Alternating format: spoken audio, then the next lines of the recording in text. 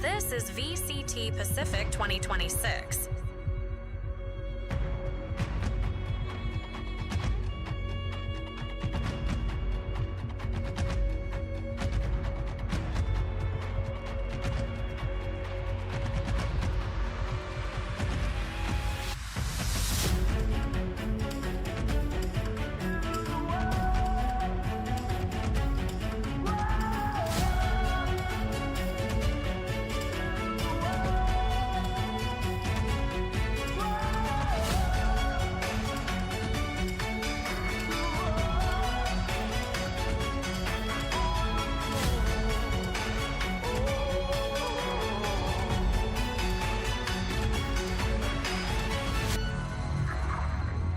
Welcome to VCT Pacific 2026.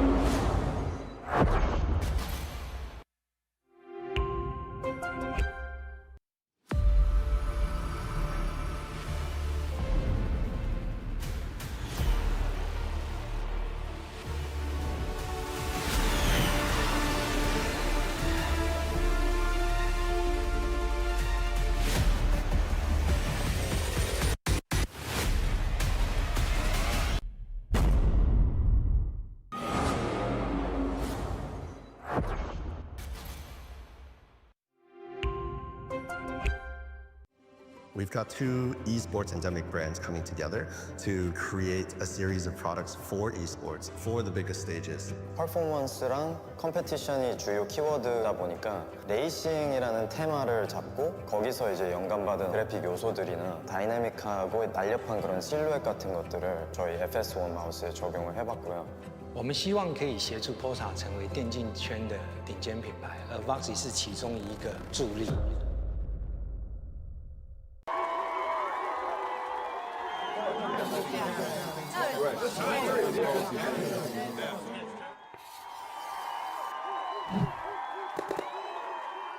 Red Bull gives you wings.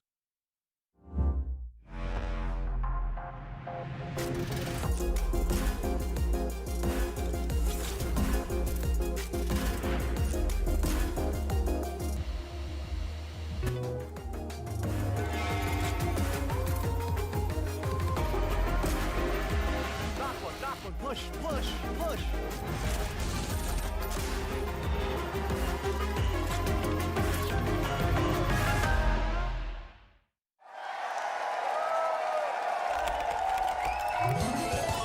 Red Bull gives you wings.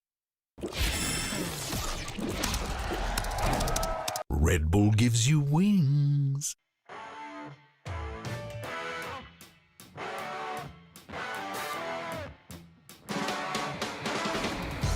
Dash up into the cloudburst, swing around the back. Texture able to find one. Cloud's going to be taken down. The instant snap for the second. Disgusting from Texture. Azuna's trying to play this one out patiently. Gets the weapon drawn out, finds himself a second. Texture fell. Zuna finds a third. It's just Lakia who cannot make it happen.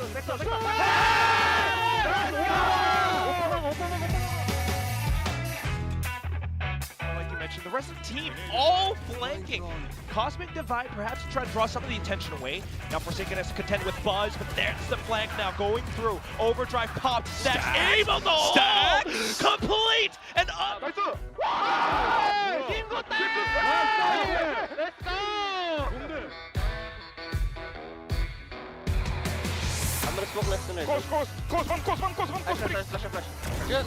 Oh my god.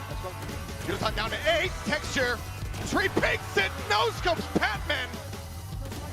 They called it. They knew it was close. Mr. 4K Online has it stolen away by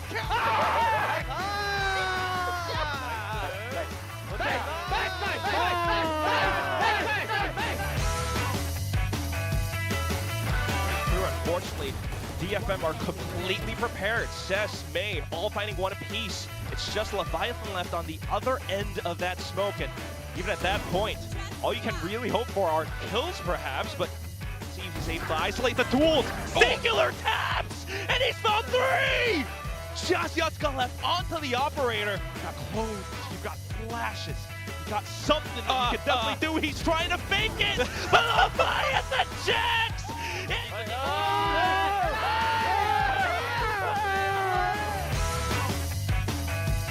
Much, so happens with the age. it does.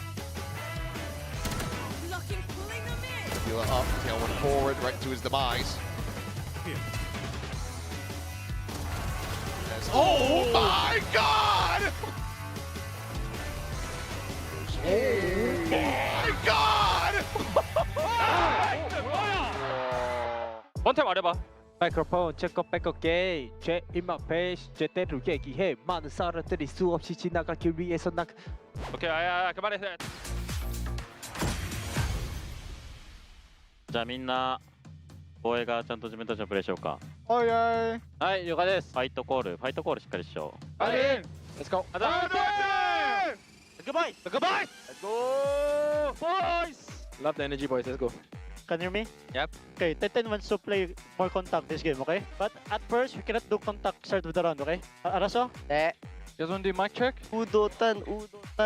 Saba Let me cry Comms like actual comms bro actual comms Pat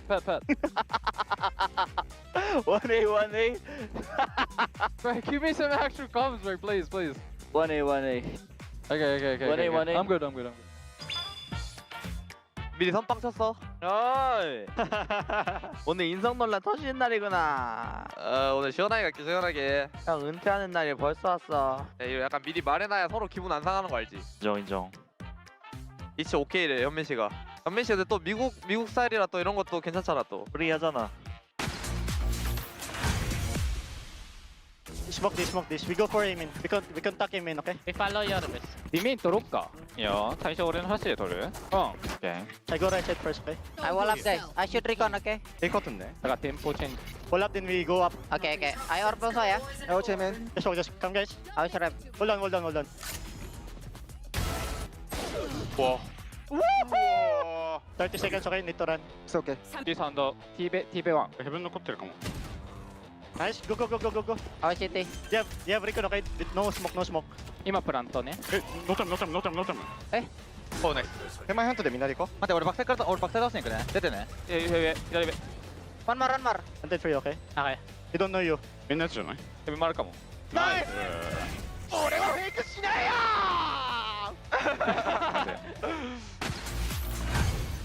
야, 상대 레이즈 궁 쓰고 우리 B 앞당 많이 써가지고 레이즈 궁 찍고 한번 뜰 수도 있겠는데? 레이즈 누가 찾으면 말하고 반대 바로 모여줘. 아 그다음에 레이즈 B 스타트 됐어. 괜찮아. 그냥 A 파자 A 걸어 바로 파자. 그냥 너네 A 쪽 가. 그냥 뻔해도 A 가야 돼. 야 버려 미드 버려 이제 미드 버려 나이 간다. 야, 쭉 바자로 갈게요. 에이 바이퍼 다운. 나이스 킬이다 진짜 나이스 킬이다. 나이스. 뛰어. 뛰는 중. 알면 세이브 그냥 세이브. 야 세이버 잡아. 기다려. 나 개로 물어줄 수도 있어. 천천히 하면. 너 여기 있는 거 알겠다. 쪽 걸렸다. 나 살게. 그래. 있는 애가 그냥 벌릴게. 와! 현민님 잘 쏜다.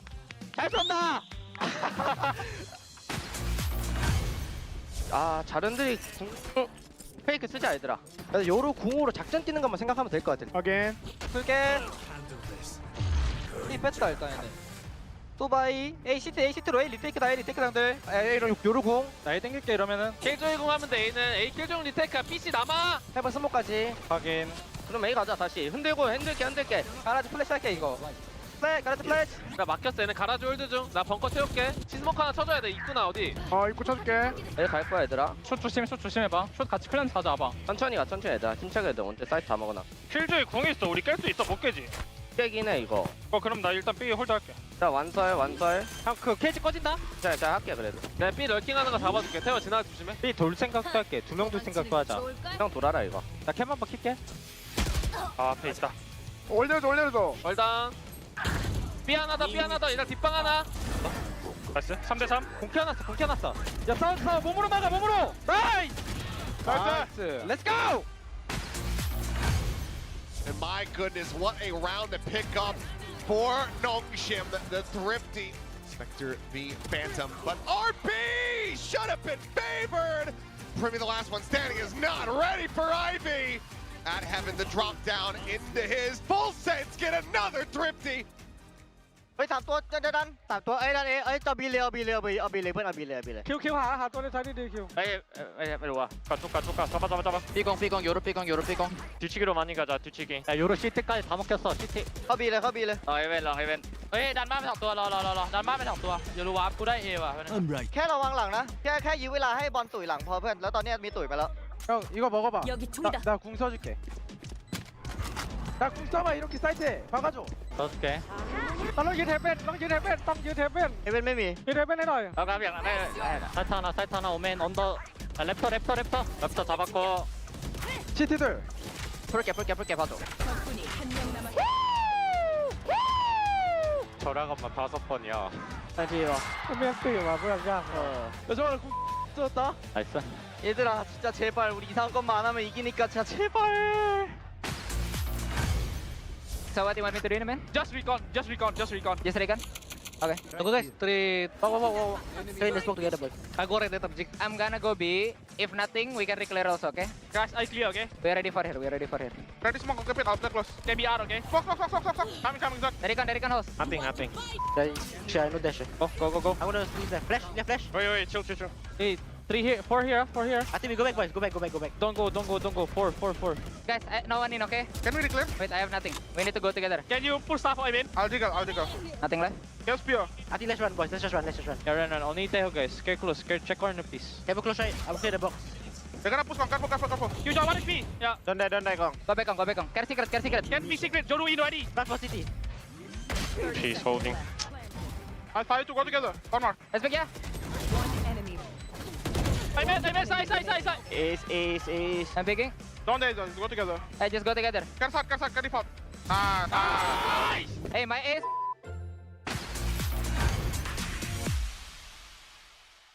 B랑 리가 없네 아까 히토리가 왔네 B B랑 브리모 스모크네. B랑 브리모 스모크. 사이드 바이 형 리테이크 이미. 오르미네, 따스네, 오래. 세디 미드요. 히토리 DP 히토리 흑가 기다려. 오케이. 세치 쓰레네. 흑가스 CT 나이스 흑가스 에러바 바퀴네. 큐리 떴대. 둘이! 나왔어. 헬로 เออนั่นแป๊บกูสแป๊บหรอ ใช่น่ารู้แล้ว บีเอาลูกโคนมา มันควันบี บี เดี๋ยวผมเนี่ยมาช่วยเข้าบีมาแก เล่นกันเลย2คนแล้ว ล็อกซ้ายพี่ โอ้ย โอ้ยก็ไอ้ควัน เราอยู่ พี่พอมา บอ แล้ ล ว มา One enemy remaining. ไปเฮเว่น Down B. โอ้ยติดไฟ Carry the 5-man pop again. They can buy stingers this time, okay? I break, Abi. I watch doors. Close two. They're setting, boys, they're setting. Recon far. Recon default right now. Flash. Mid pet. Spike planted. You going pet? Enemy You going swing? remaining. Did I get my ace? That's happened for you. Hey, Come on, man. It's too easy for you, bro. Ay, fast. The hunter's on from texture. Little does he know, Izu's gonna hear him running.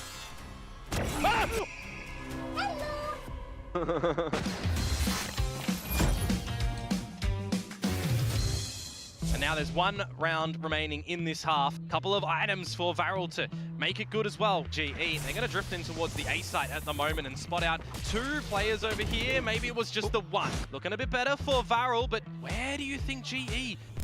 Wanna kill CT though. CT one side. 나 AM은 몰라. Bend sound. 확인. 하나. Kill side, I guess. Yeah, I'm just gonna smoke CT. Nice. Go. Zexy has got quite a forward to him as well. Paint shell, satchels, everything. 와볼래? 해보 와볼래? 나 CT 그래야 나갈 수 있어. 들어봐. 야, 우리 폭 있어. go get him. One ramp, CT still. Okay, go back. One ramp, yes, one ramp. Grenade! There. GE though trying to buy that time away from the spike. Here comes Javi. Silent movements, but it's not needed. Crystal! It's GE with an 8-4 first half. Bro, the boom bot didn't get me, bro. The economy here is maybe a little shaky for Nongshim. Well, will be the dimensional drift to open things up from Francis. A little bit of spam from Munchkin, trying to catch somebody on a timing his buzz. Dropping down on top of the box. Now the showstopper as he goes up and over the top, and he's going to go ahead and take himself out. 멀리 까놨어, 해봐. 오케이. 요러고. 이 오나보다. 폭감. 레이저 찾았다. 온다. 들어왔다.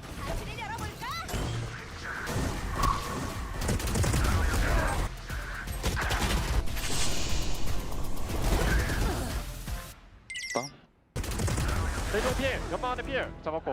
Has to go for the target that's right under his feet and take some damage. 1v2. Some very hard angles to try to clear, but ooh, he gave him the opportunity. 아쉽네. 봐봐. 얘들아 싸우면 우리가 더 잘해. 좋아. There are any guns bought, no classics. No bandits this time. Have it out of the hat. Absol, finding him. 30 seconds left. Camera mid. Maybe 사이퍼를 넣으면 메아리가. The camera above me. Så det är CT का heaven death smoke take him. 사이퍼를 비밀. 사이퍼를 비밀. 나이스. 나이스. 네, 슈터 유리. Any damage?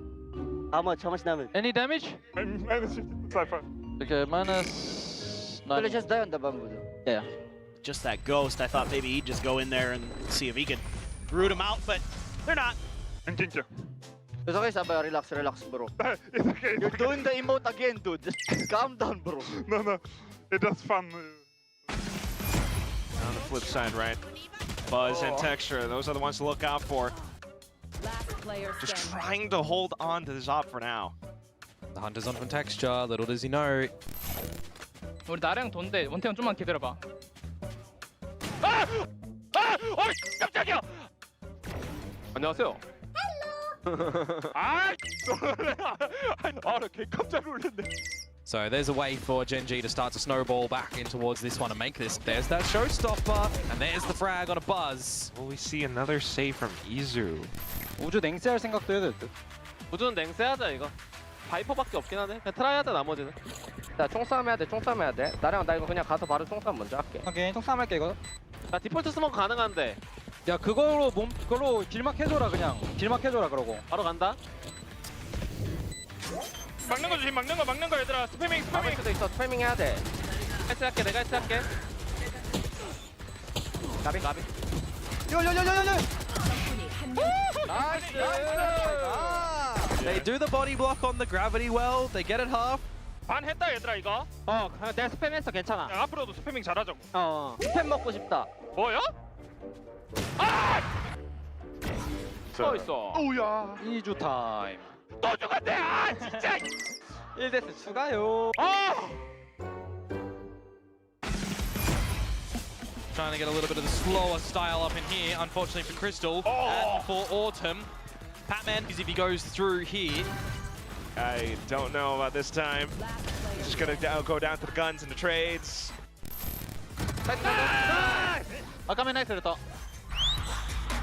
Watch me! Watch me! Watch! 踊ってやみんなでこれ。どうやって？武器を見る、武器を見る、武器を見る。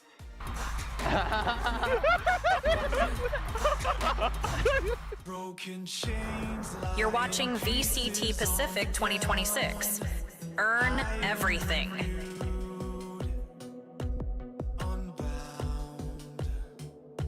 Count the scars that decorate my skin. My spirit is beyond them.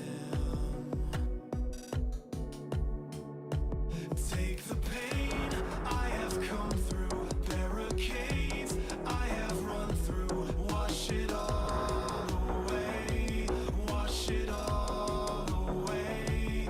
And the shell cracked and broken like a secret in the open. Wash it all away, wash it all away. And I remain,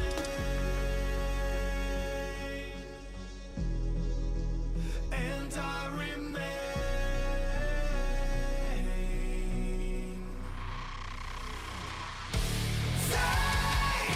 Take everything from me, and you will see I remain undefeated.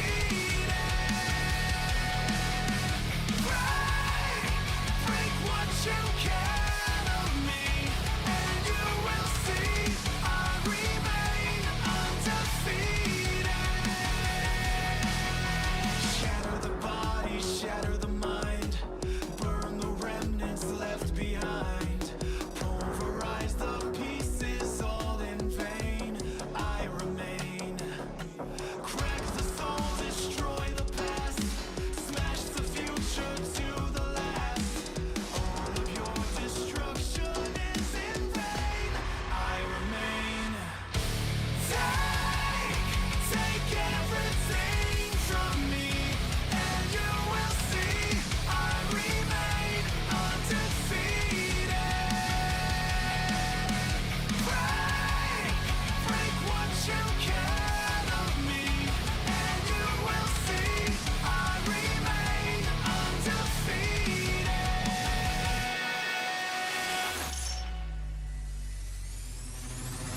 Bring the walls down, bring it all down. I will rise up of the ashes.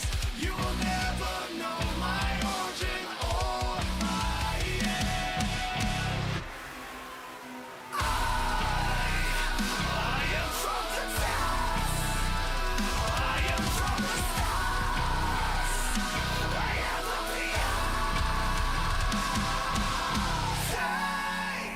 Take everything from me, and you will see I remain undefeated.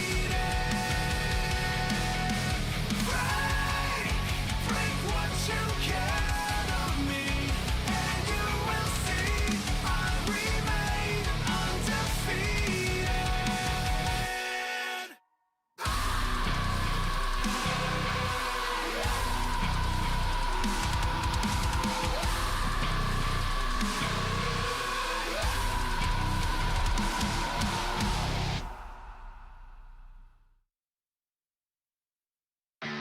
This is VCT Pacific 2026. Earn everything.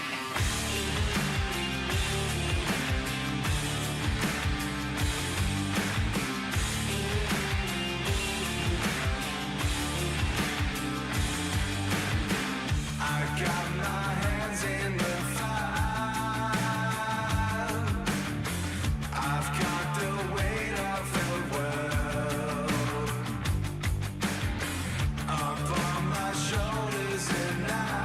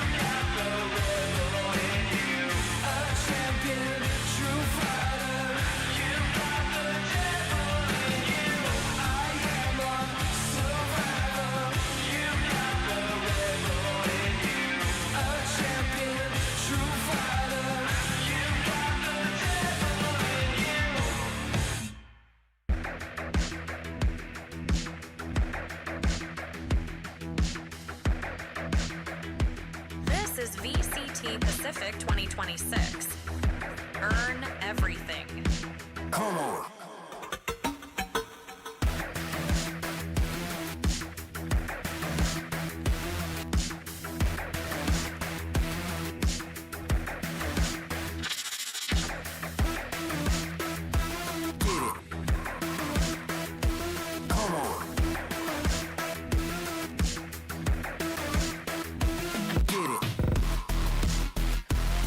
Come on.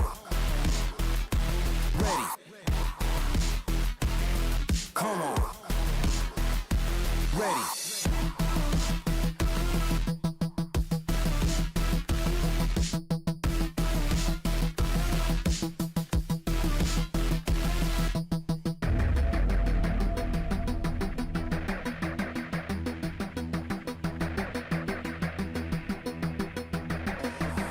Blast off.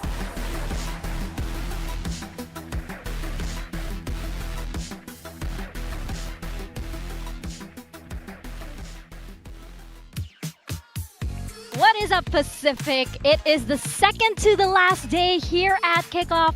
We had a really long day yesterday, and I hope you guys are ready to spend the rest of your day with us, because the only V that matters this Feb 14 is VCT. I'm Mika Fabs, and I'm here on desk with Big Time and another V that also matters, Vors, as well as Hugo from DFM. It is a big day for these guys today. They are going up against PRX for that lower bracket final, or to qualify for that lower bracket final. Now, Vors, first question for you. This Kickoff, everybody has noticed that DFM is, it's not just a May show anymore. Everybody's really coming online and playing well, and the team is really enjoying a lot of success now. So I'm wondering, how different is the vibe in the team to when you first joined compared to now, today?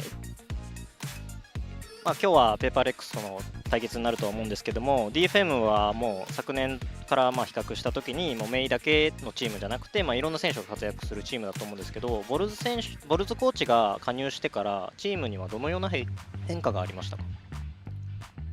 そうだな、作戦の数が増えたのと、単純に練習時間というかみんなで一緒に過ごす時間が増えたのかなっていうのは思っています。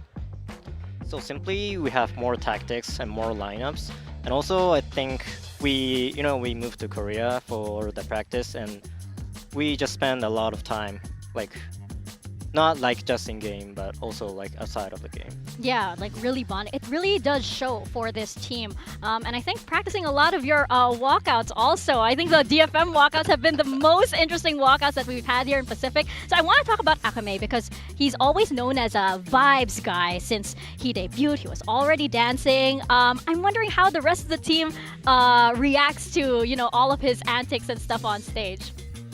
DFM といえばやっぱり入場っていうのがいっぱい特徴的だなと思うんですけども、赤目選手のこの入場っていうのはチームにどのような影響を与えてますか？またあいつなんかやってるよみたいなちょっとこう和やかな雰囲気を与えてるのかなとは思います。 So I just think that Akame, every time Akame is doing something, but Akame's walkouts and those kind of moves are kind of having some positive impact to our team. Yeah, I think you could really tell. Yeah. The team, you can see him smiling, and that always helps. Yeah, I mean, famously, you got to have a vibes guy. So I wanted to ask a little bit more about DFM and the map pool you guys showed, because you guys played all 7 maps in the pool within your first 3 matches. Was this a deliberate choice to kind of show you can play anything, or was this just how the vetoes ended up? DFM はここまでの試合で全マップをプレイしてると思うんですけども、これっていうのはマップバンの結果そうなったのか、それとももともとそういった戦略でやっていたのか、どういった意図があります？もともとそういった戦略で、本来、このトーナメントのルールだったらマップバンを1つ持つのは多分そっちの方がいいとは思うんですけど、今正直構成相性とかでなんていうんですか、得意なマップでも不利になったりしちゃうので、それを避けたかったがための戦略です。So it's actually our tactics, not to make the ban maps, because some of the maps they're gonna be the comp matches that we cannot show off what we have in our practice. Yeah. That's very, very interesting. Yeah, that's something to look out for with this team. And now, I wanted to ask you also, we talk a lot about Mei, we talk a lot about Kame, Kaide, and Yatsuka. I wanted to talk about Cess, who's a little bit of an unsung hero here on the team. Paperthin said how he's such a veteran. He's so experienced as a player. So can you tell us about Cess and how his experience really helps glue the team together? メイ選手、赤目選手、八塚選手、楓選手といったところにフォーカスが当たりがちなんですけども、セス選手はベテランとして活躍されていて、実際にチームをどのように、IGL としてもそうだと思うんですけども、つなぎ止める役割をしていると思います。むずいな。セス選手の役割的なところ。でも彼の性格がちょっとこうなんていうの、緩やか、ほんわかしてるから、なんか例えばちょっと雰囲気が悪くなったりとか、これダメだなってなった時にも、なんかそれで持ち直せる時もあるのがやっぱ彼の一番強み。So, as you can see, his personality, he's always calm and he's kind of like a soft to any time. And even though we get into some bad mood, like during the matches, he's always calm and he sometimes makes some jokes. And that is like his personality, which bonds the team. Oh, he's the one who stabilizes everybody. Yeah. I think DFM has a lot of fans all over the world, and recently I think a lot of fans from Indonesia also. So we have this clip, of course, famously by the Indonesian cast, which has turned into the Japanese broadcast also. Let's roll the clip here so that viewers can see what went down the other day. The first one? It's DFM! DFM? DFM psycho! DFM psycho! Big DFM fans.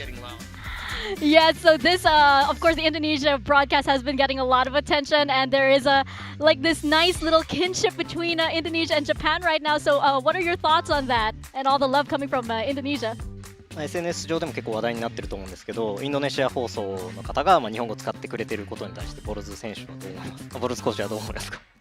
素直に嬉しいですね。あとやっぱりアセンション2024の時に僕と楓と八塚はインドネシアにも実際に行っていて、すごくいいところだっていうのも分かってるので、そういうのもあって、なんかなおさら人一番嬉しいかなっていうのはありますね。Honestly, I feel like really happy because back in 2024 Ascension, we went to Indonesia and we know what Indonesian people are. So yeah, I think I'm feeling happy. Yeah, Kaide and Yatsuka really made an impact on that stage also as well. So did you somewhere over there, big time. Not as much. We saw each other at a cafe or something. I want to ask about your time back in Middle Order and coming into DFM. So you came to DFM with Yatsuka, with Kaide.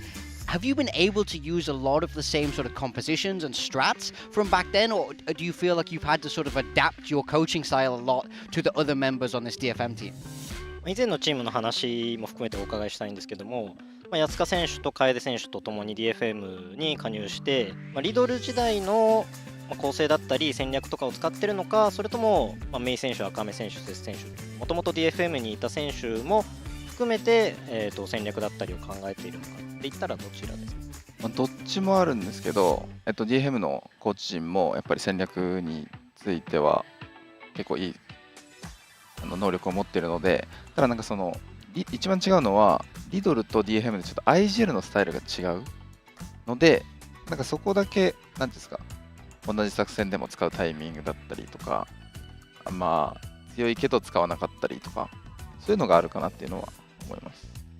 So I think it's kind of like a both, because DFM has Northern Lights coaches and Melophobia coaches. Yeah. They also have their own style, and also the biggest difference is because of the IGL. And back in Riddle, Jojo was doing the IGL, and now in the DFM, Cess is doing the IGL. So there's like some of the tactics that we don't use. And also the timing of the tactics is different because of the different of the IGL styles. Now, final question just to wrap everything up. Can you give us an overview of how the team is feeling today before facing PRX?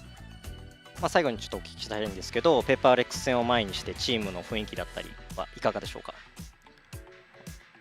でも正直楽しみにしてたマッチアップなので、みんななんか楽しみだって言ってます。So the most of the team members are so excited because some of the members just mentioned like previously that they wanted to face PRX. So we're just excited right now. Oh, well, we're very, very excited as well, and we can't wait for. So, Yuga, thank you so, so much. Since it's Valentine's Day, would you like some chocolates? Oh, thank we you. have chocolates here. You can get one. Yes, you can get one. Yuga, you as well. Of course. Yeah. Big time, you get none. Oh, You get none. Wait. Just wait. Stay. Guests first. And we have a rose for the team as well this Valentine's Day. Thank you so, so much for joining us. You can put that over there. Thank you so much for joining us and best of luck on the match. Thank you. All right. And yes, don't worry, I am not leaving out my analysts. They will get chocolate as well. I better do. My goodness. No, we're just being kind to our guests. And you have to wait for Ewok to come back, who will be back on the couch too. Now, what a wait.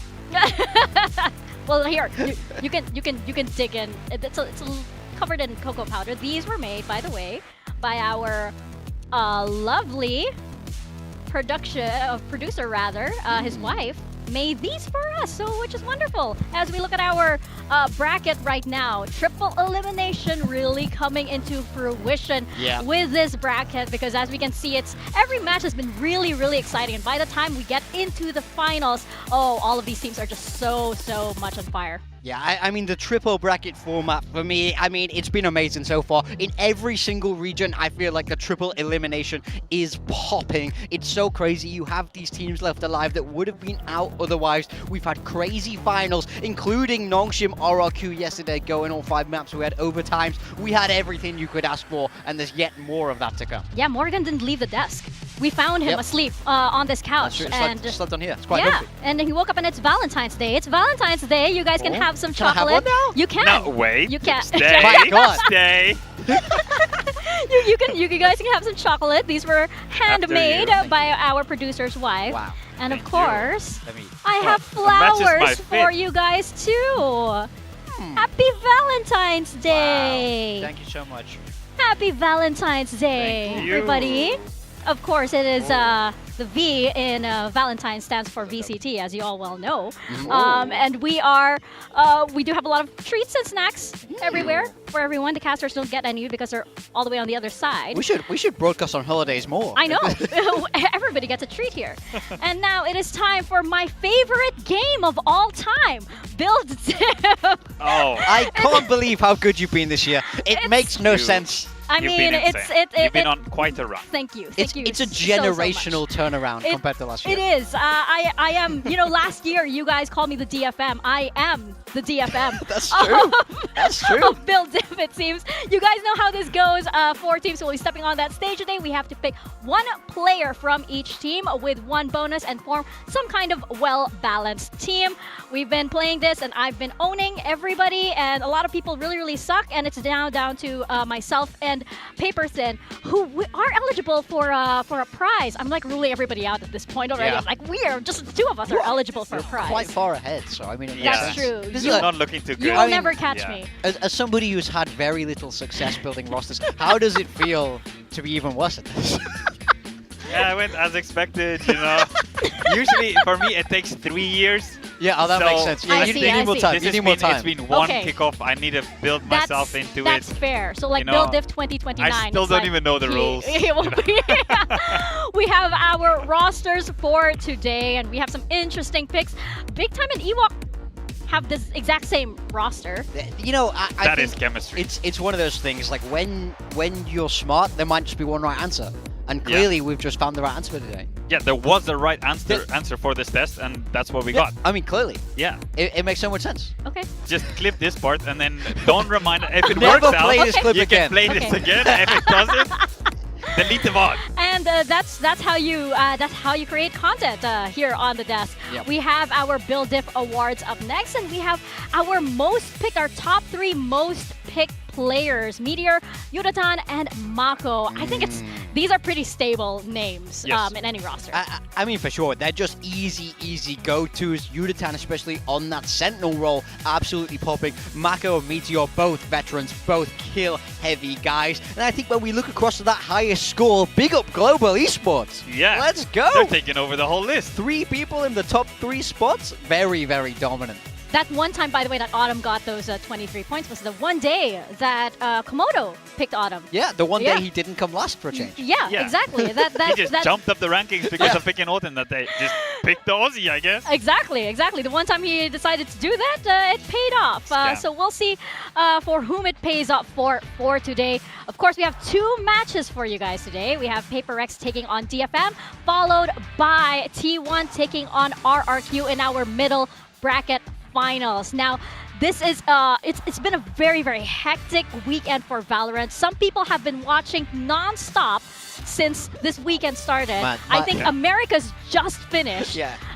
Congratulations, by the way, to Furia for qualifying, and to BBL as well over on the side of EMEA. And we're slowly seeing how our teams are looking at for Masters Santiago. It's going to be a stacked tournament. I love that each region gets to send 3 teams this time around. So much more competition. I mean, I feel like the international level is just crazy, and we're still yet to see which 2 teams will join them from Pacific. But what is an international if you don't have PRX, right? Oh, yeah. Right? They're not going to want to miss out. Oh, definitely not, because if you look back at this time last year, they did miss out on a global. The thing, right? Very, very rare. Very, very rare that time, but it has happened before, and they for sure don't want it to happen again. I mean, the most important question is who were the one who knocked them out in Kickoff last year? Who was the one who stopped them? Exactly. It was DFM. There's some history here, and they're going to try and repeat that one for sure. Absolutely. That's going to be playing in the minds of this PRX team. Knowing that you've lost in exactly these stakes before, they're looking to rewrite history today, continue this lower bracket run, something that we know they've been able to pull off in the past. But there's no doubting it. This isn't the cleanest PRX we've seen. This is not PRX at peak form as what we would expect as international ready. So we're still looking to see improvements from this team, very much so, if they want to make it all the way to Santiago. But with that said, right, they are on a 2-win streak, right? They did take out GE, who we've been quite impressed with, and then they also took out DRX, who's been looking better and better as the tournament's gone on, right? So even if they're not maybe playing at their Masters winning level, they're still winning, right? And on the other side, you have DFM that's coming off a loss. So that there is a difference in that preparation coming into today and the confidence in it. And it's still PRX. Yeah, that's the big thing. I think PRX always have this ability to win even if they don't look great, even if they don't look at that peak form, even if they look like the worst team on the day, they have this ability to pull the wins out of absolutely nowhere. Yeah, that's what championship teams do. Yes. Yes, right? You absolutely. need to win even on the days that you're not 100% on point. Absolutely. Or some people call it plot armor. That could also be the case, because you can't help but think that this team is really heating up in time for that first global. And of course, a player like Devi really heating up when he's on an agent that he loves playing. He had a massive game on Haven when we saw it before, and I really hope we get to see this again, because he looked like he was unleashed. We interviewed him on the desk afterwards, and he was saying, yeah, man, I've been waiting to play Haven. I've been waiting for this to come up in the veto. He was like, oh, I really love it. I really love Chamber. Yeah, I mean, no wonder. I feel like if I'm on Chamber on a fun map, and then, you know, Haven's just not come up until the final weekend of the tournament, I'm annoyed. But I think they might be seeing it again today, and I think Devi is very optimistic of that. But that's an example of like how PRX still has a lot of cards up their sleeve. You know, they still have a lot of aces. Yeah, that's the thing also. I was a little bit surprised when we interviewed PRX when they were playing their first game. Alex did mention that they're only, I think he did mention something like in the lines of we're only playing Chamber on one map. He actually gave away a little bit, because I asked him about the Chamber because I really liked Devi on the Chamber, and only on one maps, on the others not yet. I'm actually quite surprised they haven't leaned into the Chamber more. Yeah. Because of how strong the Chamber is right now, it fits really well in the, into the meta, and they do have players that can play it, right? Devi is really good on the Chamber, and they have other players also that can play the op when they're playing a Yoru with the Chamber. So there's 2 different agents. When it's something on the Yoru, then there's 2 guys that can really pick up the op and kind of bring that unpredictability. So I think it makes them really scary to play against. That was a deep dive there. You kind of dug out a little Easter egg at the very top of the season. But you're absolutely right. Chamber could work on any one of PRX at this point, right? It just suits them so much. And for the Vi, as we mentioned, he was just looking so happy, so in his element, bringing out this agent. So I wouldn't be surprised if maybe they pulled it out on a couple more maps. Yeah, I mean, I would be all down for that swap. I mean, I think before that game, Devi was having a slow tournament. He was uncharacteristically not in form. And then he has that Chamber game, starts to pop off, and you think, oh, maybe he just needs to be able to be let loose a little bit. You know, maybe he's having to rein it in a little bit too much on some of these other agents. So I'm all for setting him free. Get him on that Chamber on more maps, if you ask me. Yeah, I'm down for that. I'm so down. If you just watch yesterday's game, how can you watch that and think this guy should not be on Chamber on almost every map, right? It's same with Jemkin, right? Very similar scenario. If there's one team that can make overnight changes as well, it's got to be PRX. It's so easy to plug and play a Chamber in this meta. So I would love to see that, but who knows what's in store today. Yeah, he was saying as well how very, this team kind of operates on instinct at this point because they're so comfortable playing together. They are such veteran players. They have that game sense. They have all of these things working for them, and they have a core that's played together since the very, very beginning of VCT, since even before Valorant, right? So all of this synergy, all of the things that they have to fix, they don't need to go through that many, all of those obstacles anymore. They're just in sync naturally, and to have a core like that in this esports setting is just so rare. But when you talk about teams coming together, you talk about DFM now, who are looking like they're in their best iteration ever. And I think it was this exact series back in Kickoff 2025 versus PRX that kind of, for me, separates the DFM from like way back when to this DFM now that is a winning DFM. Yeah, try to forget what happened at the start, right? The first that was a year different. That was so different. Different DFM. But that's also something for everyone at home also to remember. Don't keep the players that weren't there before. Don't keep them at the same standard of it. They just came into this organization. They had nothing to do with 2023, right? This is a whole new team. And this team, as you said, Mika, this is a team that looks to win, and they look really good at the moment. Absolutely. Yeah, I mean, absolutely. I've been so impressed by these guys. I love the changes that they made in the offseason, bringing in Kaide, Yatsuka, and of course Vors in that head coach role. So I love it. I feel like May has such a strong supporting cast around him. It doesn't have to be about him, but obviously he can still continue to pop off like we've seen. It's a much more well-rounded team. We're already seeing them make this deep run at Kickoff, and they have one more obstacle in the way today. A win over PRX really starts to solidify this team as one to look out for. I mean, I think that's it, right? The entire, I mean, I don't know how many times on the desk we've said, you know, it can't just be the May show. Everybody has to step up to his level. And we're finally getting a DFM that does exactly that. It's often that May isn't even top of the scoreboard for DFM anymore, right? You're seeing Yatsuka have some amazing days. You're seeing Kaide have some amazing days. And for them to come in, being rookies also,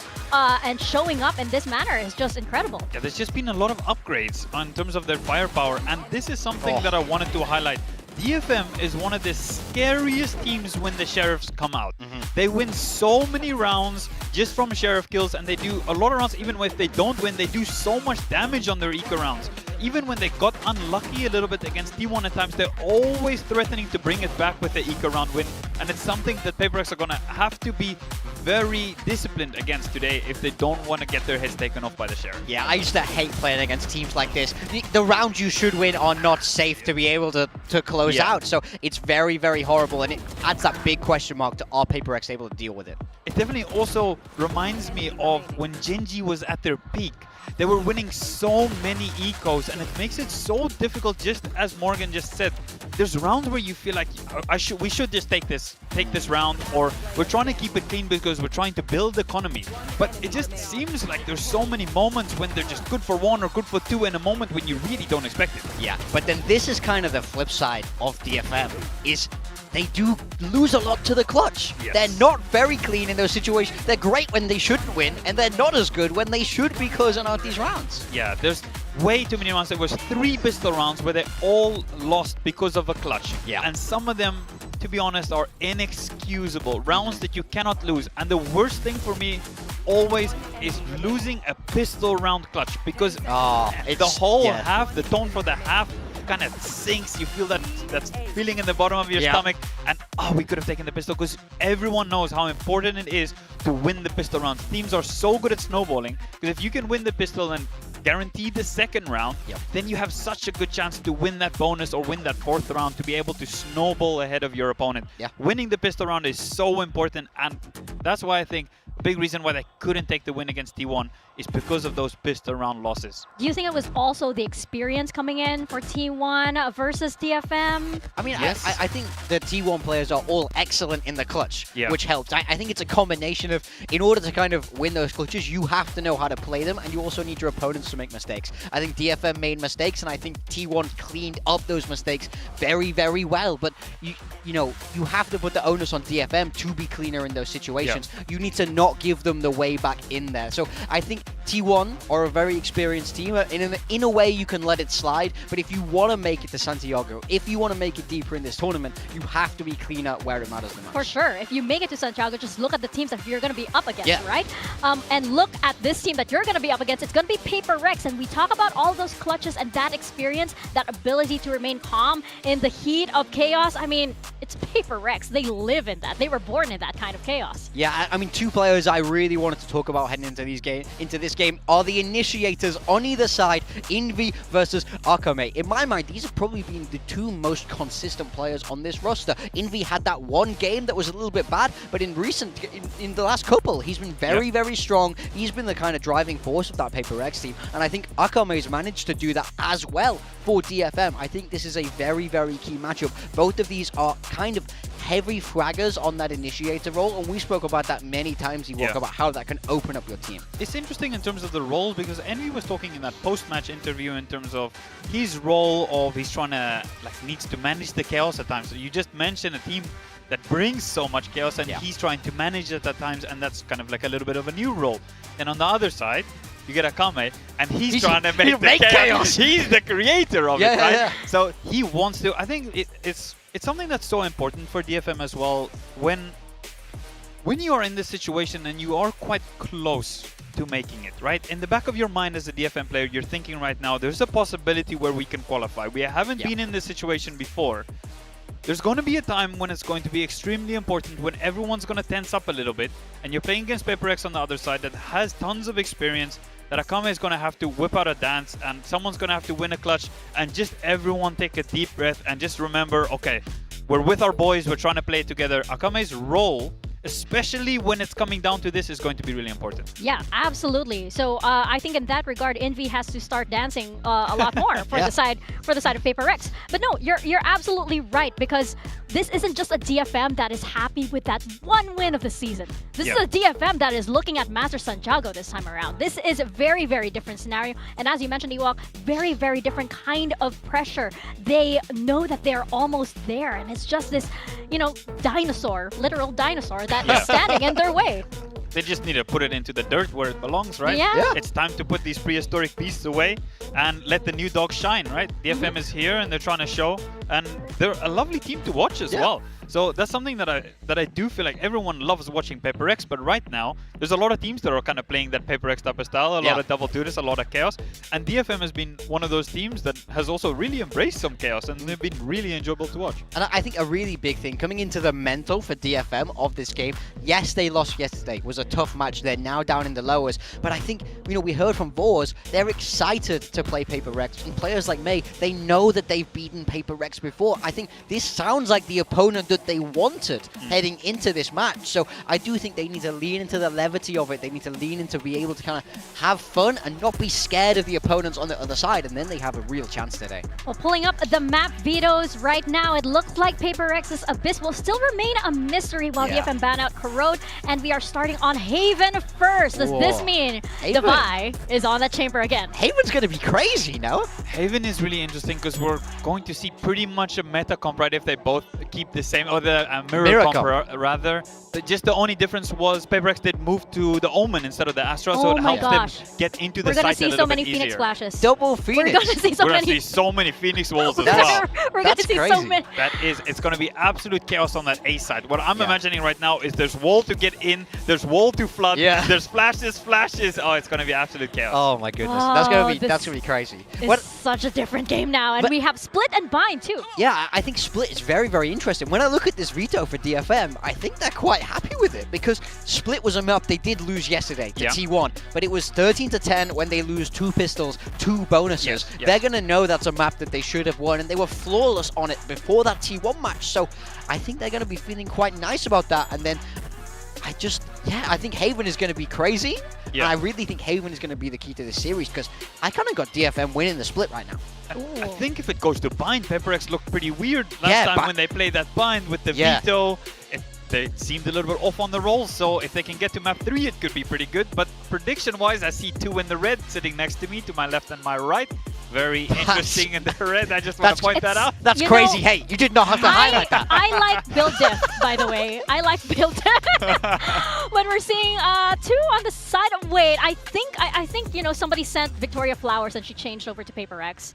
So I think I saw that on social media. Smart man. I thought she was Japan's biggest fan, so it's kind of a crazy switch up there. That's true. That's true. Wow. I mean, apparently Flowers has a lot of power. Flower power. Everybody go and follow Vic on Twitter. Yeah, I mean, you guys can go check that out. So, still on the fence here to see where Victoria's leading, but I can understand why everybody would be majorly voting for PRX here. They, DFM, sure, they're looking great, but they are still coming here as the underdogs. Yeah, I think the big thing for me is PRX came off a win. DFM having to come down on that short notice, but I do think this could go either way. Yeah, well, to whom does the momentum belong to? We're going to find out as we send it to the stage for our first match of the day. PRX taking on DFM.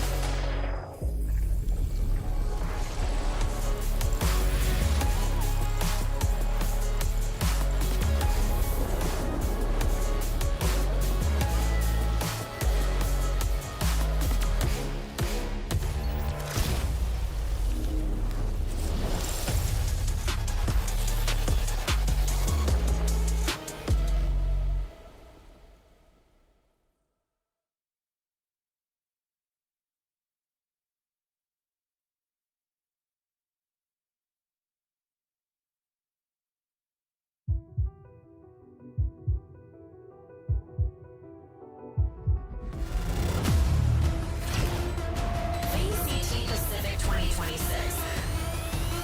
Earn everything. PRX. All right, Pacific, this is for the lower final and another step closer to Master Santiago. Who keeps the dream alive? We've got PRX taking on DFM. And PRX, they haven't been in their best shape, but after their previous 2 wins, eliminating GE and then DRX, you can't deny that this train is picking up steam. So, how do we get to Santiago? Is it by ship or by train? This train is looking pretty good right now, and even when they're looking a little bit shaky, this train always arrives at its destination on time. And today, the station is DFM. I wonder if they're going to stop there or they're going to continue all the way to Santiago. That's right. Is it track by track or is it wave by wave? And for DFM, it's just the best iteration of this team so far. The best performance that they've had so far throughout the entirety of Pacific. And what do we have here? This is a... Wait. I don't know what he's doing. You know what this is? I'm lost. You don't know that? You don't know that TikTok? I've got no idea. It's the Aka. I'm not gonna sing it here. I'm not gonna ruin their walkout with it. I back the creativity. Of course, he's bringing something up. Wait, They made it, but yeah, it's Voss. Akamai walked There's a out as the part coach. too. They swap places? I love this. This is why you just have to Coach love Akamai. this team. Oh. Let's go, yeah, let's go. I like that. That's motivation. He's got him hyped up. Vibes man all Hyping up the his way. coach. Oh god, I love them so much. I love it. DFM coming in today. In my mind, there's no doubt they're the underdogs, but that's exactly where they want to be. They've knocked PRX out of Kickoff before. They're looking to repeat history today. This is the best DFM we've ever seen. They're going from strength to strength, but they found themselves now in the lower bracket on their last life with a big opponent in front of them. That's exactly right. And I remember when we were interviewing, I think it was XQQ from Zeta here on this couch, and he said, sometimes you have to just experience what it is like to win. And that's the thing with DFM. Yeah. They already have taken down PRX. They've already eliminated them from a kickoff before. So if they can remember that, if they can actually channel that, I think this could easily go the way of DFM. And it just depends on what kind of condition PRX are in today. Yeah, we spoke so much about that you need to have experience winning against PaperX, right? It's one of those teams, if you've never had experience winning against them, it's quite a daunting task to go up against these guys, right? Those dinosaurs have been around for quite a while, and they do have that chemistry that Miko was talking about, being around the block, right? And they are so used to winning. So DFM, they're going to have to take on that past experience to see if they can get over the line today. Yeah, but I love what Voss said in the interview when he said his players are excited to play against PaperX. They're not intimidated. They don't care about the names or the history. They care about the fact that they can go play their best game against some of the best players in the world. They want to take this fight to PaperX. They're not running away. They're not scared. And I love how this veto has played out for them. I think they're going to be feeling great about it, especially Split, especially Bind. And if all goes to plan, potentially a mirror here on Haven of something that is definitely a little bit different and off meta. The only thing that I'm a little bit worried about is yesterday they were playing a lot of mirror comps against T1, and I do feel like man-to-man T1 kind of had their number. And today, if everything else stays the same, they're going to go into a mirror comp, or pretty much a mirror comp. We'll take a look. Only the difference, the Astra and the Omen for PaperX. Once again, it's going to be that mirror. They're going to have to win their ones. And PaperX, they're the ones that innovated this comp, if I have it correct. So they're going to be very used to playing against it. So DFM is going to have to potentially bring some new things. Yeah, that's what's scary. Is when you play that mirror, you know that the opponent has the same struggles that you have. Everything you're going to try and do, they've already seen before. So it really will come down to the firepower on this DFM team. I need to see them step up in a major way because it's direct head-to-heads here. Yeah, absolutely. Can you just imagine? We already talked about it here on the desk. So many flashes to be expected in this match. And that chamber head-to-head. We are about to get into our first series of the day. PaperX taking on DFM. Over to Paperthin and Achilles. Hello, happy Vapid Consumerism Day. I'm Achilles, this is Paperthin, and he is single and ready to mingle. So if you're out there and you're interested, chat him up. Anyway. Yeah, I didn't get any flowers today. Yeah, well, neither did I. Oh. But what a way to spend our Valentine's Day, but here at the studio, a best of 3 into a best of 5. We're going to be sending another team over to Master Santiago, but first we have to send another team home. It's a big matchup today for both of these teams in very different ways. For DFM, it's to prove that they're worthy and capable of getting to that best of 5 for the first time. They've never played in one ever, anywhere. And for PaperX, it's showing that this team that got put together, you know, with the slight addition of Envy, should be masters, not just getting there, but also contenders. Like, this is what we kind of all expected here for PaperX. So a lot of pressure on both of these teams to prove that they're the real deal. Des was talking about it. DFM, they have denied PaperX in Kickoff last season. They've done it before. Can they do it again? Different faces on both of these squads since that previous matchup, but let's see what happens as we get into Haven. PaperX's map pick, as yes, Akamai has performed a dance every walkout this season. It's been filling the void that was left ever since Benkai's departure. Yeah, that's a good point. And you know, maybe there's a remake of Footloose in the works or something. I don't know. Yeah, but I mean, this is a really tough matchup. You know, I think Ewok makes a great point that, you know, yesterday with DFM, there was a lot of mirror matchups. Here on this first map, it's similar. A little bit of congestion early. DFM wants to set up this crunch here at Sewers. Oh, push out of the smoke, and something is dead. Solid first kill found by Yatsuka. This feels like perhaps the first time that we're getting a head-to-head with Phoenixes as well as the Chambers. Yeah, feels like May's waiting here for a little bit of contact on site. He's going to do Her the ball, not finding it, and yep, May will be able to collect a kill. Devi going to be taken down already. Two-player advantage over to the side of DFM, and now expounded upon as Jing is going to be the last one standing.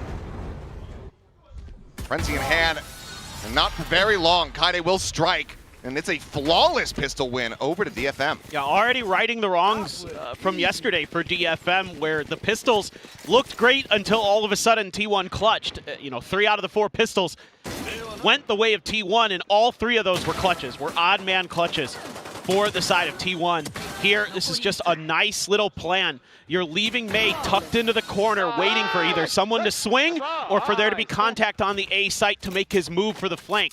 He's able to take out Devi. Akame gets hit with a nice paranoia, has to run away. May immediately scrambles over to help. That's really good protocols in that round for DFM. It should be really encouraging here for their current mental state, their bounce back from yesterday. Always that quandary. Who's going to be advantaged? The team that can sit back and kind of watch for an extra day, or the ones that are playing that back-to-back and have the warm-up out of the way. So far to start, it is going to be DFM, but triple push in towards Garage. May scaling forward here. Back sight. Judge from Sesk able to find one, but Jing will be able to collect that kill. Marshall shots going wide from Yatsuka, so Jing comes up with his second. On finding the reveal, but unable to find the wall bang. Flash around the back, Kaide collecting a second kill, as this should be the cleanup. It's going to be Devi tucked into the cubby with that headhunter to try to get some additional damage. Plays the anti-flash well, and it's good damage found here for PRX, but still going to be a 2-0 start for DFM. Yeah, and this is what makes PRX so fearsome, is they're so chaotic, they're so crafty that they're able to kind of pull a maneuver on you that you don't expect, that most teams might not try. A lot of teams might send 1 or 2 players into Garage. They send 3. And even with a Judge there, not much that Sesk can do other than get the 1. A great flash again. I mean, another head-to-head that's really interesting here in this matchup on this map is the Phoenixes. It's Kaide and Jing. Jing is, I think, when it comes to curveballs at the very least, the best Phoenix on the planet. He has unbelievable ability to control those and guide those to perfect positions where they need to be. Kaide's struggling. We saw this the last time on this map where Kaide was flashing himself, flashing teammates way too often. Saw a good one in there, but that's something that's going to be really important for DFM and for PRX to just have that constant pressure that Jing's able to create. Well, now into the bonus. Just that Bulldog and Vandal carried over here for DFM. Still a little bit of firepower with the Sheriff on Akame as well. Flash connecting, we will exit. No, Akame's going to be caught out, just rushing down long, not reading that there was going to be this lurk. Now with that elimination, PRX fully investing into this side of the map. Yeah, probably maybe expecting that the 1-4 split would be a little bit further back than that, but something. This is a very fast double push behind. Obviously is a trademark to try to watch this angle, but if May can find one, opens up for this flank as they're getting closer and closer. Forsaken about to be spotted. There it is. Kill found. Kaide will fall. Forsaken able to find the 1. Just TP's forward into hell. Jing now filling that space, trying to watch, and Envy holds things down at Sewers. Snap back off the ultimate. Plays wall there to try to cover. It'll be Devi and Jing to hold things down at long. As Cess just tucked away off that brick stack. Spot on the 1, the flash flying. Knows that there's going to be 2 players. Devi trying to scale forward. Get the catch here, but Yatsuka with another nice headshot to find the 1, but now Devi looking to bring this one to a finish and will be able to do so. So 3 players surviving. PRX denied the bonus conversion. Yeah, pretty good round here for PRX. A great reaction from Envy. You would think May should have him dead to rights there on the spike plant, but he's so ready to get off. And he does so magnificently. Devi is such a fearsome chamber player. And the way he TPs in an immediate flash from Jing to back him up there on this corner was really, really nice. Even though it didn't net a kill early, allowed them to get into favorable angles. I want to here and just wall. Didn't just want to spam, okay? Yeah, okay. You do booster.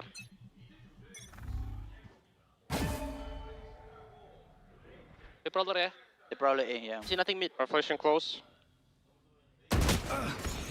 The call there saying, I think he said, let's do the poster. Yeah, he said the poster. Well, will just be a TP forward onto the B site. Quick plant going to be found here for PRX and a snappy exit. Double TP in and out, just like that. Can shrug off that trademark slow. Kaide now going to be popping the ult with the pace forward. Something, finding the immediate shutdown on it. Spam shots up in towards window, and he drops down right in front of the gun barrel. Spam now opened up. Akame going to be struck. Forsaken finds the kill. 3 players left standing. Yatsuka with this operator. They haven't been able to get it up to half, and now they should just try to back away. Swing in, May's gonna be good for 1, but now they just line up as Forsaken collects a 4-piece. PRX will tie it up 2-2. Up, gonna be carried over into PRX's hands. Yeah, you would expect with these two comps that B and C side are gonna be pretty tricky to hold in general on the defender side, and that's a good recognition here early. And this is an even better maneuver again from Something, tucking into that corner right where Kaide wants to drop out, and he also doesn't get hit by the curveball because of it. Oh, that's nasty, nasty stuff from Forsaken. Get up.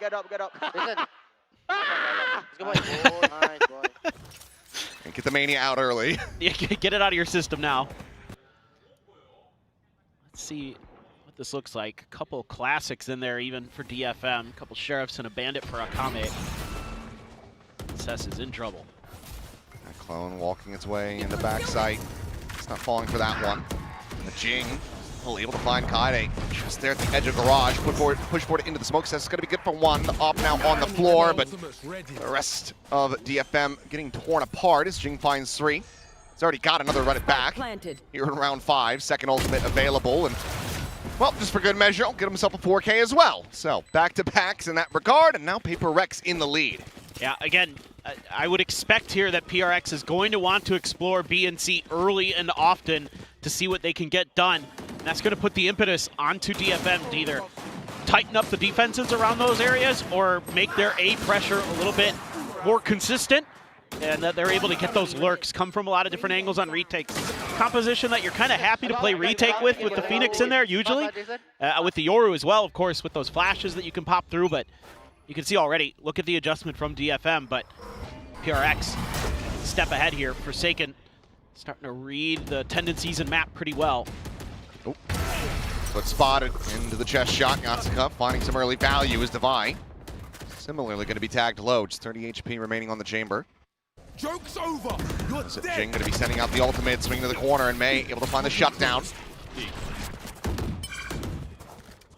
That full send though, forward onto the site. Nightfall going to be obtained. Zinfi grabs the orb. Divine trying to find it, but oh, just pulls off that angle on the right side. A bit too early, tries to find the shot. Ends up being a bit too late. Haunt out the long, going to be cleared. Face your fear! It's a Nightfall now, going across. Connecting on to 3, but May still facing forward, finding Envy. 48 seconds remaining. As Forsaken is just TPing forward into the site. Nothing to help escort that forward. Akame will be able to find the final 2 kills and keep things tied up at 3-3.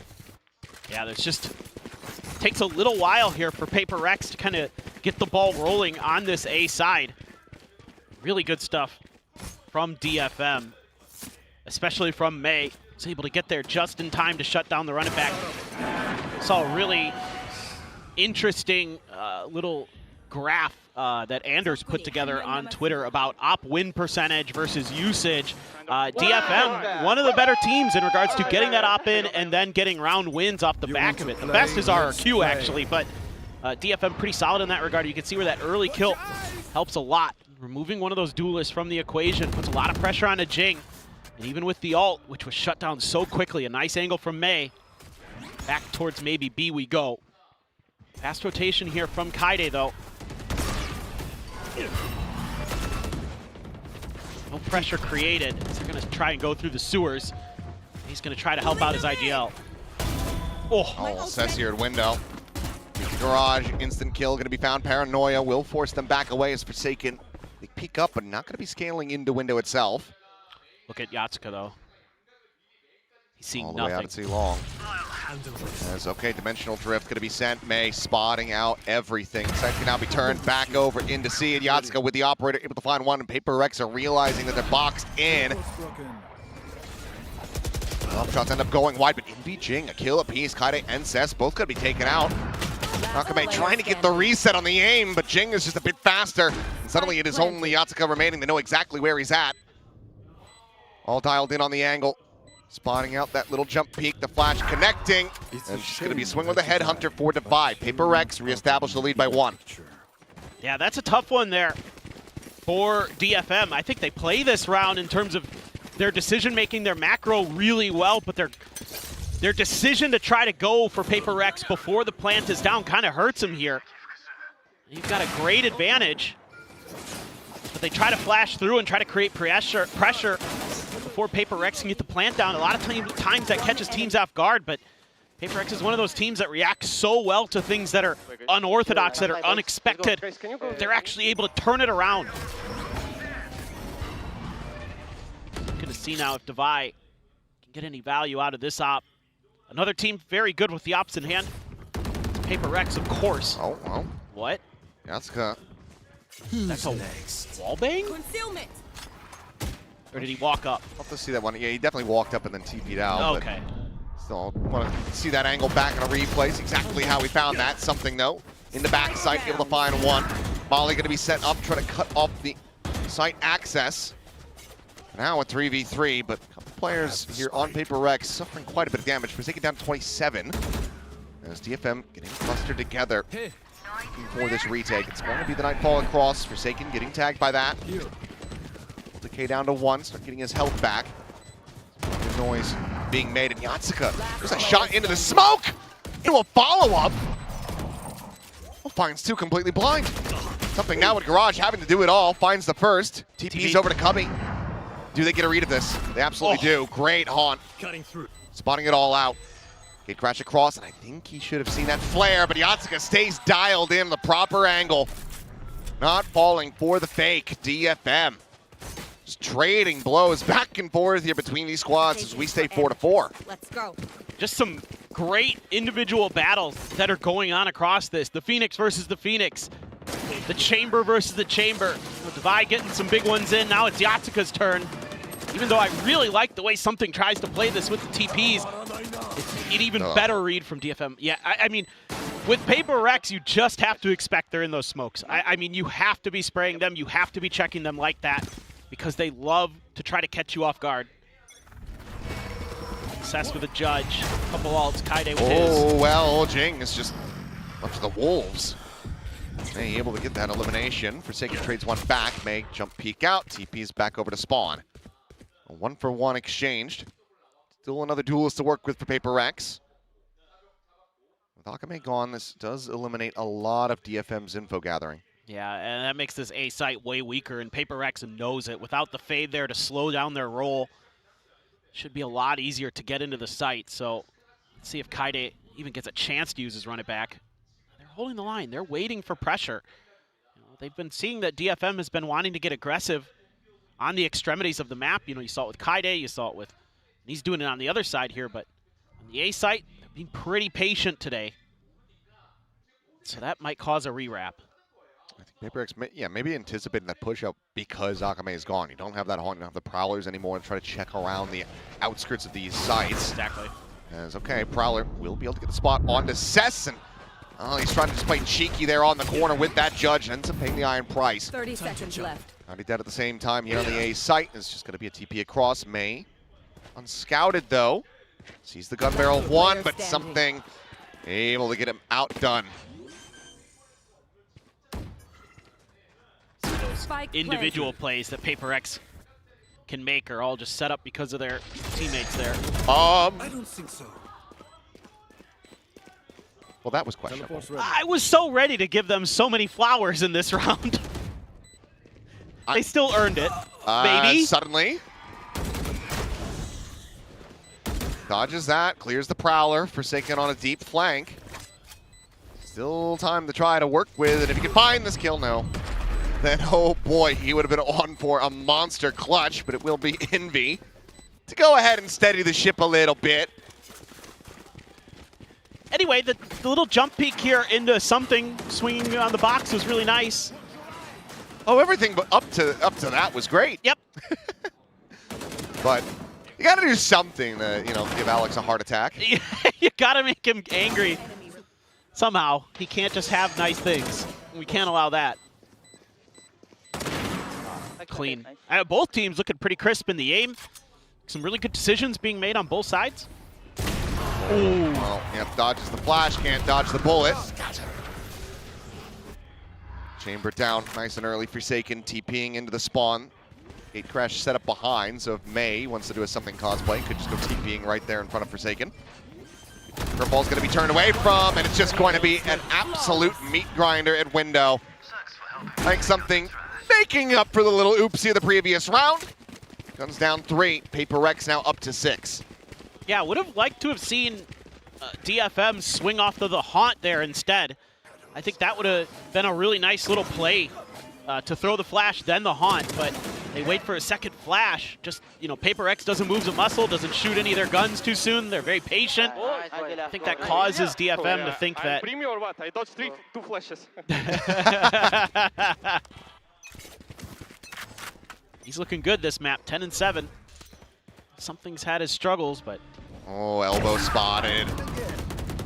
Fly on the angle, just completely, utterly favored.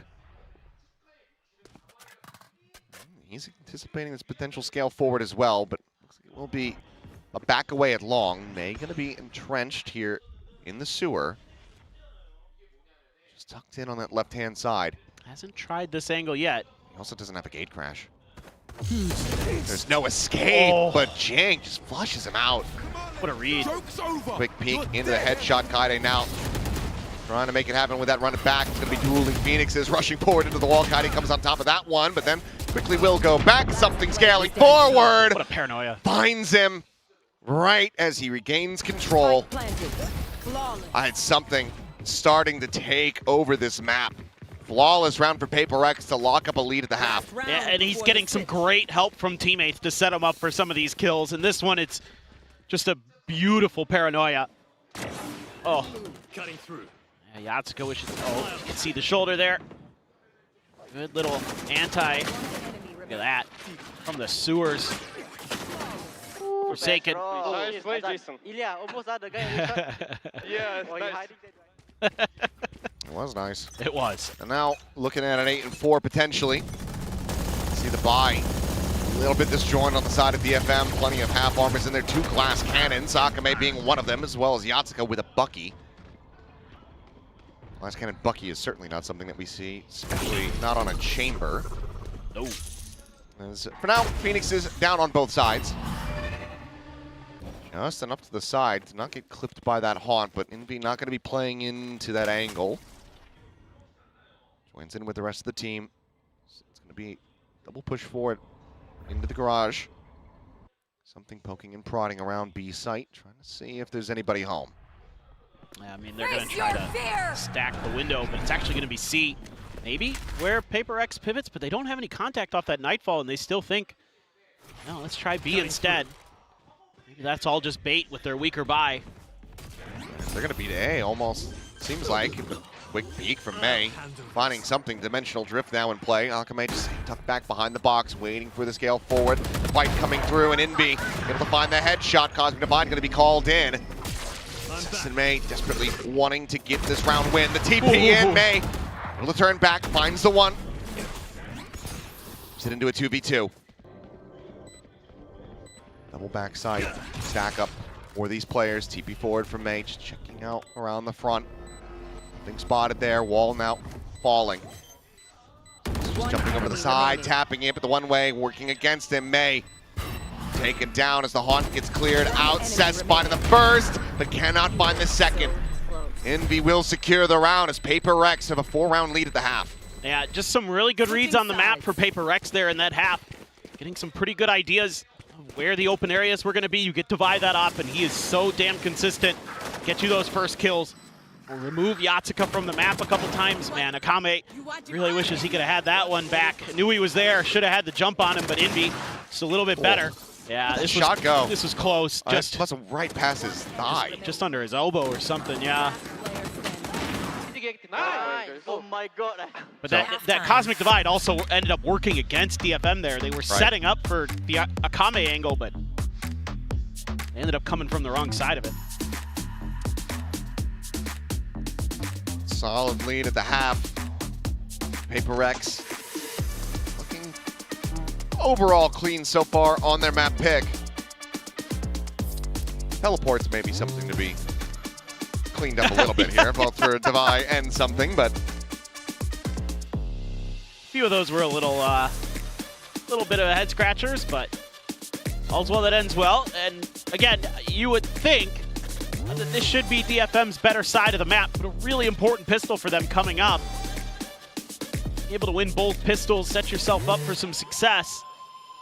That's something very, very good first half.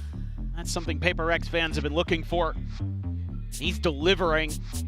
If they can get him going, then you would think that this should be just kind of PRX as normal. This should just be them doing what they do best, and that's just running teams over. Yeah, making you sweat a little bit here and there, but... well, that's just a constant. Yeah. Devi got an ace. We'll see if he can pull another one out. 9-7-1 so far on the chamber, with something leading the way in the lobby. And look at this stack from PRX. The scale forward and a high-low, however, going to be set up, and Kaide collecting too. Finding the collat in B, looking. Keep that in parity, but cannot. Now it's just Devi cutting his way across the B site. Already in towards the spawn, and yep, not going to be ready for Akame up close. So both pistols go the way of DFM. The exact start that they're looking for to get themselves back into this map now that they're on this attacker side. Yeah, and this is where things start to get a little bit shaky. You know, maybe, who knows, PRX came real close to getting their eco round on the second round last time. Could do so again here. Ooh, lined up for him. Like Cess here, a little bit of confidence to go for that last kill. Need a lot of that here today. Oh, he killed both of us. That's funny. The DFM fans in Tokyo like what they see. Real careful here. Ooh, swing out into the TP to safety. Here. I'm just going to be dropping down a back plat. Take for Kaide. It's the ultimate goal here for DFM. Let's just secure that. A kill on top would have been nice, but it has also gotten a massive rotation out of PRX. They were watching the A-orb. I thought they were going to go back and grab it, but they... Oh. Ooh, it's just that tiny little window. Yatsuka going to be left on the floor. Kaide quickly does secure the kill as now. It'll be DFM pushing forward onto the C site. Quad push out of B, down into mid. PRX going to be pretty close by. Spike planted. See if they can pull off a flood retake. Still do have two sheriffs. There's an opportunity for damage. Ooh, just missed it. Scoped in, and there's the shot. Something. 16 kills now. Wall goes up. Flash through that one. Jing gonna get caught. 3 kills now for Kaide. Flash fully connecting. Kaide managing to find a fourth. Potentially looking at an ace. Never mind, he's dead. I'm aware. I'm awake at the moment. Yep, I can tell. Has some more caffeine. Akame gonna be tagged way out. Goes down to 11. As well. Prowler? Even he's laughing about that. What the hell was that? Well, everything's getting a little bit silly here in the round, it would seem, myself included. And it will end up going DFM's way. But once again, damage dealt. Yeah. Only 2 players left alive. Yeah, really solid damage dealt that makes this bonus feel pretty untenable, even with the Phoenix ult there. And they're just losing a few of these individual battles. What a shot there from something, and they just went a little bit wide. Kaide does get his ult there, but that's a good flash. That one also quite nice. Except I think it might have hit his teammate, but that's okay. He expected it to land it behind him. I'm just glad that everybody's having fun. Yeah, the vibes seem good on both sides today, which is nice. Yatsuka able to drop out a window, unspotted. Devi getting a team flash from Jing, but still comes away with 2 before TPing out. Clean transitions. As Yatsuka and Kaide both get eliminated, that run it back now not to be seen. And this has DFM left scratching their heads. Gun here. Yeah, it's just, I mean, Devi he always looks good on Chamber, but this is really, really clean stuff from him in a lot of different regards. I think you're going to go back to that previous round as DFM and kick yourselves a little. Not look at least exploring A. Meanwhile, Devi. And finding the timing. Akame going to be taken down. May does manage to find one with the classic. Couple weapons over, but Envy, the walk all the way up. And then they find the timing onto Cess. So, 9 rounds now. PRX once again denying a bonus conversion. This time 4 players staying alive, retaining those weapons. Devi is 1 away from having a tour de force. Let's see if we can get it. Woo! I Solid thought timing. he was maybe going to get a collat there on that second one. Yeah, just it gets all scrambled. I thought you only watch window, dude. I thought. No, Leash. I think he's happy with Devi's performance there. I would be too. Ooh. A bit of damage done, but I think this looks C all the way. Almost 0 resistance. A smoke goes up in the front. That's actually, I assume, Cess's, because it went down pretty quick. Run it back to clear. Forsaken doesn't want any of it. Oh, Kaide. This is one of the things you're kind of talking about, that self-flash coming through. Seeing him potentially being able to find that kill. He has bought some space with the run it back, though. So Plant is in play. Scale forward, May now up into window. Devi wanting to try to clear this out. Swings in. It's just going to be a hair off. That's going right over the shoulder, but Paranoia across. Akame tucked into the corner, looking for that second kill, but can't get the transfer. Finding one with the Guardian now, a 3v3. I'm trying to take away, sees connecting, getting the decay on the Yatsuka, turns his sights back over to Garage, finds the kill, Forsaken taken down. Now it's just something scaling forward, finding a timing, Yatsuka eliminated.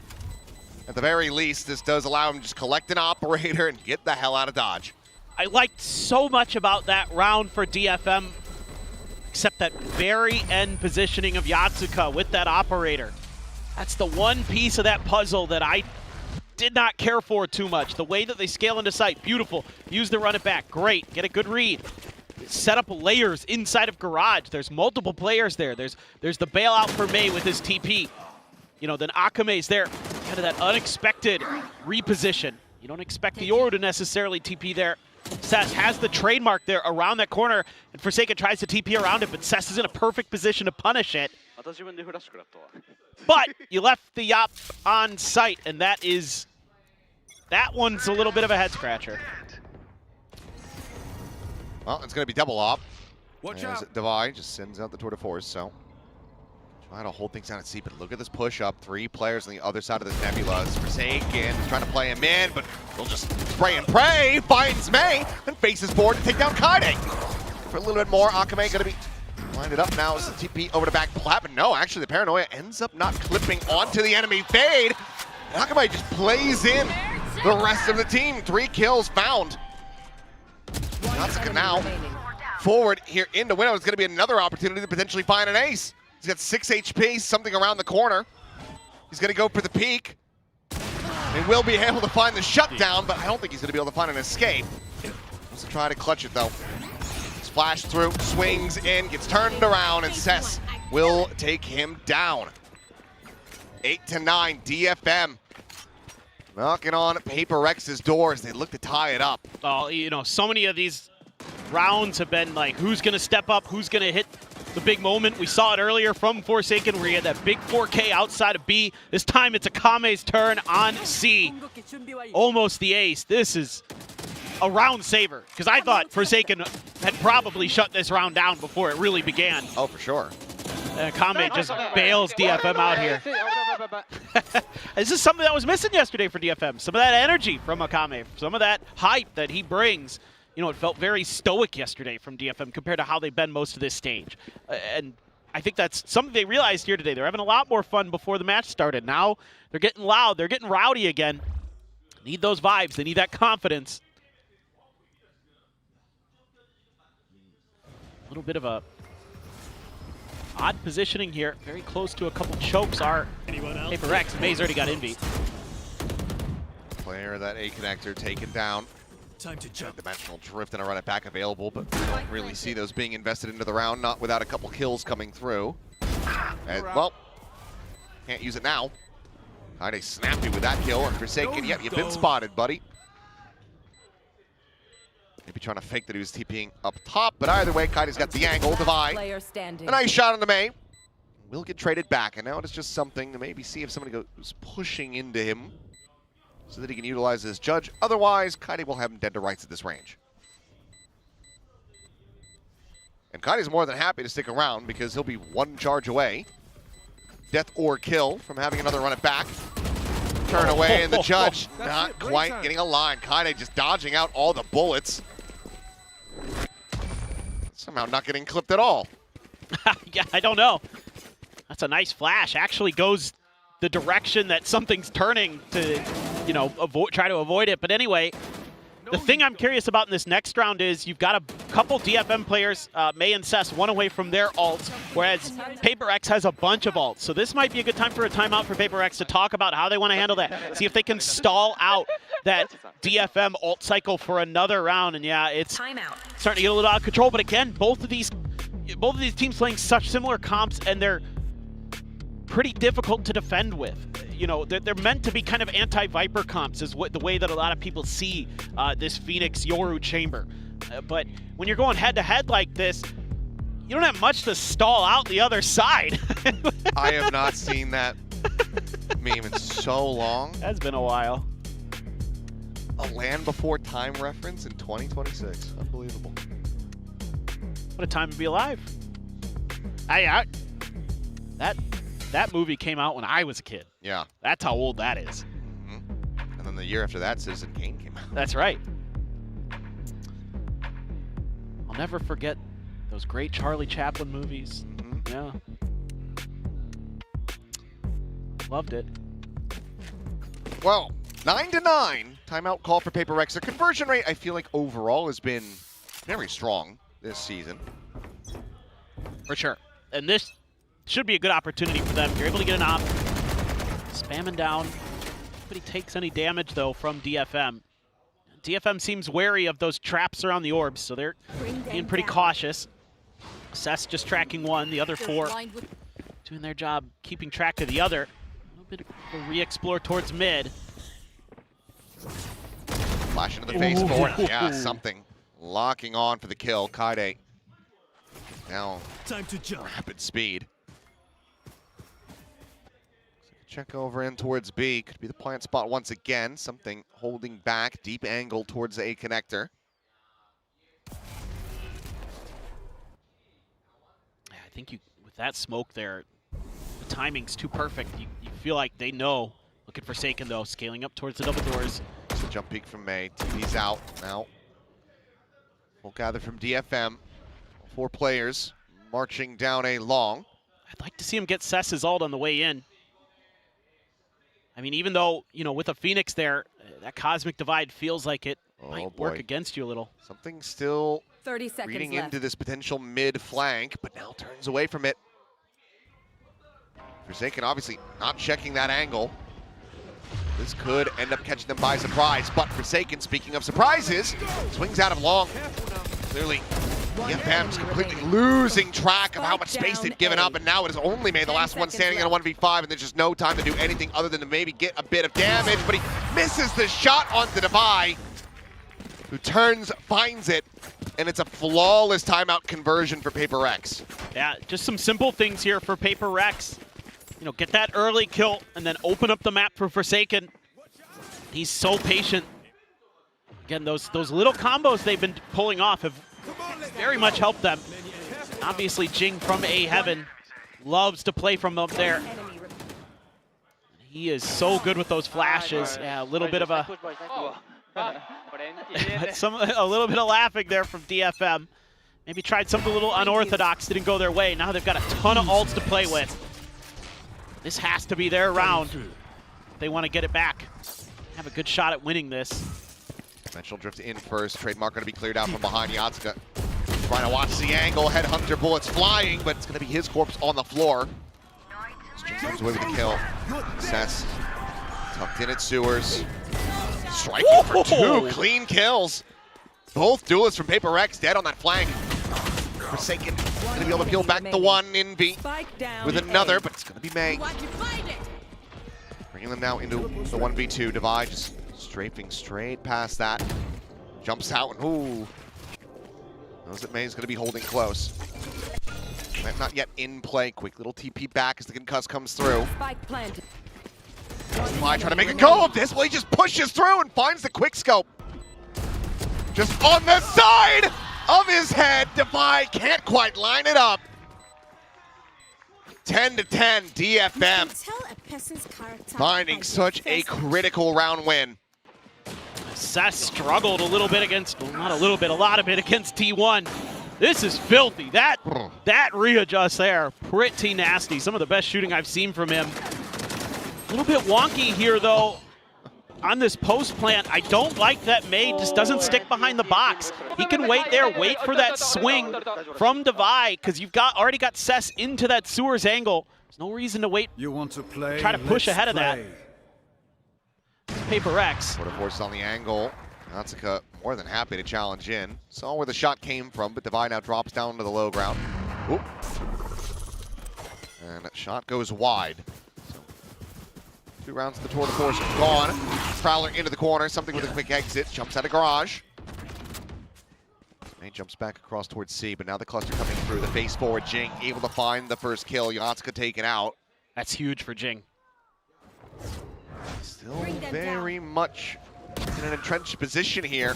He wants to fight for a little bit more, and he shall be rewarded. Akame going to be taken out as May will be able to try to get them back into the round.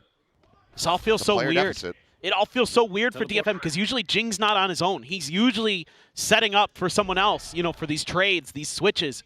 So they don't feel comfortable to go to A, and they're going to end up being rewarded because PRX feels like they have to reinforce A because Jing was the only one there. But it's just a matter of can they win this. Oh my Flash god. out into the kill for Kaide. Brings it now back into a 3v3. Slow push from Divide into garage. Something out in the mid. Spotted and dead. Kaide finds another. And now the timing comes in as May peeks from window. DFM take the round and take the lead back into their hands. You want me Wow. Yeah, that's a 3v4 there. And I really like the way PRX plays this round, but they kind of overestimate DFM in a way, where they lose Jing here after he does a phenomenal job putting him into a 3v5. He gets dusted, but then Kaide pops out with that flash. Flash is looking way better here today for Kaide on the Phoenix. This is a much improved performance, clearly something that DFM has been focusing on. Been in the lab. Outlaw now in hand for Yatsuka. Perfect round for it. Half armors on everyone. Just Jing with the Vandal. Lying down to 600. Divide does have that tour de force, but at the moment, not in a solid enough position to really use it. Smoke cycled in, Forsaken with that Bucky. The jump forward, he's going to be good for 2! He will not be able to escape from there. The shorty to take him down. Jing caught up into the grab well, something slotting into the corner. Ends up managing to find that kill as Jing gets involved as well. PRX taking the round basically in thrifty fashion. Tie it up once again, 11-11. Yeah, this is a great read from PRX. Gathering some of the tendencies. They don't receive any contact at A. They get that orb for free, and they're like, they're going C. Let's just send everybody. It's an eco. Who cares? And Jason with the Bucky just walks in and takes 2. And then it's just a shooting gallery. You know, no real great options there for DFM to try to get out of it. They don't really react well enough to throw in a util to try to bail themselves out. So I think be a little bit cautious here. Watch this connect, TP out from something. Giving up that space in mid, but Forsaken, quick peek, quick shot, Yatsuka dead. May exiting out of the B site, the dimensional drift expires. Forsaken continues trying to hold down the door here at garage. Jing at the same time, rushing forward into mid. Goes up towards window, trying to find the catch here on Akame, but gets seized in position. Snaps back over to the B site, Envy at the same time. Here at A Heaven. Contact fight versus Kaide, but has to back away. The Nightfall now across. May though. Oh, they're going to rotate off of May's info. Yeah, he is so deep in, and Forsaken about to get caught, does draw out the weapon, and he manages to draw it down. May dead, that should have absolutely been him securing an advantage here in the round. But now 4v3s, the spike once again here onto the A site, already 2 players in position. Kaide looking to take a forward fight, setting up that curve ball, swings the corner, finds a headshot, something taken down. The 3rd kill for Forsaken. As a now forward onto the site, looking for the defuse, the snap back into the worst place possible. And no ace found for Forsaken, but it's map point achieved for PRX. Yeah, they're starting to really maneuver on the map nicely. They're starting to turn up the tempo a little bit. Make DFM have to panic. Make them make tough decisions across the round. And they're mirroring their movements and winning some big fights. I mean, this is just, again, talked about, you know, rounds that players have had that have just been individual impact that wins it. This one again, it's Forsaken. Nice try here by Kaide. Like the attempt, like the idea. Forsaken, man. Just 2 on the ball. Jason, let's go, boy, Jason. Timeout. He wanted that one. Timeout call now from the DFM camp. Surprising given how close this has been, that it's only been 1 timeout investment from both teams.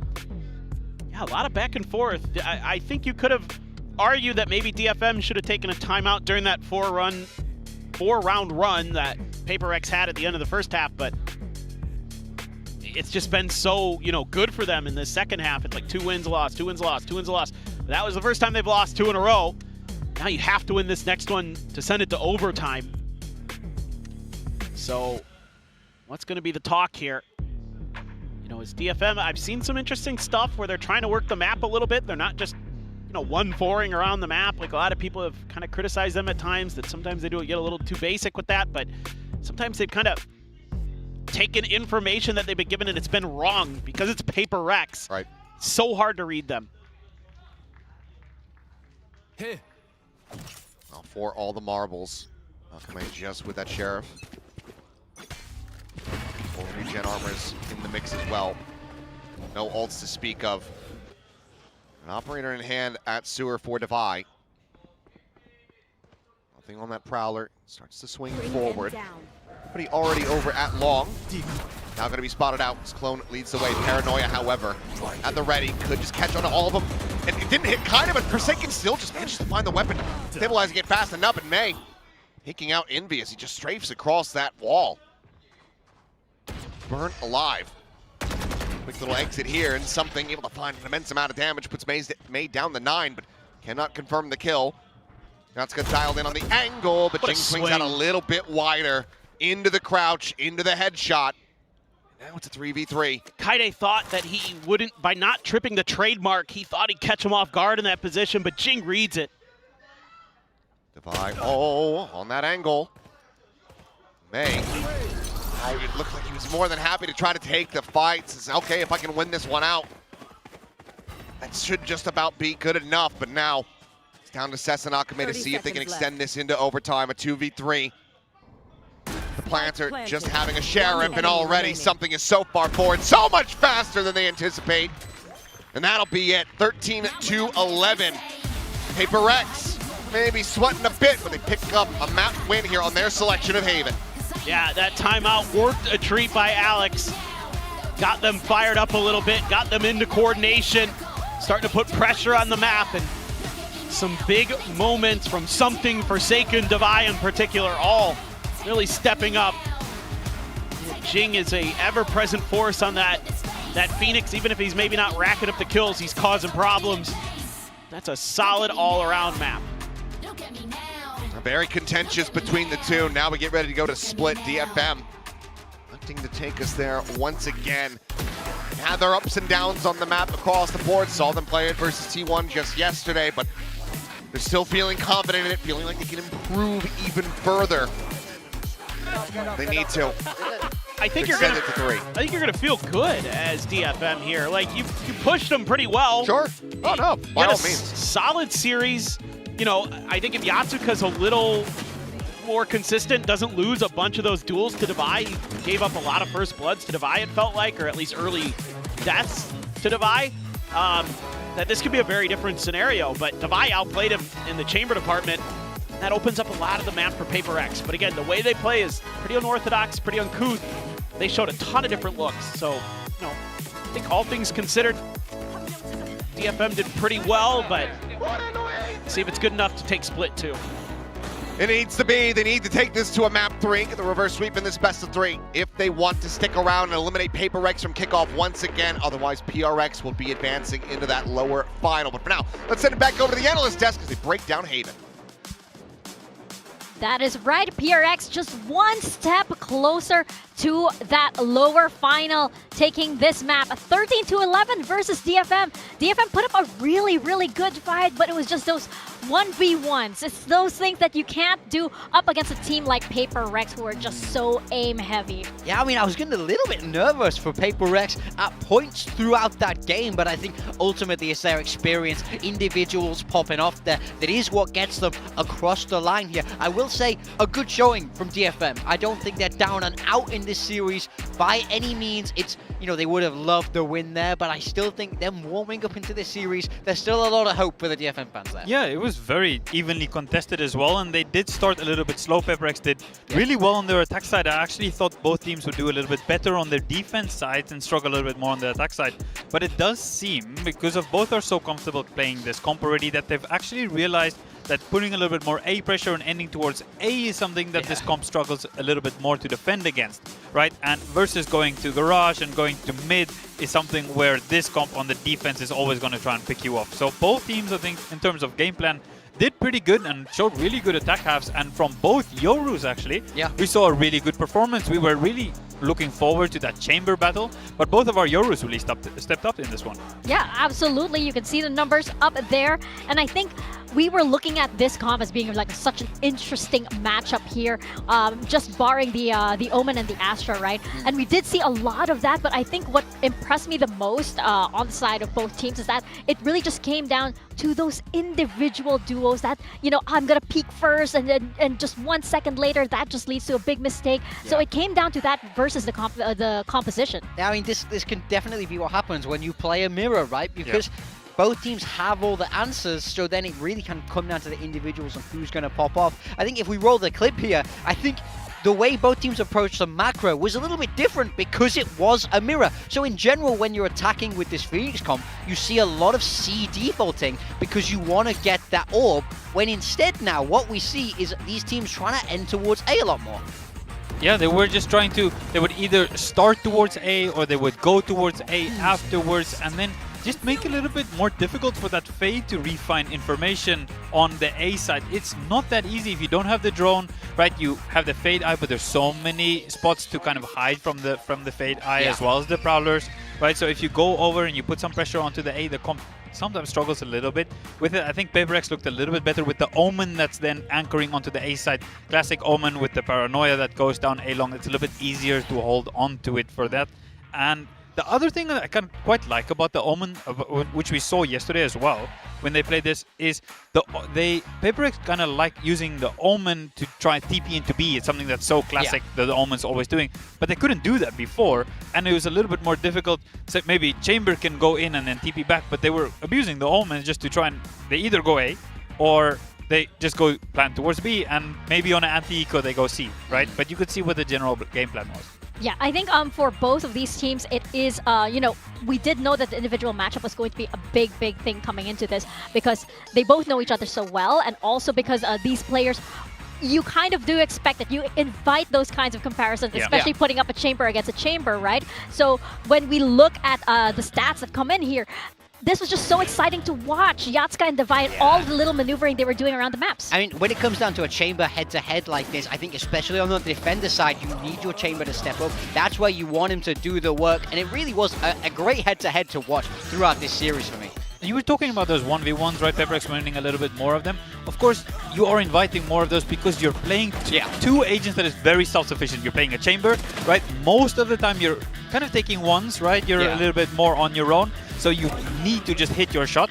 You're going to TP away after. And the Yoru kind of does the same thing as well, right? So you are inviting that more, and playing a comp where you're going to understand you're going to have to take a lot of ones against Paper X. It's a risky thing to do.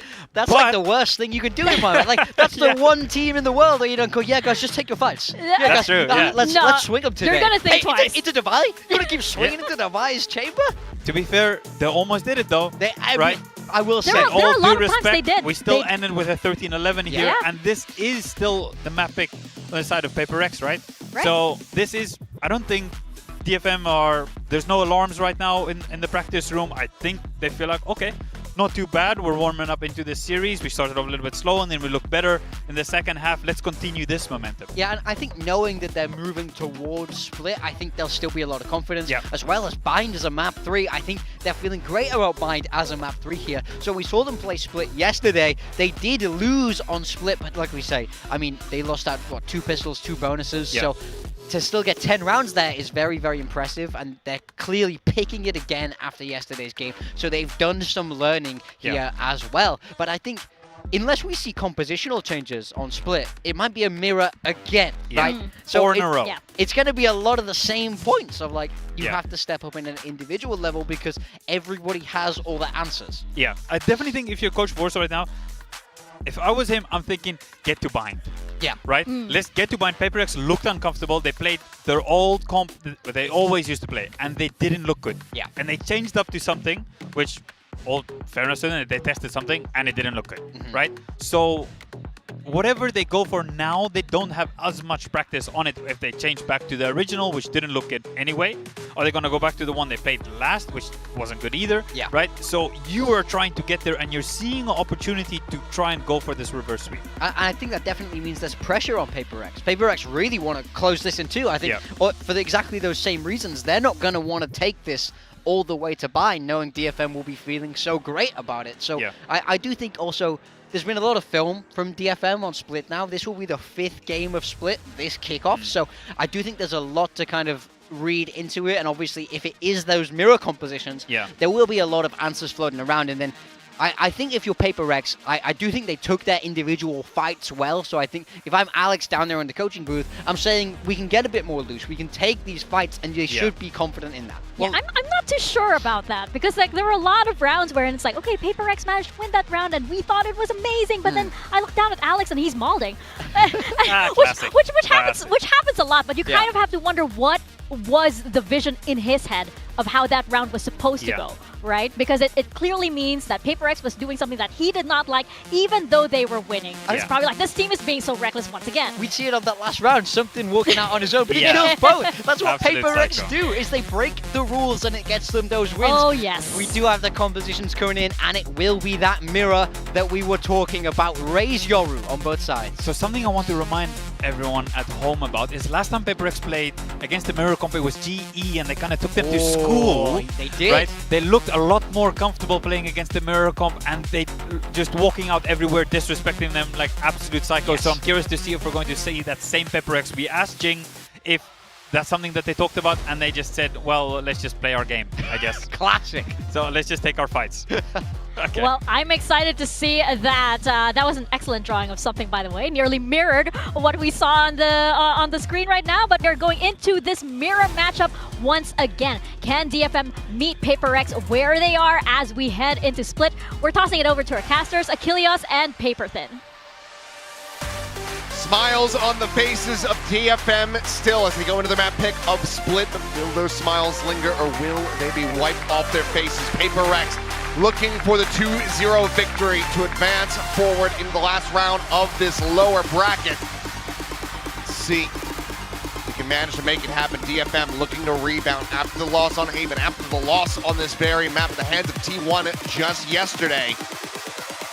Have their own shot at making it to Masters Santiago, the first global appearance for DFM since lock-in, which doesn't count. Fnatic Just fans, like the trophy. Yeah, Fnatic fans everywhere in shambles. This is such a reliable map for especially DFM, but, you know, Paper X, so comfortable, you know, able to take those fights and win them out in the open, kind of go for those big plays. Pretty different pistol look. This time the stack not going to run into each other like we saw in Haven. Even though DFM was able to win both pistols, still couldn't come away with the win on the map. So righted some of the wrongs from yesterday, but still not able to get value. Ooh, spots. A long linger there. This took too long.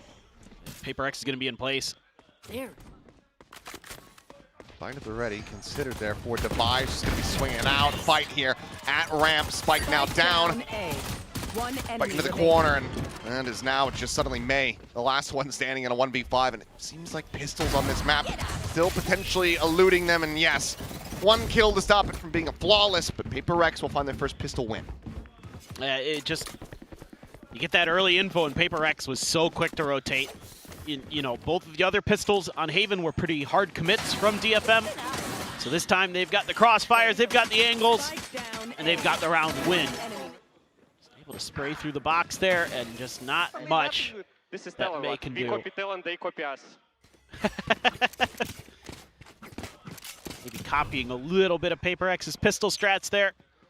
That's what something is thinking. Time to jump. Over here.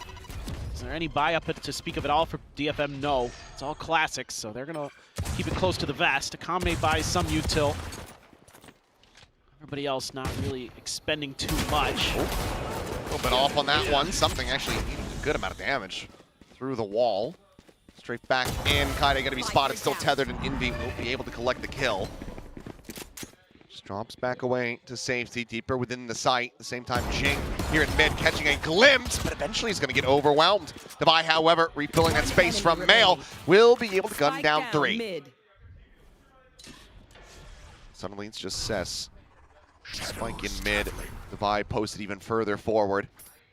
He's got the attention he's wanted with that smoke, but he doesn't really take any space off of that. Very worried that Devi was just going to keep holding W, which is a fair assumption against PRX. But now he's got that sniper dialed in on him. This should be pretty undoable. Obviously needs to die at some point here. Despite where it's at, fight his way through, but something will be able to go ahead. And a quick shot. So Jing, the only casualty, the judge to be carried over, and nothing will be lost for PRX. So damn clean on the anti-eco. Yeah, looking really good to start. A really good shot at a bonus here to snowball some rounds for PRX. Poor Jing there just picked the wrong timing. They're already through the smokes, and Devi's like, oh, okay, I got your back, bro, don't worry. Not the end of the world. And hear Finesse's smile after that round. 4-0-1 start for Devi. Hope you wish him a happy Valentine's Day, Finesse. As Forsaken is going to look to scale forward at Garage. May just going to be backing away. You got to be worried about that. Yep. Got to worry about that Forsaken spot that he likes to get into. Early aggression, though, creates some map space. But if DFM, I think, just creates a little attention over here, show some of that Yoru util, then pivot towards B, you might be able to buy the rotations, keep the strong side on A, and open up that weak side. But the TP goes down. I gotta win some fights. Forsaken's the one winning that, but will be traded back quickly. Swing in, Yatsuka, clean shots, breaking down 2. Now on this A site. Tons of damage dealt. The Spike's still on the opposite side of the map, so they don't even have to try to play into the judge. Yeah, I think this is the right call now. Don't give up anything extra here. You know, they're either going to gamble one side or split 1-1, so into mid you go. PRX not really moving a muscle. Just a matter of, you know, can Devi, if this ends up being a B hit, do you have any heroics? We've seen how good he can be. Blast back out, hearing all this noise. Doesn't shoot the clone, finds one, fade away. Time starting to get away from DFM. 10 seconds. He is reading this angle, and he flushes him out! Devi! The round is over! He saved it! You mentioned heroics, he goes above and beyond! That is unreal. I mean, Devi is just feeling it today. You could see it and how crisp that aim was. Tight angle taken by Forsaken. ends up getting taken down, but a nice play by Yatsuka. There just needs to be a little more counter spam there, I feel like, from the side of DFM. And you've got the player on Raptor, should be favored in that angle. Unbelievable. 7-1-1 is Envy. He wants a piece of the action.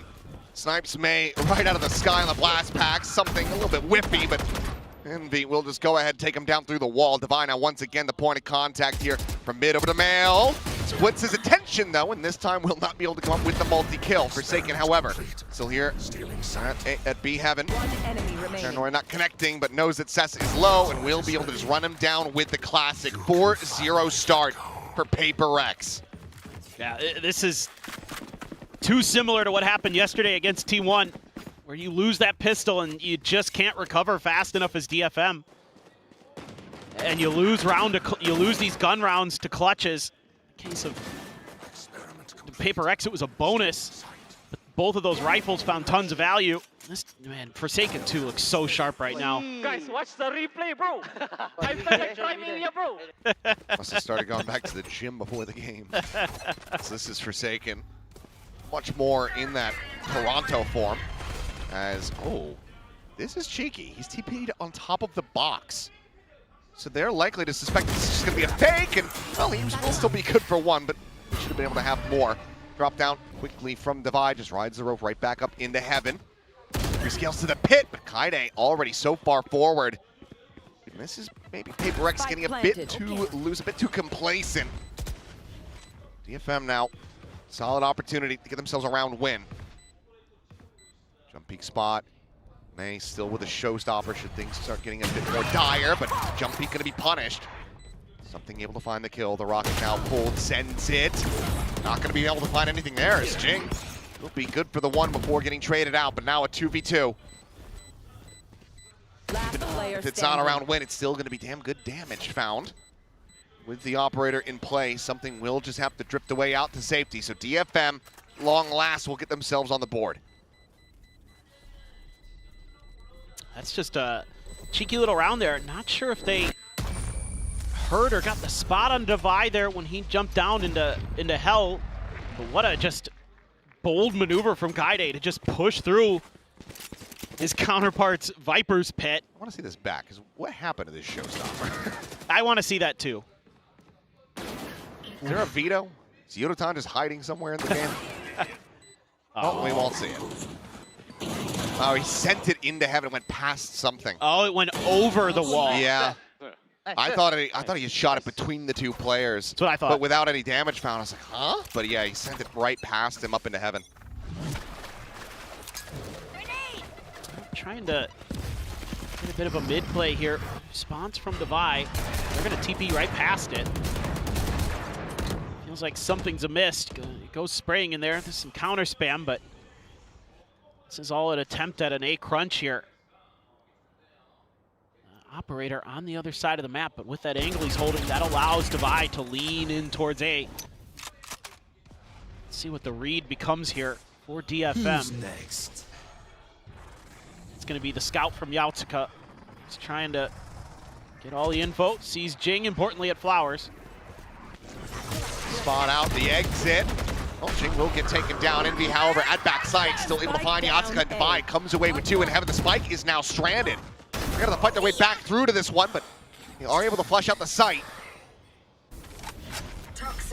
Divide just down to 8 HP. Spot out the headshot, connecting. Divide so deadly. And now something on the flank. Looking around the back, consideration, a brief one from May. And there's the spot and the kill. May gone. No consecutive round wins yet here for DFM. PRX, they get up to 5. You got to take a time out here, my opinion, is DFM. But absolutely, I would fully agree. But Vors is going to let it roll. He's done that quite a bit. He's trying to emulate what some coaches have done in the past. Just let the team try to figure it out on their own. But, I mean, part of this is just Divide being nasty, but also it's the bigger picture that Divide's even able to get in that position that quickly, that comfortably, because you're not putting any pressure on the other side of the map. You've got to let Yatsuka start causing some chaos. He's got to be out there trying to make some space over at A or B, and Forsaken's just got made dead to rights. Oh. Something almost giving him another opportunity there in mid, but Forsaken doubles up. He's got a triple. In fact, is Kaide trying his damnedest, and Forsaken he just kills 4. He's massacred the entire team. Jing gets Kaide. Move on to the next buy round. For sure, the timer's got to stop. Okay. Yeah. So I think he just didn't want to call it ahead of a thrifty attempt. We'll call it for the buy, as it looks like Yatsuka going to be bringing an attack op in. As second one's just one tap through the smoke. Oh. Oof. Ooh. Didn't need many bullets there. Chill. Guys, I'm pounding them. Time Yes, you are. And that is why the timeout gets called. 6-1, a massive deficit already. Early doors for DFM with a double duelist on this attack. Need to be finding more round wins. Yeah, this is a side of the map that they have had problems with, even though they've done well on this map. This has been where... Very nice artwork. That is very good. Wow. That is stellar. But this is the side of the map where DFM has had more struggles. They're better on the defensive side usually, but this is just... It's too easy for PRX to make the map reads right now, and it's been since the pistol. So you got to start figuring out ways to cause some chaos, cause some confusion. Look at this stack from PRX, though. They're going for a hard read off of this timeout. That there's going to be some kind of A ramp pressure from the side of PRX, and they want to shut it down. But it's just not even going to be there. It's a mystery. Early doors. Boombot checking into garage. There hasn't been a TP across into that cubby, so scale forward going to continue as Kaide trying to get alert going. Face your fear. Delay in main, Nightfall now across the B site to buy, be able to find it. That flank now gone. TP going to be canceled, and already you've got 3 players clustered together for PRX, and Invi striking, shuts down 2, operator left on the floor, as it seems like DFM just cannot catch a break. May once again a 1v5. Repeat of the pistol. Finds the first kill, but it's so much more than that. Second now found. The C's connecting. The bite there at his feet, and Divide just counter swing in off of Envy's pressure. 7-1. PRX are looking damn near flawless on this map. It just takes so long. Again, you know, they're being so slow, but there's no misdirection. There's no attempt to put anything weird on the map that's going to make PRX guess. They don't get any early pressure, and Forsaken immediately leans over to the A side. Envy's not too far behind. They know there's a Nightfall. They dodge it completely. After Cess's TP, when they cancel that, immediately Forsaken TP's down into that tight angle below rope. The whole thing just crumbles. Speaking of which, Showstopper, barrel down. He actually hasn't checked the corner, but it doesn't matter.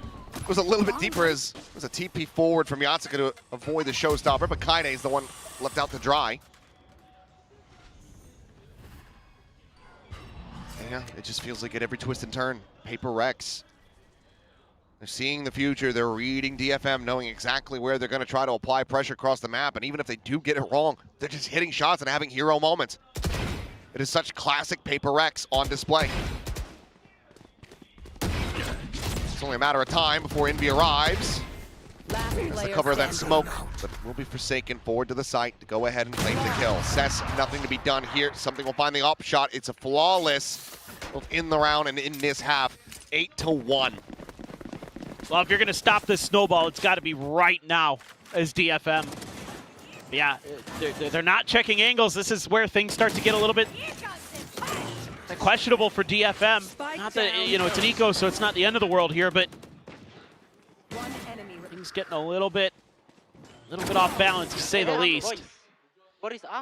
PRX is just completely in cruise control off the back of, in particular, Divide and Forsaken going absolutely bonkers. Looking for something a little bit more pacey, and May will be able to find Forsaken. Jing dead as well. Best start that they've had to a round. Pretty much this entire map. Now 3v5, Envy gets the transfer to take down 2 though. Gives them some opportunity. Give it the money. Well, as the ult charge on the opposite side, it's not really a reason to not play for this for PRX. Just don't give the operator chances here as DFM. That should be what you're thinking. Here. Devi's the one that I'd be most concerned about, but eventually Cess will be able to find the spray. He's a little bit closer forward. Something, can he suss this out? Looks like he won't even give it a try. Just turn back away. Nothing further over to DFM, who will at long last find a second round win. If they can run it from here, make this a 4 to 8 half. If they find a pistol to start, there's a world where they can still turn this split around. I mean, and it just took them finally kind of winning in the early part of the round in terms of gambling correctly on where they could find value out of that showstopper. That's really what did it. I mean, Kaide gets a kill in there too, but you still lost a couple players to Envy because, you know, the confidence is through the roof right now for PRX, which means the players are going to go for those big plays, those big moments, and they're so talented. What is that? I think May just started calling like, they're here, and he just happened to catch him. Yeah. So a bit unlucky for Jing, but likely not going to be, I was going to say, not going to be too bothered. Still in such a considerable lead. See though, DFM, can they get some back-to-backs going? The jump forward straight into the judge. Yatsuka wise to not complete that teleport. Thank God that was a clone. Just makes it out. Envy though. Here in Vent, but it looks like Cess has the read, but he doesn't have the shot. Envy just fully disrespects it, but Yatsuka right back to him. Able to find 2 kills. Envy now gone. A 2v3 with Akame down to 5 health. Oh, I don't blame PRX for that at all. That's one of the few times they've just been outplayed. Well, too bad you're not Alex. Who's next? That's Dimensional Drift. Yatsuka gonna search around if he can find Forsaken, which he does. It's a spot out. Forsaken now on the drop down. It's just gonna be a random shot to find the kill. Something now making his way across towards his A site. Still an operator in hand. That clone to heaven. As the hit will be invested. Yep, every round needed here for DFM. Exactly.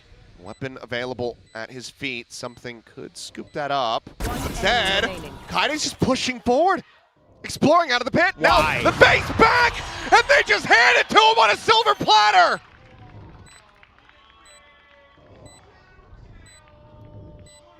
Clutch.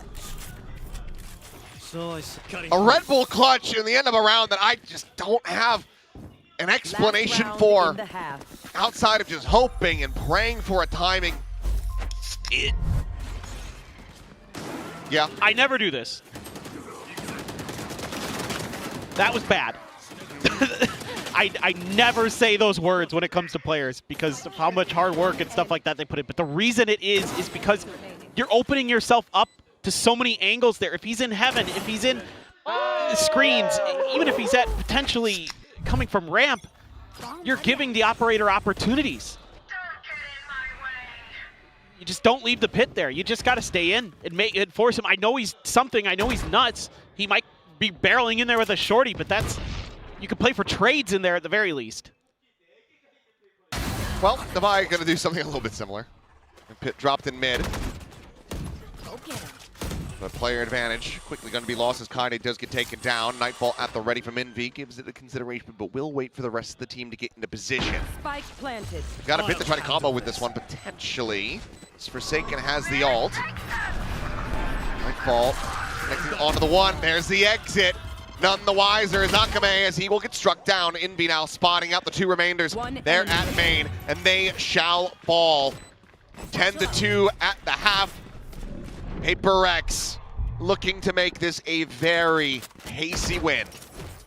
Yeah, they're completely dominating in every aspect. And again, unforced errors from DFM cost them dearly when they can maybe make this an 8-4. Instead, they come into this last round with a weaker buy. Just getting shut out. Great combo here. Of course, no sound cues available for Akame, so they're not going to hear that TP and just get wrecked. Crazy good ability to just set up these crossfires. Playing together today are PRX. The best we maybe seen from them.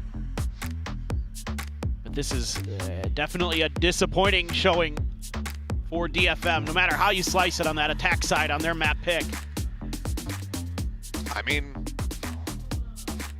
gotta suspect, for PRX to get this done, dusted in such concise fashion, will do wonders for them in their prep for tomorrow. Or just, to try to continue to advance forward here. So, I think they're gonna be looking to just secure this next pistol. Just take it from there. 13-2 with DFM eliminated. Yeah, it'd have to be one of the better comebacks we've seen for DFM. Devi has been just frying on both maps. With this map in particular, he has been absolutely nasty. 13-7, 309 ACS. He has been cold-blooded. All of him and Forsaken just look so confident, so comfortable today. Wow, that's kind of shocking to see. That is amazing. Wala. So flexible. Now it's Jiggy's turn. Ibubot mo tara di boys. One guy. Mashallah. Just run to B guys. Just run. Can we swing it first? Even Alex is like, guys. Oh.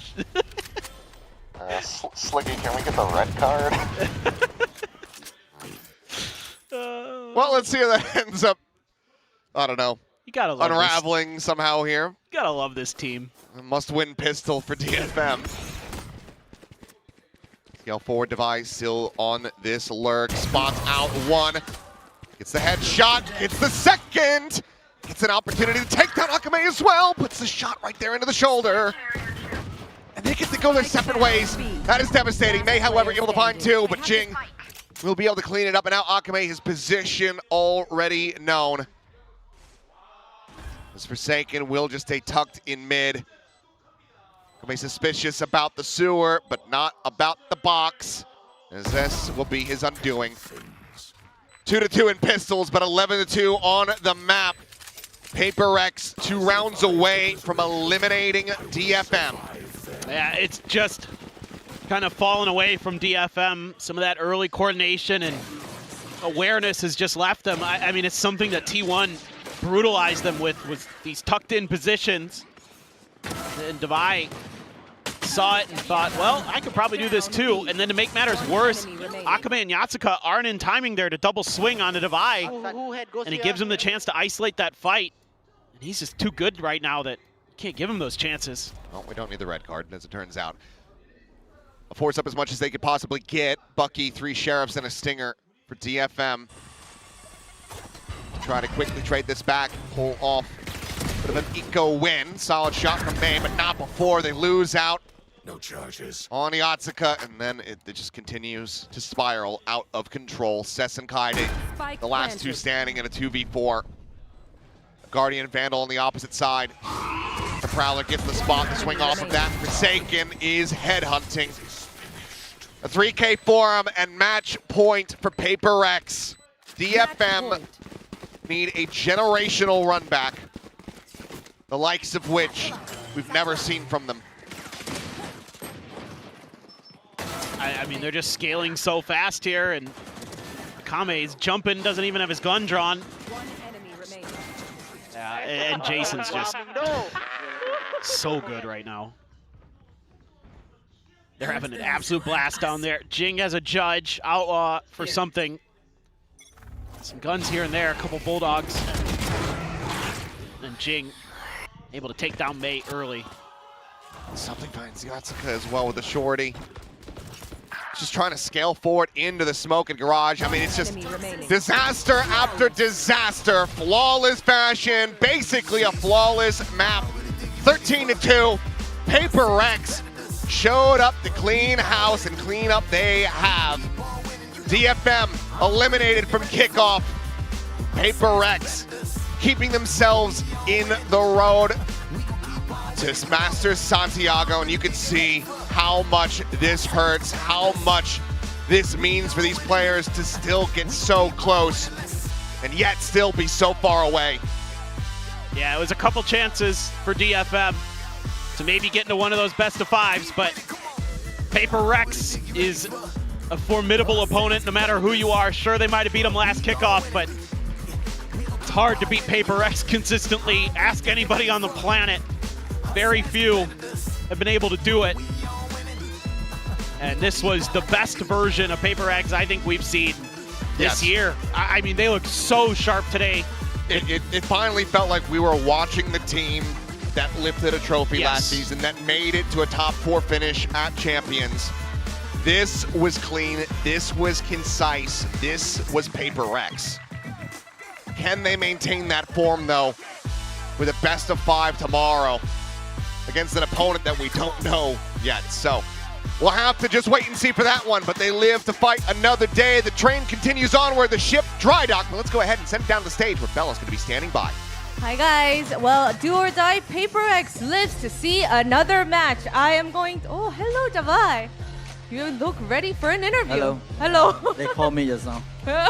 Okay, join here. I think it's right over here. Alright. PRX의 다바이 선수 인터뷰 만나보겠습니다. 승리 축하드립니다. Thank you. 네, 축하드립니다. 네, 지난 킥오프 승리를 빼앗아갔던 DFM을 상대로 오늘 2대0 승리를 가져간 PRX입니다. 더 강해져 돌아온 상대였기 때문에 오늘 복수가 좀 더 통쾌했을 것 같은데 승리 소감부터 물어보도록 하겠습니다. Well, last year kickoff, that is history now. You guys took a win 2-0 clean, but it must feel extra nice to get that revenge because DFM, they came so stronger. They came back stronger, right? How was that today for you? I mean, it feels good that we, especially for today's game, I feel like the chemistry is slowly like flowing, and of course, like defeat teams like DFM is very good also, and they've been playing very well, especially since the new addition to the roster. So yeah, I'm very proud of the boys. 오늘 경기를 하면서 PRX의 합이랑 팀원들 간의 케미스트리가 다시 이렇게 불붙었다는 그런 느낌을 받은 경기라고 이야기를 했습니다. 특히 상대처럼 DFM 뭔가 팀의 합도 좋고 경기를 정말 잘하는 강해진 팀이었기 때문에 오늘 PRX 우리 팀 합으로 이겨내서 더 팀원들이 자랑스러운 경기였다고 이야기를 해줬습니다. 그리고 PRX 이번 킥오프 다른 상위 시드 팀보다 더 많은 경기 수를 하고 있습니다. 이제 오히려 이렇게 더 많은 경기 수들이 PRX의 안정감을 찾는 데 도움이 되고 있다 느끼는지 들어보고 싶은데요. Well, you guys have been playing more matches than any of the other top seeds. Do you think that extra mileage, the extra matches have been helping your team kind of stabilize the little shortcomings or things? How has that been like for you too? I mean, for sure, I think going to the lower bracket kinda also good for us since we just changed a player and also give us more reps to practice our chemistry, teamwork and stuff. Even if we did qualify earlier, I think we would do bad in Santiago because we might not know the floor of the roster yet. You get what I mean? Oh, yeah. So I think more reps mean is good for us. So yeah.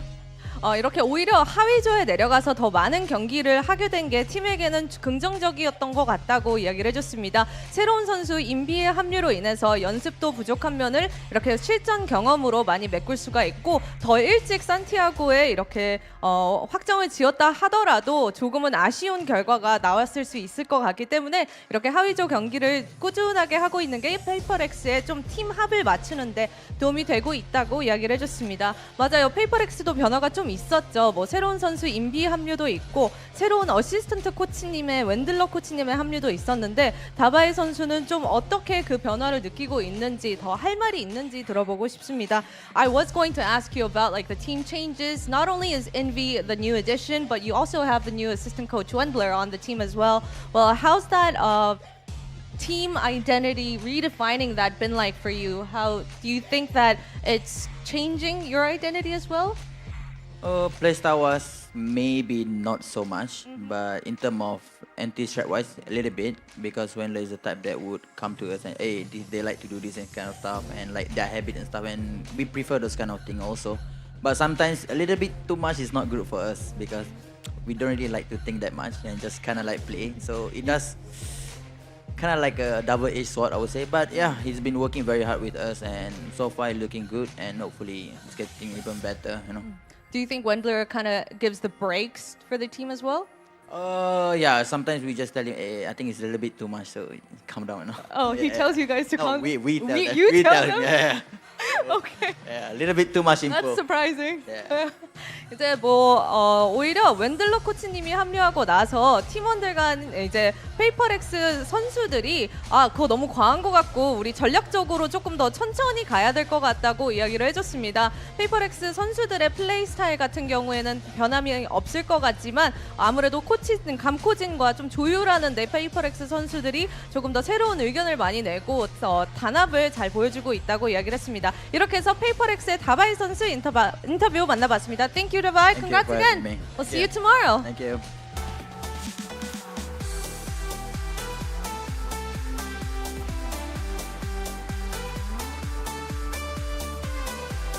Well, I think Divide just gave the secret to really winning, a series like this is just don't think too much. Yeah, just play. Just Apparently. play, and not too much information going in. That certainly is a style of PRX and what works for them. So keep it simple, just shoot some hits. I mean, that's one way to do it. I think it can only work when you have the players like PRX. Look at this scoreboard.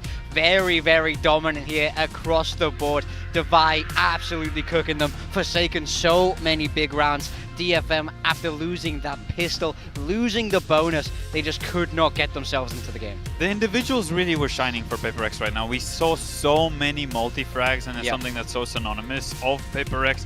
We saw even in the clip of the post round where Forsaken was mentioned, he's pounding them, which it was very much, I think, like a summary of what was happening. It just seemed a little bit easy, and this is no disrespect to DFM, but for PRX, it seemed like they were just having a little bit fun. The only part that wasn't flawless is when they didn't shoot the fade eye.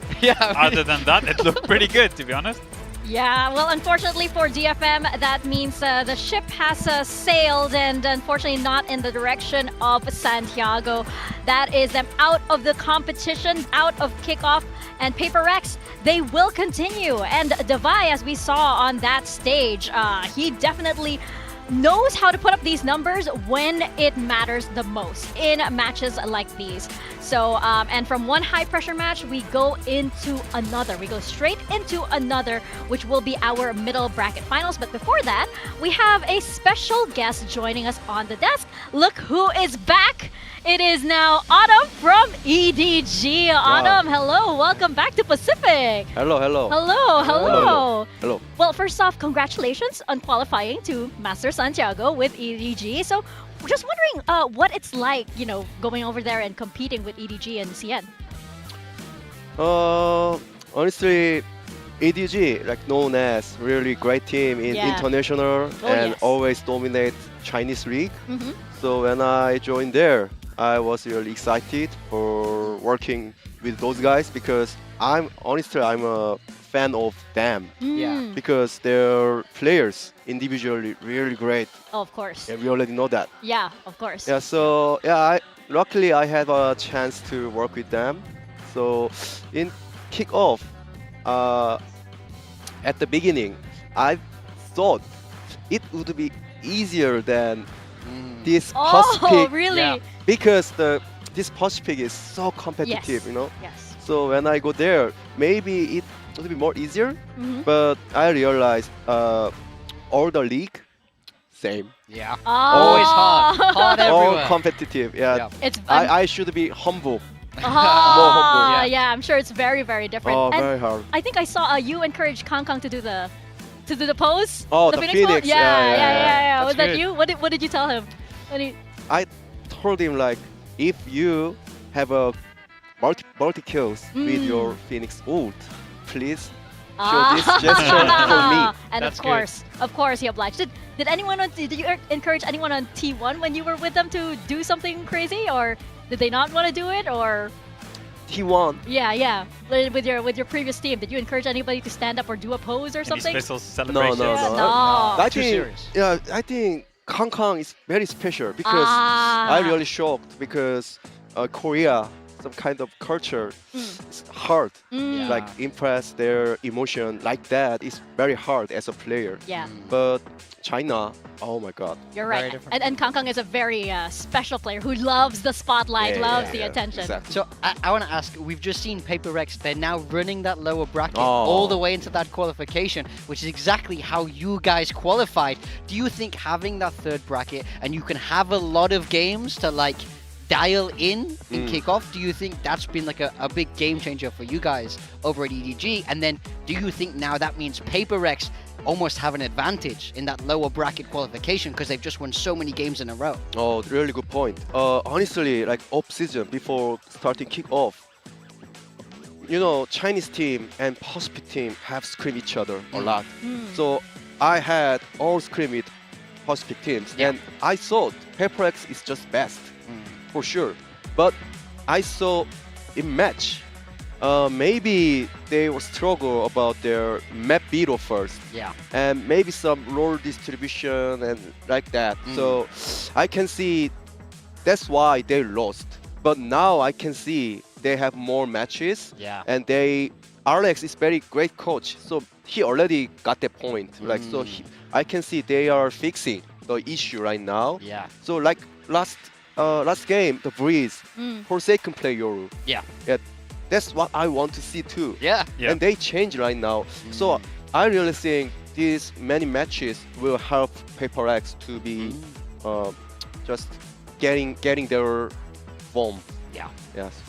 I wanted to ask also, I've been watching you guys over at EDG as well, and in terms of the meta, you don't need to go too deep, but I do want to ask, how do you feel at the moment about this double duelist or versus chamber? You guys run some chamber and quite a lot of double duelist. How do you feel? Where's the balance? Do you think you need to have both, or you can just go one direction, kind of like Nongshim, right? Kind of play the same thing and just go. What's your thoughts on the current meta? Oh, yeah, good point too. So last year I run many double duelists because it was meta at the time. So I always think about how to break the current meta with some special other new meta. So it worked, and now so many duelist meta right now. And I can see, as you said, maybe chamber in certain maps can counter double duels very easily. Yeah.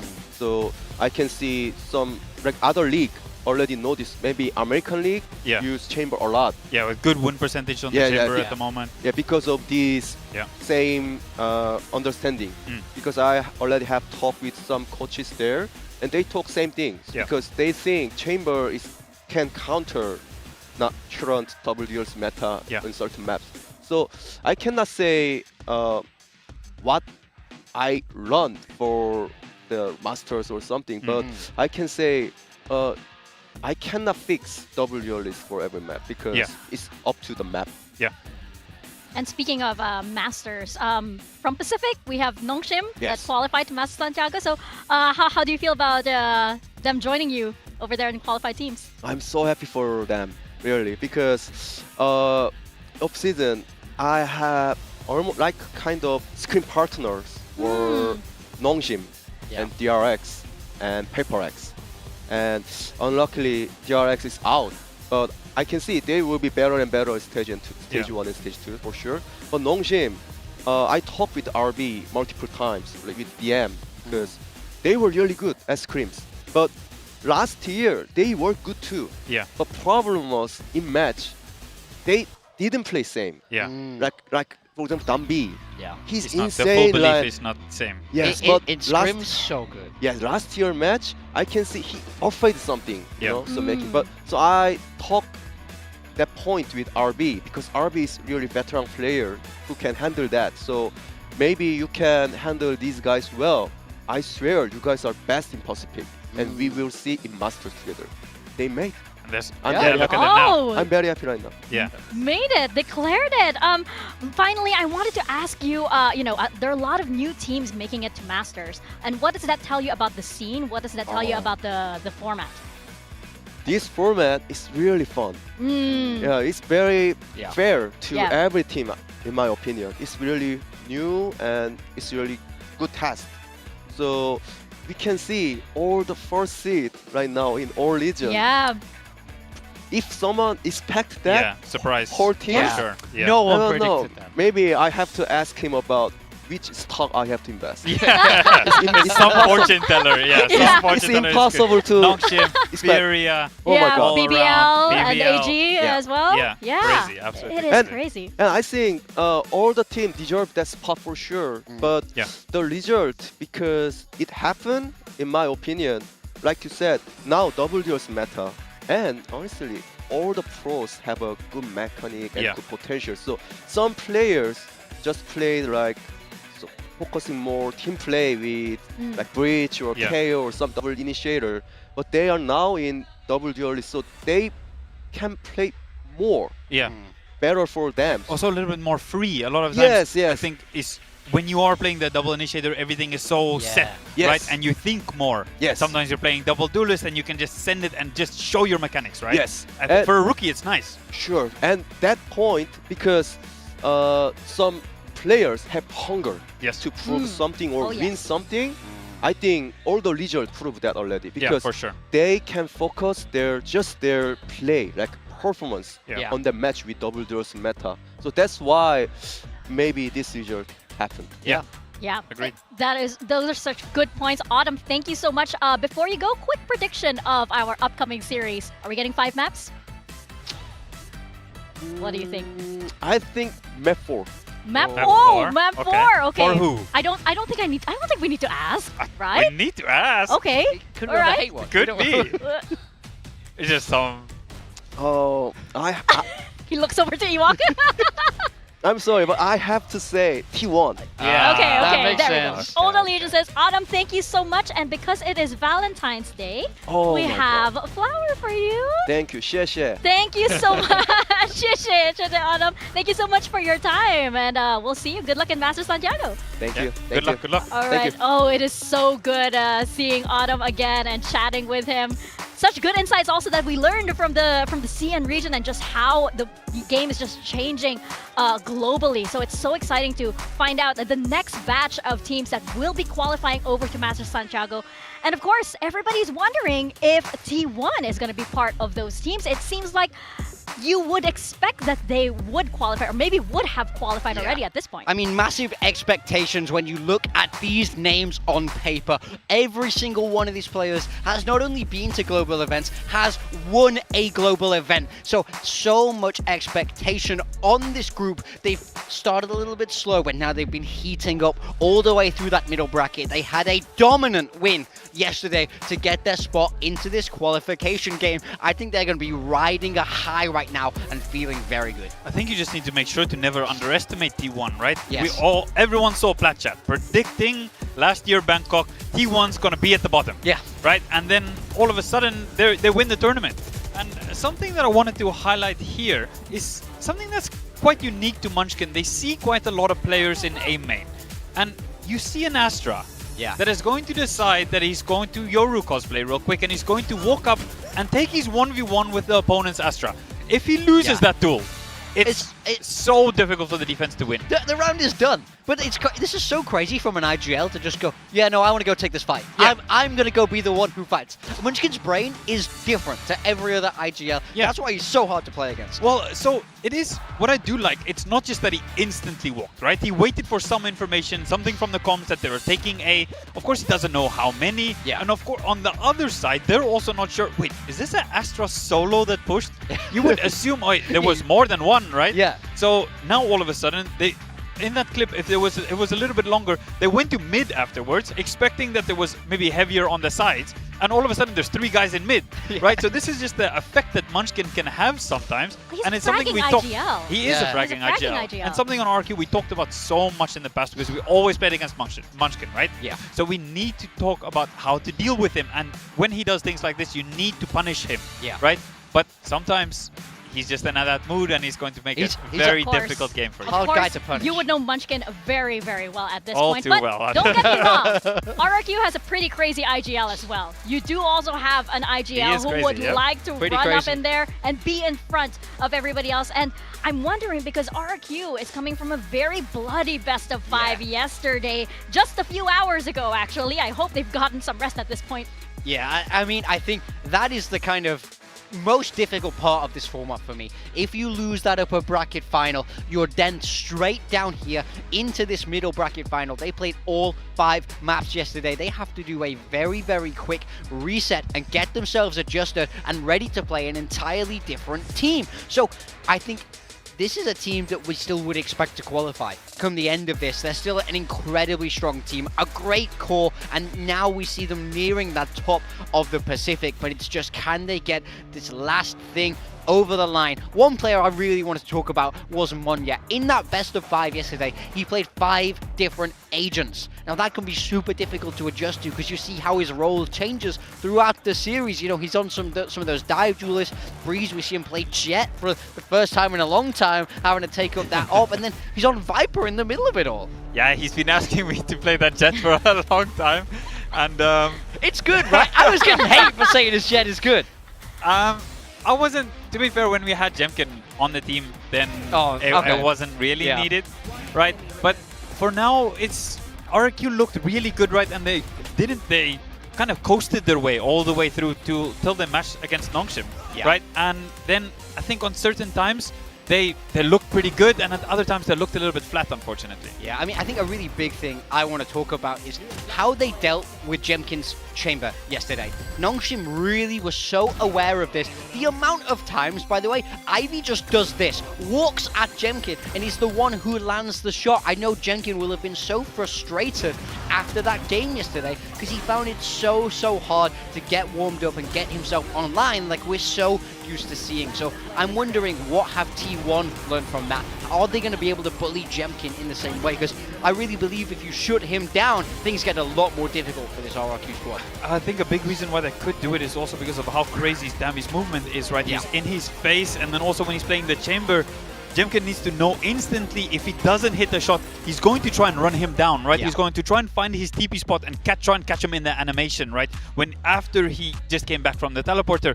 So this Neon is making it so difficult, and when you have the operator, right? It's pretty damn hard to shoot that Neon. You've only got one shot. Exactly, right? There's a couple of rounds where he did hit him, but to continuously hit the Neon, they're gonna try and run you down.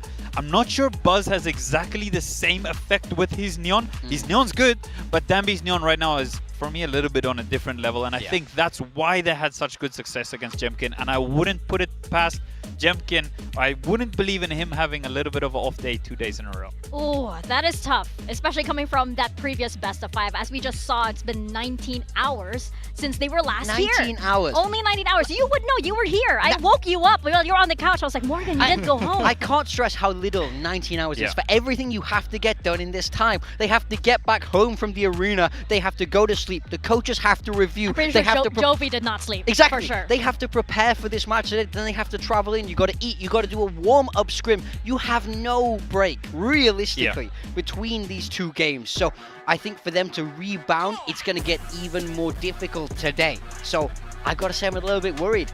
Yeah, especially against a T1 that's very much also in the same boat as PRX, picking up steam a little bit, right? And playing against a T1 that is picking up steam is definitely something that's quite scary. Definitely. Looking at our map veto, though, it looks as though we're going into Pearl first and then Breeze. That T1 picking Breeze, that's an instant veto pick there. After seeing map 5 yesterday, RRQ could not find a footing, and I think their defensive side especially, I mean, I think it was a sort of combination of they got ecoed, so they looked a little bit rattled, but also their macro did not look fantastic on that map. They were giving up that A side so much. T1 have clearly spotted a weakness there. Yeah, the Breeze was a glaring weakness for sure. I think they played quite poorly yesterday on the Breeze. I do think the other maps that they lost, and especially like the Bind, it wasn't too bad. The Haven as well, I think it was really good on the side of Nongshim. The macro wasn't too poor, and I think there's a couple of things that they could fix there a lot easier.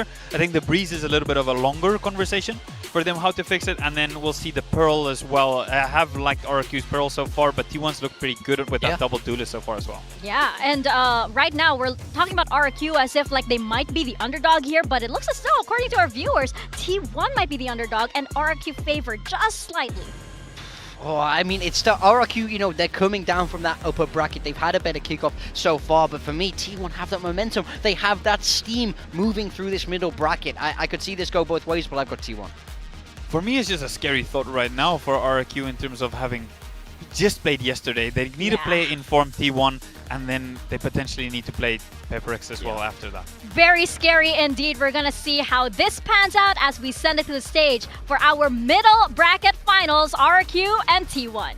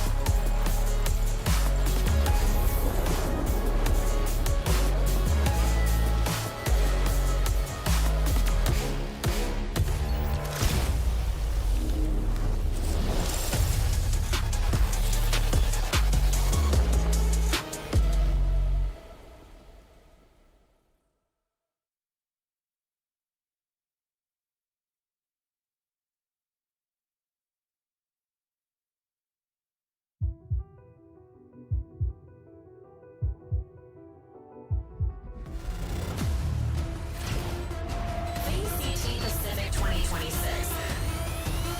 Earn everything. T1. It's time for Pacific's first ever middle bracket final. Two teams taking the stage to fight for that second ticket to Master Santiago. Who joins Nongshim Red Force in representing Pacific in our first global event of 2026? Will it be RRQ or will it be T1? Yeah, I mean, the names on paper for this T1 squad are legendary. There is no doubt about that. They found themselves down here in the middle bracket, but they're really starting to heat up. Coming off the back of a hot win yesterday against Nation Focus Me, they're looking to lock this up in one go and try and go back to back. And that is why also we feel like T1 is just picking up steam this entire time. And both of these teams, RRQ and T1, are such powerful players in Pacific. But RRQ, they are just coming off of that best of 5 versus Nongshim. I hope they're well rested because they're looking at a potential 10 mapper weekend, 15 mapper weekend even. My goodness. The RRQ boys are back. I'm so ready. I missed it yesterday. Yeah. Here I am today, and how excited I am. The boys seem all smiles, and they do have the energy. Hopefully, they are ready to go. If it's about to go, if it goes 5 maps, that they are ready. Yeah. I mean, the big thing for me is how have they reset after that loss yesterday? Knowing that they have a chance and they've missed it. Now they have a second one. They have another chance to claim this ticket to Masters Santiago. But can they reset? Can they bounce back? They had the tools to win that game yesterday, but they could not convert. Can they do it against T1 today? I certainly hope so, and I think the smiles on the faces of the players means that they are in good spirits despite that loss yesterday. But at this point, they just have to trust in the prep that they've done. They have to trust in themselves as a team because there is no time to go back to the drawing board. There was literally 19 hours right after that best of 5. They had, as you mentioned, they have such little time to take care of themselves and to go back here. So they just have to trust that they've done everything that they can. Yeah, I mean, I think this is really a test of those 2 weeks leading into this final weekend. They've had a long time to prep. We didn't see any compositional changes from them yesterday, so I certainly wouldn't expect any today. But then it's how good are you at executing that material that you already have. If you're not going to look for gimmicks, you're not going to look for surprises. You want to play that straight up Valorant. How well are you able to execute it when it matters the most? That's the thing. T1 has played quite a lot of games and they're on 4 win streak right now. RRQ haven't played that many games because coming from that upper bracket, yes, they did play a BO5 yesterday, so they may be warm, but they didn't have as many games to try and warm through and just kind of learn from that experience. It's kind of two extremes, right? You play such little games at the beginning of Kickoff, and now you're looking at a weekend that could potentially have you playing all of the games. So many games in your life. We're going into Pearl first, and we're looking at a comps right now. Yeah, we've got this double duelist coming out from T1. This is what we saw yesterday from them, where they cooked DFM on their attacker half. It was 7-1. They absolutely ran away with this map on this attacker half, so they're going to look to start strong, but it's Jemkin's job on that chamber to put a stop to it. Yeah, the Jemkin's gonna have his hands full with that Neon, and the double duelist trying to hit his side. It's going to be really important also how T1 plays against this RRQ comp, because RRQ is going to be comfortable playing against T1's comp. That is a composition we've played before, and we played it to pretty good success, so the comfortability is there. It's going to be how T1 deals with that double drone from RRQ that is starting on the defense side. Well, we know all of the pieces are in place. We know all of the players are ready. It's going to boil down to how they're feeling right in this moment, because this is the middle bracket finals, and we're starting on Pearl, over to Paper Thin and Achilles. You walk over there still saying we. Man's not on the team anymore. Well, he kind of is. Well, yeah, you know. I get it. In the past, yes, when you were the coach. But those days are in the past. You're an analyst desker now, son. Anyway, it's time to get into a best of 5. Loser here is going to have to play another one versus a PRX who looked absolutely terrifying earlier in our first series. So you want to just go ahead and lock up that spot at Master Santiago right here, right now. Yeah, it's going to be rough for either team to have to play 3 days in a row, whoever that ends up being. Not the thing you want to be doing here, but that's the way it is. And, you know, especially for RRQ, having to play 3 best of 5s 3 days in a row would be absolutely brutal. So for them, I feel like there's got to be some pressure that they're feeling, no doubt. Yeah, no, there really has to be. And, you know, it's a fast turnaround to go from, you know, having all of this time to try to prepare versus Nongshim Red Force, put up a strong performance there, but then not be able to get it over the line, and then have to turn around and say, okay, well, now we have to do that same level of prep versus T1 with Munchkin as the IGL. That is a terrifying prospect, but let's see if RRQ are up to the task. Had the first ban, the first pick as well. They're taking us over to Pearl. So let's go ahead and get this middle bracket final started. See who can take that first step towards the first Masters of the 26th season. This is a map that nobody in Pacific wants to play RRQ on. It is a just devastating team to go up against. They've been really good on this map for a while, but, you know, for T1, feeling like Corrode would be even worse potentially for them. Yeah. And they've looked okay on this map for sure. So, you know, you at least give it a go, see if you can make some good adjustments, maybe get some good moments, but with the way RRQ pilots this, with the combo they have with the double initiator and the double info initiators, makes it really hard to, like, confuse them, get the jump on them. So I'd be looking for T1 to, get a hit? Yeah, he did. He got Izu. Izu down to 45, Jemkin to 50. Salvo sent to try to delay. Buzz, however, the widely script pass that just gets stunned up, however. As now the pressure into Hall, trying to flush Jemkin out, swings the corner, runs out of those bullets. Tries to go for the swap. Izu will be able to collect a 1, but Sparrow fast on the trade. This Meteor will be found. Monyet, solid headshot, but Buzz just swinging out a little bit wider. Does manage to find that kill at the same time. Look at Cushy's awareness, but just doesn't have the shot. Munchkin breaking open this A side of the map. Buzz quickly just chasing in behind Stacks as the plant can come through. So 3v2. T1 looking to take away this opening pistol. Explain to me how Munchkin wins that. It's unreal. He's Munchkin. Well, he doesn't win that one, even though Xpero was looking the wrong way. Checking in towards water, making sure he hadn't retucked elsewhere. Crosshair a little bit high. Xpero still at 35 HP. Going to be finished off as Stacks finds the kill. Jump out of the window. Crazy guy now. 1v2, the Ghost, and just 40 health to try to make this happen would be a massive clutch to go ahead and jumpstart the engine for RRQ. So worried about another flank. Not being quiet about it. No, not at all. Still recon in hand, and Stacks will have the headshot. Opening pistol of this middle final goes the way of T1. Yeah, kind of an interesting round, you know, showing so much pressure, getting so deep, you know, committing the Neon as far as they do, the Yoru as well. They have to double up just to take Izu down. But Buzz finds a huge kill there on Monyet. That buys a little bit of extra time, and that's the big one. Munchkin sometimes is just so gifted with that aim that he can have. It's an IGL who frags. Anybody who's been watching him for the last couple of years knows it, that he can win you rounds by himself. 3-player stack. Orb taken by Crazy Guy. Flash at the ready. Sends it out behind the tail. And it will be Izu able to collect the elimination. Meteor at the same time looking his way into Mail, but has gone completely unscouted! And Xpero narrowly manages to get that knife. Almost had a mess of egg on his face there. Oh, no. But he gets the kill. But I don't know if he's going to get another one. Was clearly decently aware of where it could be, but we'll check back to see if he's gone around the world through the double doors.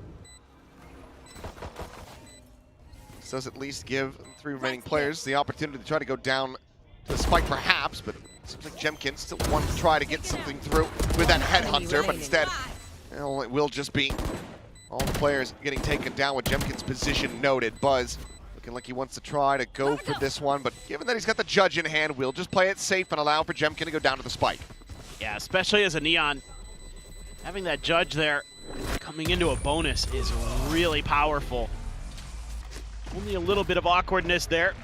Meteor probably thinking to himself, I got knifed already? Like, how did this happen? It's only round 2. This little flash and go. Easy peasy. And even though Magnet hits the early shot onto Izu, he's able to steady the aim. Crazy guy's loving what he sees. Can't win the round off of that one, but perhaps a bit of damage to the mental inflicted. Exactly. Go for the emotional damage. You can't win the round. Win it something else. I'm gonna push. 1B. I'm gonna pick on. Looking for the slide around the back. Jemkin going to be spotted. Makes his exit, but does get tagged down low. 35 health remaining on the chamber. Maniat at the same time scouted by the drone from Stacks. Spike still down in the spawn. T1 here. Continuing to poke a prod, maybe looking for an elimination before they go for the plant. Going to be at least the 1 player, but now confirmed 2 at dugout. Oh, now that you heard that, Odin, I suspect that you might leave Izu there to create a little bit of attention to keep it in place. That's a huge win for Munchkin. It's a massive one. He is dialed in. RQ still leaning on the correct side of the map, but just have to give them a bit of pause. So yeah, you see Crazy Guy now rotating over, try to go for maybe even a 3-1 stack. Jemkin scouting out, but you hear that movement, the trademark pop over by Art. Unable to find anything on the swing out. 30 seconds left. Landed in dugout before, should know that he's going to be there again, and they do. Buzz finding the kill, but the ping reveal will come through. Cushy with the Odin, able to find the kill, but still a player deficit. The Stacks just fast reposition, dodges out some of that spam, and the salvo, and they are just getting torn to pieces. Bonus already converted as Xfero just going to try to hide away and hold on to the weapon. Yeah, T1 is picking up where they left off yesterday, starting to really look in form.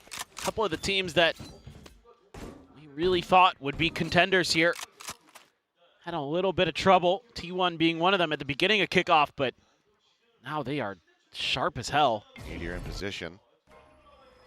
Not going to be able to catch him in the astral form, but he's got the read and he's got the kill as well. What a punish into a spray down, Meteor. Oh boy. He's angry about the knife. Yeah, that he is. Vengeance is quite sweet there for him. He's going to start. That's just dude, Munchkin, brutality. Just unbelievable. If he's on and like the rest of T1 is in normal mode, like then forget it. He just, that means his calling. Yeah. And that's how he won the first trophy for this region. Right. And, you know, Izu's been stellar. Meteor was unbelievable yesterday. Swing out, Jemkin. Able to get himself on the board at long last. Solid shot to put down Buzz, but Meteor on that lurk outside of A. It's a punish on a Crazy Guy, and now it looks like it's going to be a bit of a pivot call. Juggle the weapons away. This is kind of interesting. T1 has been kind of finding that first kill and then rotating away from it. And RRQ here expecting again that, you know, with Meteor getting one on the other side of the map, that T1 would feel more comfortable going towards A, but as we can see, doing something a little bit different, even going for the dimensional drift here against Nico. Want to make sure. Did he spot? He's going to double check it though, and there's the spam. So well read and executed by T1.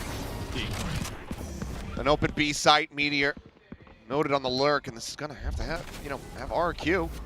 They have their heads on a swivel. He encroaches, sliding down through water, clear of the dart, a tuck back over towards Halls. The Bucky able to find 2 kills. Jemkin getting another. Suddenly his weapons recovered, and now it's just Meteor on that flank, and the spike never was able to get planted. This round, even with the ult invested, somehow slips away from T1's grasp. Use the footsteps, spots out the one, but Cushy will be able to have the headshot, and what a thrifty to pull off for RRQ to get their first round win. Yeah, wow. It's pretty good stuff from T1 in terms of getting to where they need to be, but once they get there, it takes just a little bit too long, and they don't feel comfortable enough. You get that kill, and it's go for RRQ. Got that Bucky. They're just not in positions to... Snappy. Yeah, that is nice. They're not in positions to deal with it. It's just kind of somehow unanticipated, but got to be thinking all the time with a Neon on the server that there are going to be shotguns, especially on eco rounds, and you would love to spread out a bit more. Don't give it a chance to get those multi-kills. Sparrow trying to offer up some counter spray here, dissuade them from pushing forward, but like T1, ooh, not looking to be stopped at all as Buzz somehow gets the weapon out fast enough. Sparrow displaced this time, the plant able to come through. Lurk again enacted, this time by Munchkin. A world away, well out of audio range. Meanwhile, Jemkin watching for the lurk to come through into mid doors, but be able to find anything there. I think the drone saw Izu. Sun invested, Buzz able to find one before the dart comes in, takes him down, Meteored out. His position known as just goes for the peek. Oh, so smart. Alarm bot doesn't need to go for the peek in on this angle, so Jemkin is going to be sat back with that operator. So T1 doing very well to get the readjustments, come in with a concise game plan.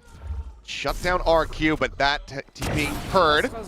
Munchkin, however, slow crawling through the little gap, won't be able to find the punish. However, Stacks can. 3-1-1.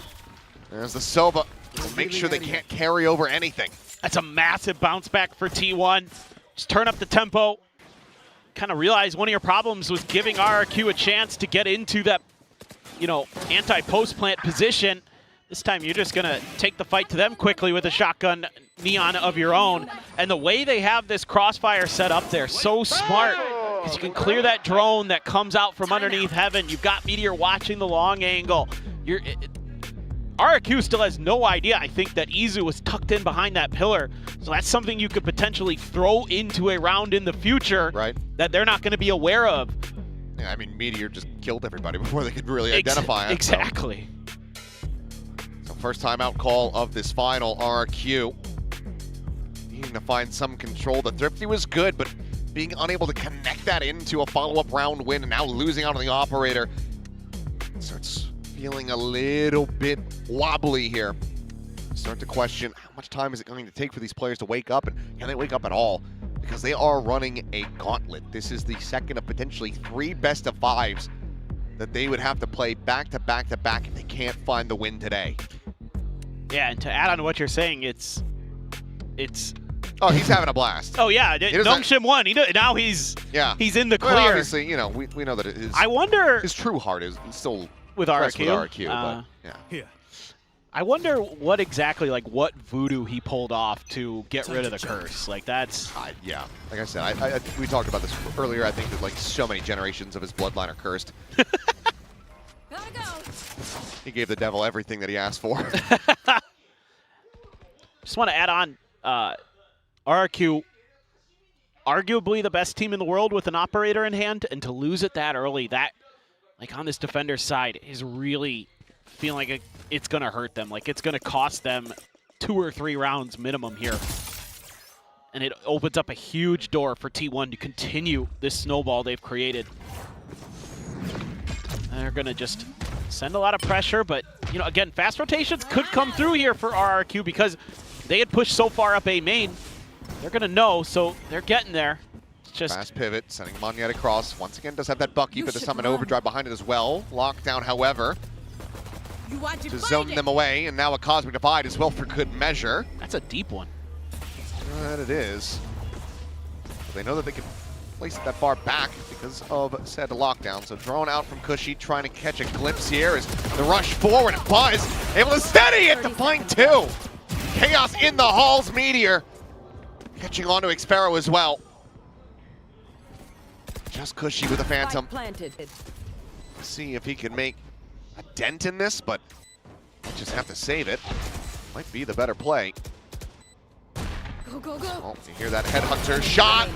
Buzz nearly coming away with the 4-piece. Teleport's ready. Jemkin will scoop up the rifle. I don't think there's too much else to be done. And even trying to go for the save, looking nigh impossible given this flank from Meteor around the back. TP's back into the tower. He swings it. Nizu will be able to find the headshot with that Vandal in hand. So 5-1. Timeout not getting them a thrifty conversion again, but RRQ now going back into a buy. A Tour de Force online for Jemkin. This is where we need to see them activate. Yeah, I think I see the idea here for T1 in their adjustment in the post plant to put Buzz in that tucked in position instead of, you know, a couple players holding further back to give Monyet that space. They want to wait for him to pass when he throws that fast lane and then challenge the follow-up. But he actually goes the other way this time. Buzz is just able to outplay him, so a huge individual win there for T1 and their duelist. 5 ultimates to try to work with. You hear the pop. Jemkin, the Tour de Force dialed in on this angle. Close on the left-hand side is Buzz. Jump across. Gate crash now going forward. The flash turns it, has to TP back. Crazy guy. Finding some supplementary damage is going to be the Armageddon called in. But Stacks, he's got the Hunter's Fury. Crazy guy's dead. Izu on the peak, finding Jemkin. Counter Hunter's Fury, looking for the kill, and Cushy will be able to get Meteor in the end, but it's still going to be a player advantage in the site. For the most part open to T1. But do they know about Monyet? He's creeping forward into the nebula. Some pings coming down. They're suspicious about it, but can't pin fast enough there, so Izu ends up falling. Now in a parity. Go, go, go. 3v3. Jump peek, looking for the spam. Stacks only taking a tiny bit of damage. With this setup, it's 3 players situated more on this art side. Dark cleared, jump peek, relay bolt going through. Stacks able to find the one. Overdrive pop from Monyet. Fishing, hunting for Buzz, who's got a shorty of his own, just staying tucked within the smoke. Recalls it over to the Phantom, tagged away, ends up getting taken down as Monyet finds the third. Body block on the setup. They do manage to get it up to half. Munchkin now, cheating forward, 16 health remaining. Here's the tap, he believes it, and he clutches it! Munchkin keeps the win streak going, 6-1 off the back of a Red Bull clutch. I don't even want to talk about what we saw on the screen. I want to talk about what happened off screen with Munchkin there. The whole time he's watching B. He's watching long B, doesn't see anything. When they start getting space at A, he starts making his way through mid. He goes through double doors. He wraps in towards water, checks that. He's checking everything from behind them, watching for Xpero, who's generally a really good lurker. And by the time it comes into this 3v3, T1 knows that it's all in front of them, so they don't have to worry about any of their flanks. They could try to take those fights in front, and they don't have to deal with any flanks, anything like that. And he's able to put himself in that position to clutch the round because of it. And smart placement with that gravity well. A little bit further away than normal. I think that's why the body block doesn't quite work. I mean, it worked for half, but yeah. After that. So now, 2 rifles, 2 sheriffs, and a headhunter. What RRQ have to work with to try to make another thrifty happen to get that second round win. As a drone will lead out. Izu, the gate crash to exit should he feel the need. Stacks at the same time. Just building up towards that next Hunter's Fury. He's already over halfway. He's going to be the one to slow creep up, tuck into that cubby. Drone at the ready, trying to get the spot. Xpero back of screen, drone gets cleared out. But she keeping Xpero's position unknown for the moment, but T1 clearly not liking what they've seen. So they're gonna go for a pivot. They have the spike, hand it over to the Neon, so they're doing this once again. The Let's get that quick rotation going through. Jemkin, however, at main, could play spoiler. Time starting to dwindle. Salvo, with Buzz, respecting that. Slides over, checking in towards main, gets the spot, gets the kill. Crazy Guy dead at the same time. Meteor will fall. Monyet putting the rifle to use, but only for the first. Buzz finds the second. Now it's just Cushy and Xpharaoh. A 2v4. With the weapon recovered, might just be best to just back away. Have the money for the purchase going into the next round, so it seems like they want to try to pull a rabbit out of the hat, but the gun barrel's already been spotted, and Munchkin just snappy on the shot. Izu will find the other from stairs. 7-1. A lead already secured at the half for T1, and they are looking to balloon this one. Yeah, I really like the way that they're reading situations right now in terms of the drone gets cleared from the link side of B, and they're like, you know what? It doesn't feel right. We have no idea what's going on behind the screen. We have no idea what's going on in the back alley. As he forced a judge. Exactly. It's the things like that, that you just have no information on, and instead of committing to that, you know, you probably pulled an extra player of RRQ over, tried on the other side of the map. Sad operator for Jemkin, but right now nobody there. Stacks maybe gonna challenge that angle. Drone first. Trap destroyed. Here. Now he's not. Just having to back away. Look at this, though. Look at their call. They're giving all this space in through B-Link, and they're like, well, we haven't tried this yet. Oh, the double face off the drone. Very nice. That gets Munchkin dealt with, so let's see what T1 wants to do. Usually Munchkin's on his own. So for RRQ, tough read, but they just hold their default, 2-1-2. Moving too much. Gonna have to get a clean execute here, but Cushy's already rolling over. Full flash connecting. Buzz, did he catch a glimpse? I think yes. Swooping into halls and immediately dispatching Xpharaoh. Crazy Guy able to find the lurk, so clears out Meteor. 30 seconds left. Could go on as well, so a 3v3. Jemkin Spike planted. still here at B long. Buzz trying to get damage through, can't find the kill. Stacks, however, holding the extremities, and Crazy Guy still quite far away. Stacks not giving him an angle. Stuck in behind this box. Jemkin swinging, Izu watching. Salvo to try to force it, but Izu hits the shot. They hold their angles, they get their kills, and T1 continue to dominate. Yeah, they're just really getting a feel for things now. Nice ping reveal, a good little set play there, but on site here, Judge makes things a nightmare for Xpharaoh. Yeah, Crazy Guy takes down Meteor. Stacks and Izu holding that crossfire beautifully. The angles they're taking there makes it so hard. Timeout. The final timeout call for this map having to be used in the first half. RQ well aware that they need to rescue as many rounds as they possibly can. The desk was talking about it, Ewok, even Autumn earlier talking about how this chamber can be used to help contain the double duelist setups, how it's come to prevalence across the world. But right now, T1 are rewriting that script.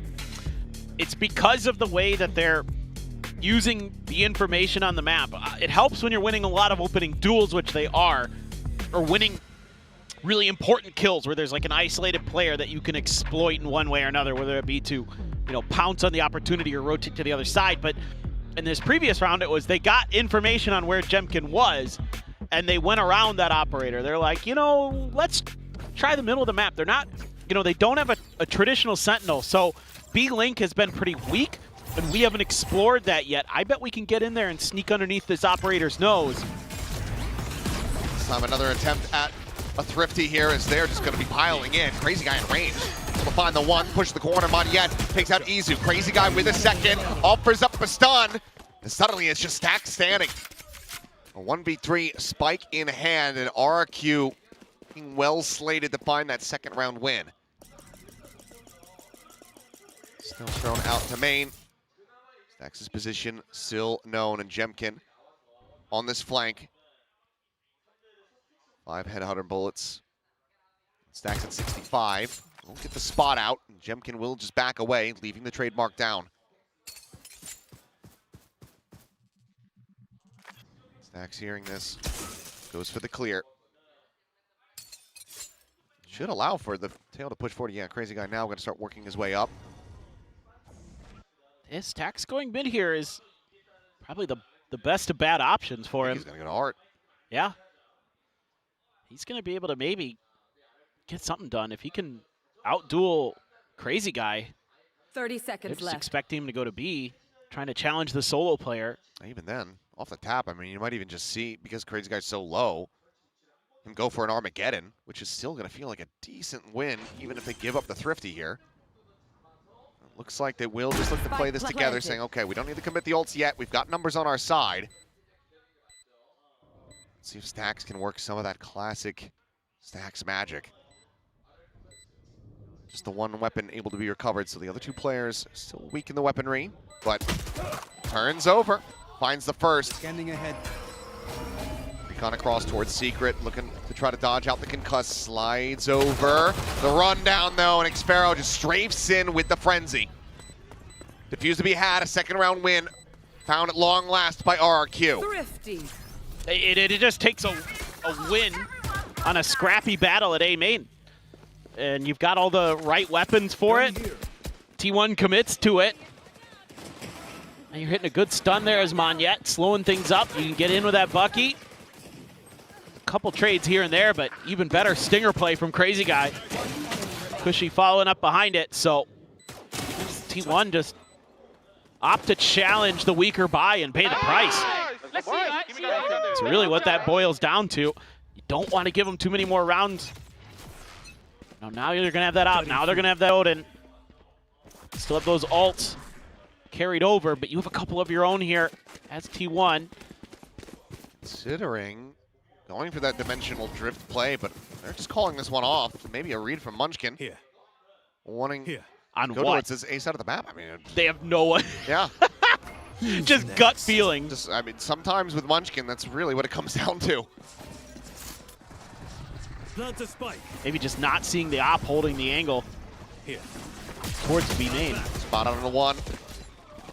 Full disconnect away. Monyet, minor damage suffered.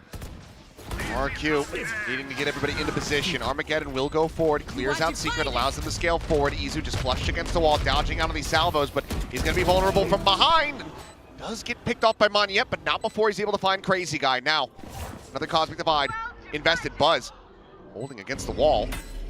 Danger of getting knifed if he continues in this position, but will still be able to find one before Jemkin pushes forward.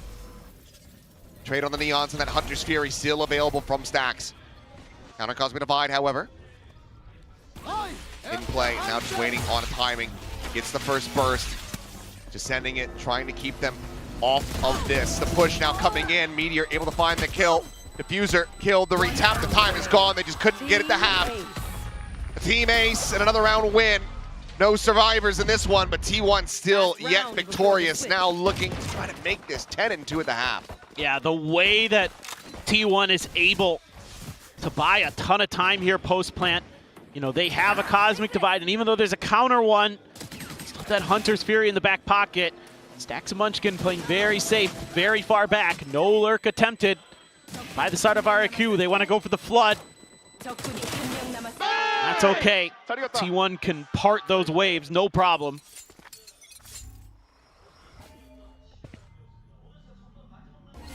Ping out, smoke right on top of Jemkin. Is he going to go for the push off the drone?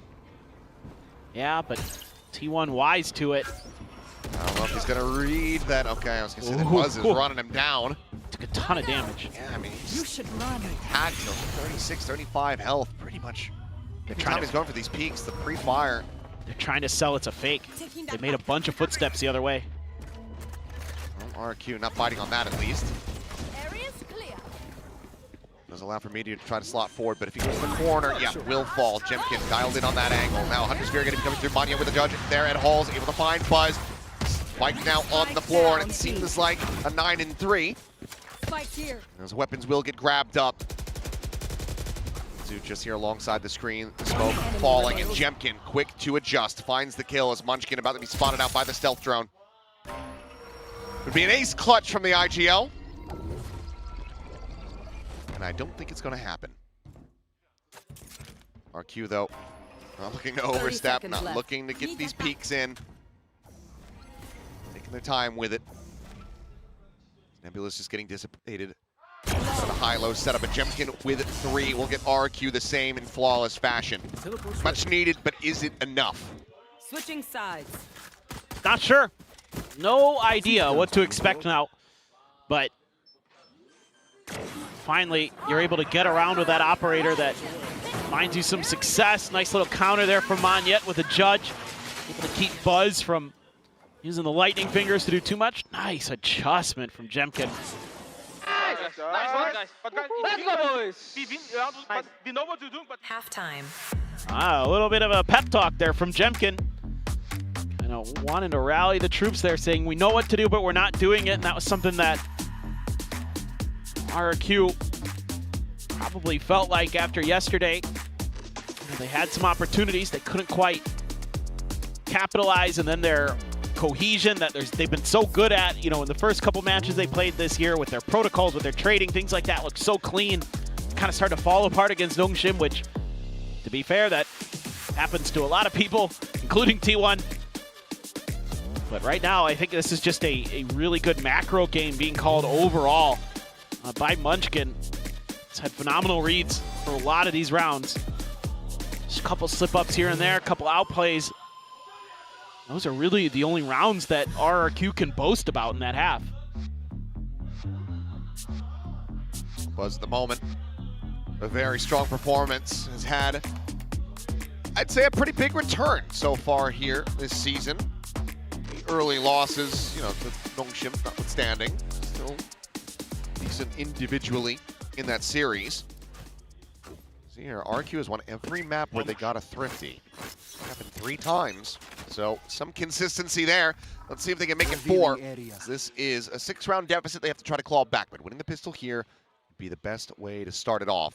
Of course, you've got this chamber. 6 headhunter bullets to try to make a go of this as Izu posted up close. As a gate crash for an exit, but it looks like Jemkin's going to give him the fight, and Izu will win it. Wow. A lot of confidence for Izu. That's a big first blood to find. To get that chamber headhunter out of the pistol round is massive. Yep, you know that there's maybe going to be one additional sheriff on the other side, just given the way that RQ likes to buy in these pistols. So the heaviest hitting weapon already gone. As Kushi, swinging around the back, and Izu wanting to find a little bit more. Puts him to 75, but cannot confirm that kill. They're trying to be a little bit tricky here with this misinfo. A lot of times the Sova's not going to be on their own. But they're being a little bit slow about it, so it's keeping T1 guessing. That's 30 seconds remaining. Izu now starting to back away. 30 seconds have left. That gate crash set up to make a swift exit, so we'll just play this out a little bit more patiently. Slides back. We'll start hearing, yep, there comes that movement. That Neon going to be noted. Salvo's starting to fly. Fast lane setup. Izu holding close, swinging in the corner, finds himself another 2 kills. Monyet in the back of Halls, just enough time. I got Spike. Has to get the spike planted. There's 2 seconds to spare. As Buzz sliding forward will put him down. The pistol, both on this map, in T1's hands as they hit double digits. Woohoo! Izu. Love the position he takes. And the timing, he barely gets around that corner, and then he's hidden in a spot where the recon dart doesn't hit him because of the fast lane that Monyet creates. Most Neon create that fast lane, and then right as it's all dissipating, I think even a smoke there from Munchkin to help, but and oh man, still a nice little play from Monyet, but I mean the time was just so low that T1 just knows that they can just rush him down because he has to stick. That was beautiful from Izu.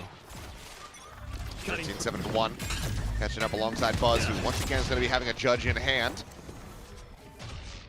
He's playing in close at A main. So at the ready, an orb grabbed up. It'll just be a silent little drift away. Sport. No, okay, just pump fake. Seems like maybe Crazy Guy gonna rotate towards B, maybe try to sell a fake, send out a salvo, something in that direction, the stealth drone perhaps.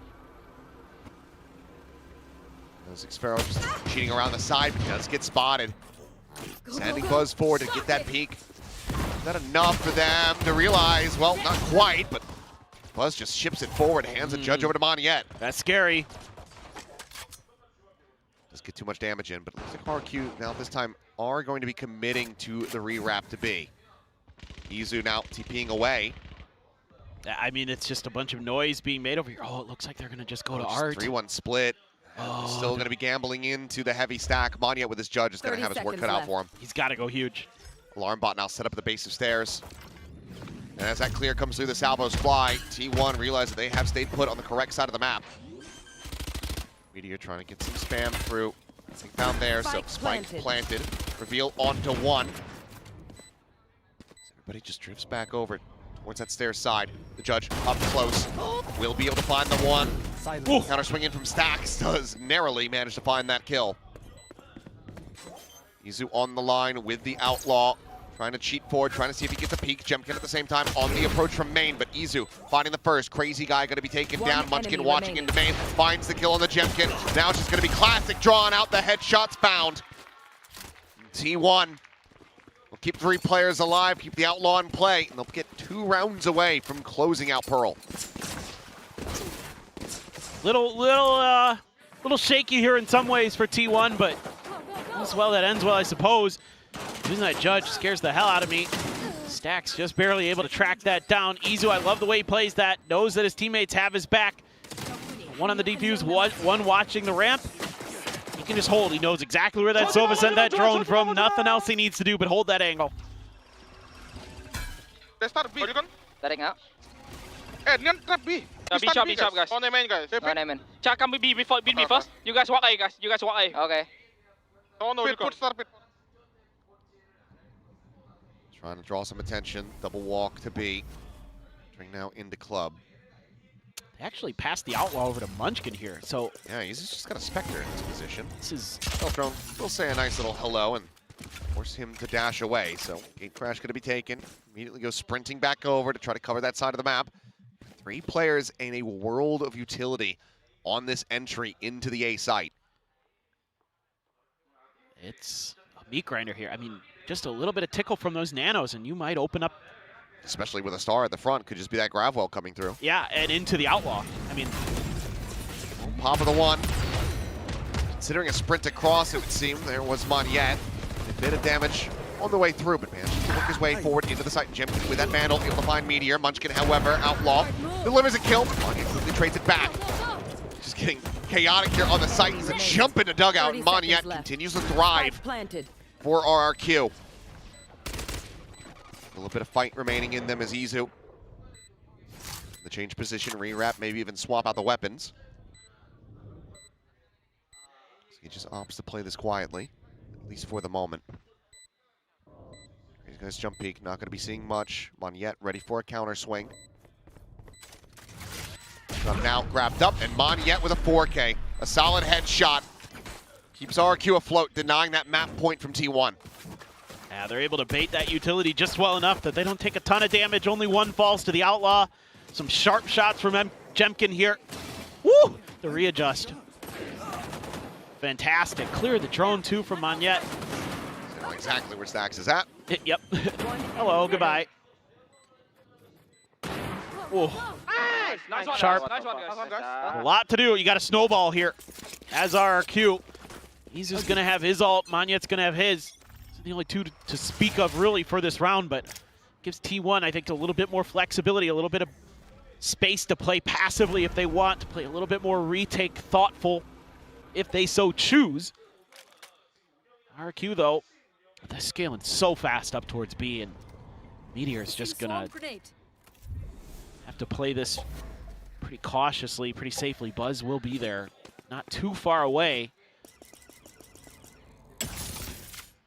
drone doesn't really give you much info here. I'm out of here. T1 being very scared of that B site. They're just saying, well, if they go A, we want to be quick to rotate there, but if they go B, you have that dimensional drift. Buzz now having to turn right back around. Seems like they're not fully convinced, but once again, Util starts coming in. Meteor trying to set up the nano. In his position at tower. As Spike gets dragged across behind the box. Plant coming through. T1 just trying to get everybody in position to try to go for a retake. No flanks here. Full commitment forward towards this site for RRQ, and the dimensional drift is going to look to try to suss that out. Two players spotted the overdrive, going to be popped, and Monyet able to sight Buzz out of midair. Solid kill found as Izu. Whippy on the back of screens. Monyet able to cover from behind. Comes up with the goods there, and needs a tiny bit of damage, but jumps back around the corner to safety. 2v3.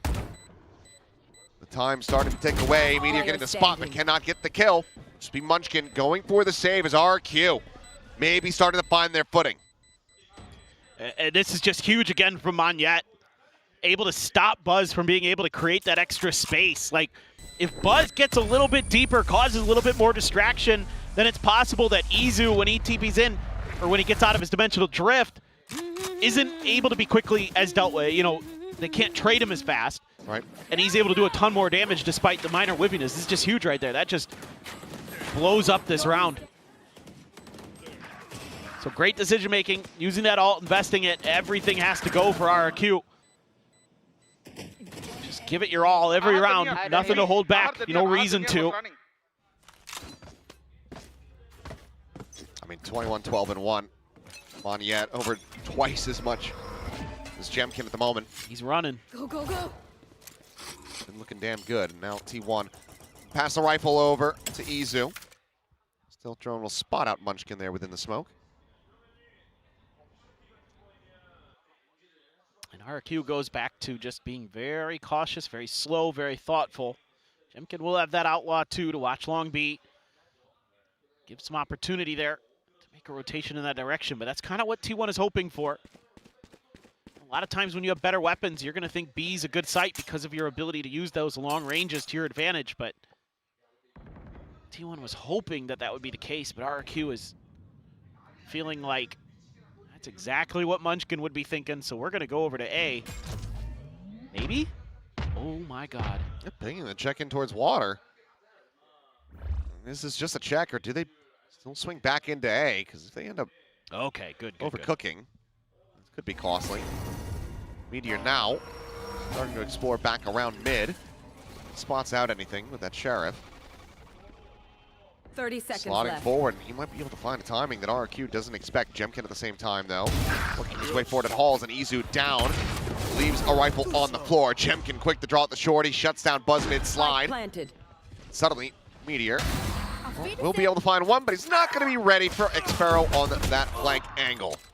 So a couple kills to be found here. Weapons can be scooped up. At least the one.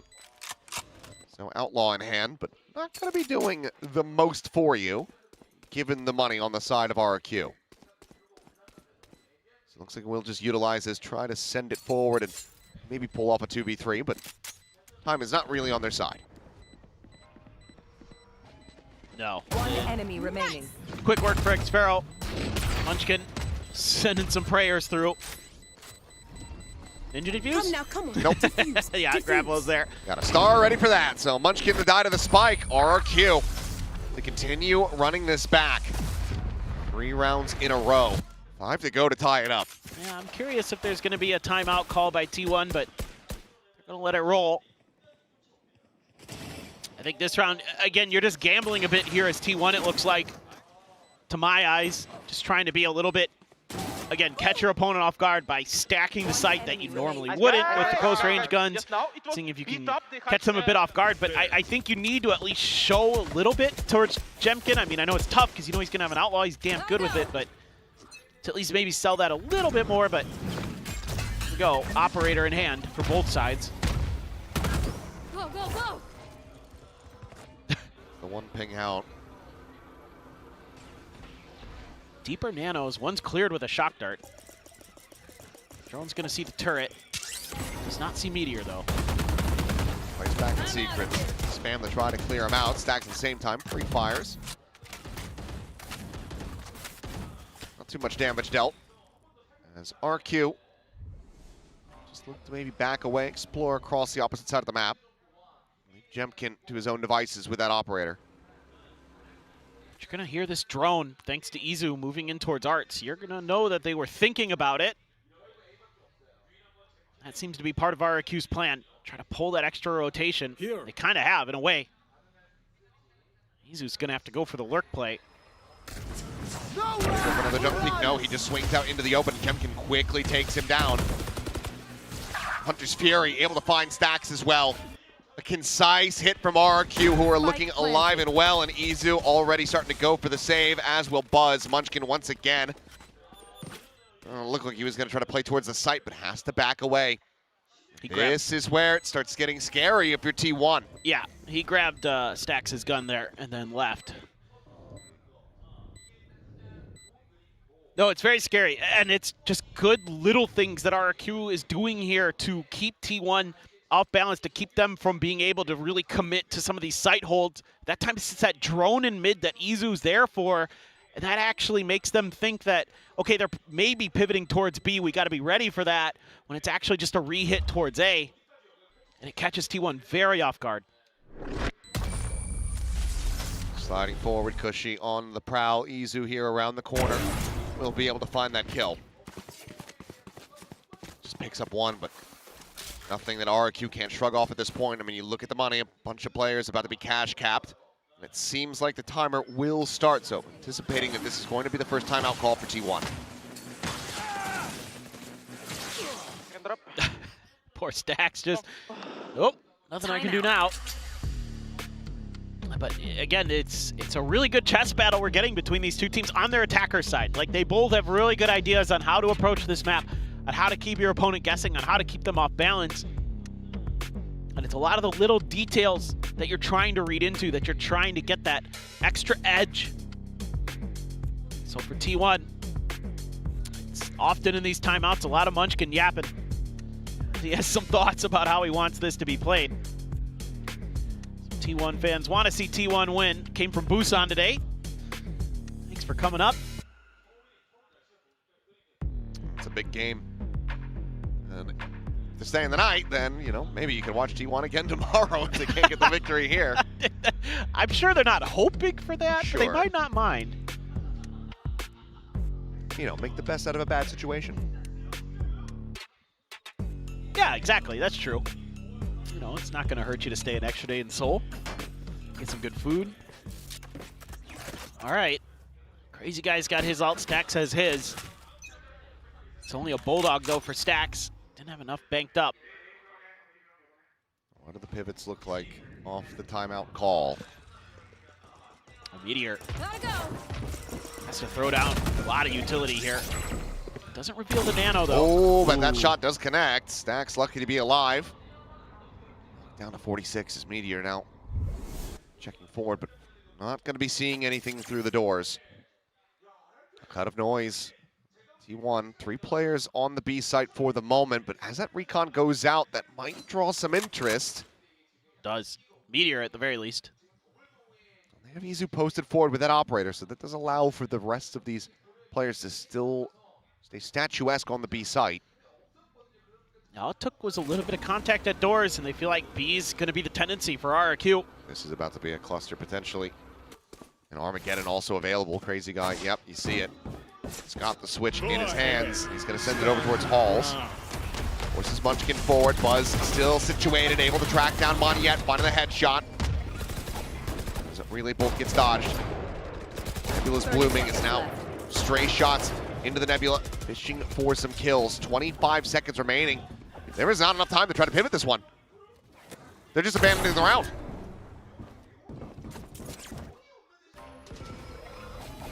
There's no time. You don't have a neon. They So don't yeah. have I mean, Izu was also here. He's about to hear the footsteps. Turns back. And yeah, he was already so late. Spike down A. Needed about, what, 5, 6 more seconds there? Yep. So, with plenty of money, And we'll just have to go for the save here. Match A point. bit of a head scratcher. One hell of a way for T1 to get this up to map point. Clearly, a big misjudgment from RRQ as far as the forces available to T1 on this B side of the map, and just as well, losing Monyet on that entry ends up rattling them.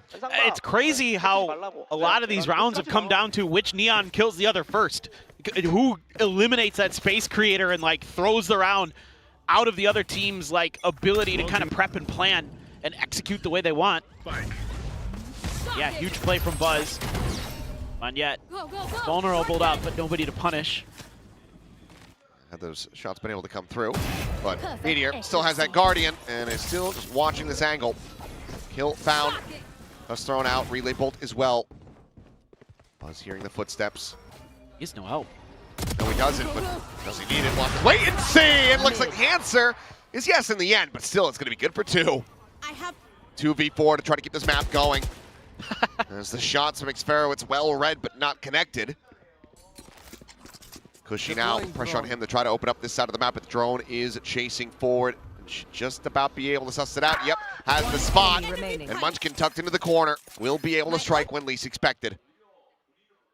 Final player's position known as Xfero. Set kills, just drifting his way back over. Izu hear the footsteps.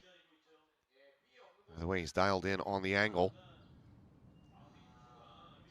Xfero knows that they had given up this space at main, but 30 both seconds players missing each other in this regard.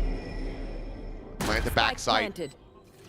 Staring over towards that secret side, Xfero. Setting up his own divide. So he's going to slot forward in towards Flowers. Just tucked into the corner. Narrow position to try to watch.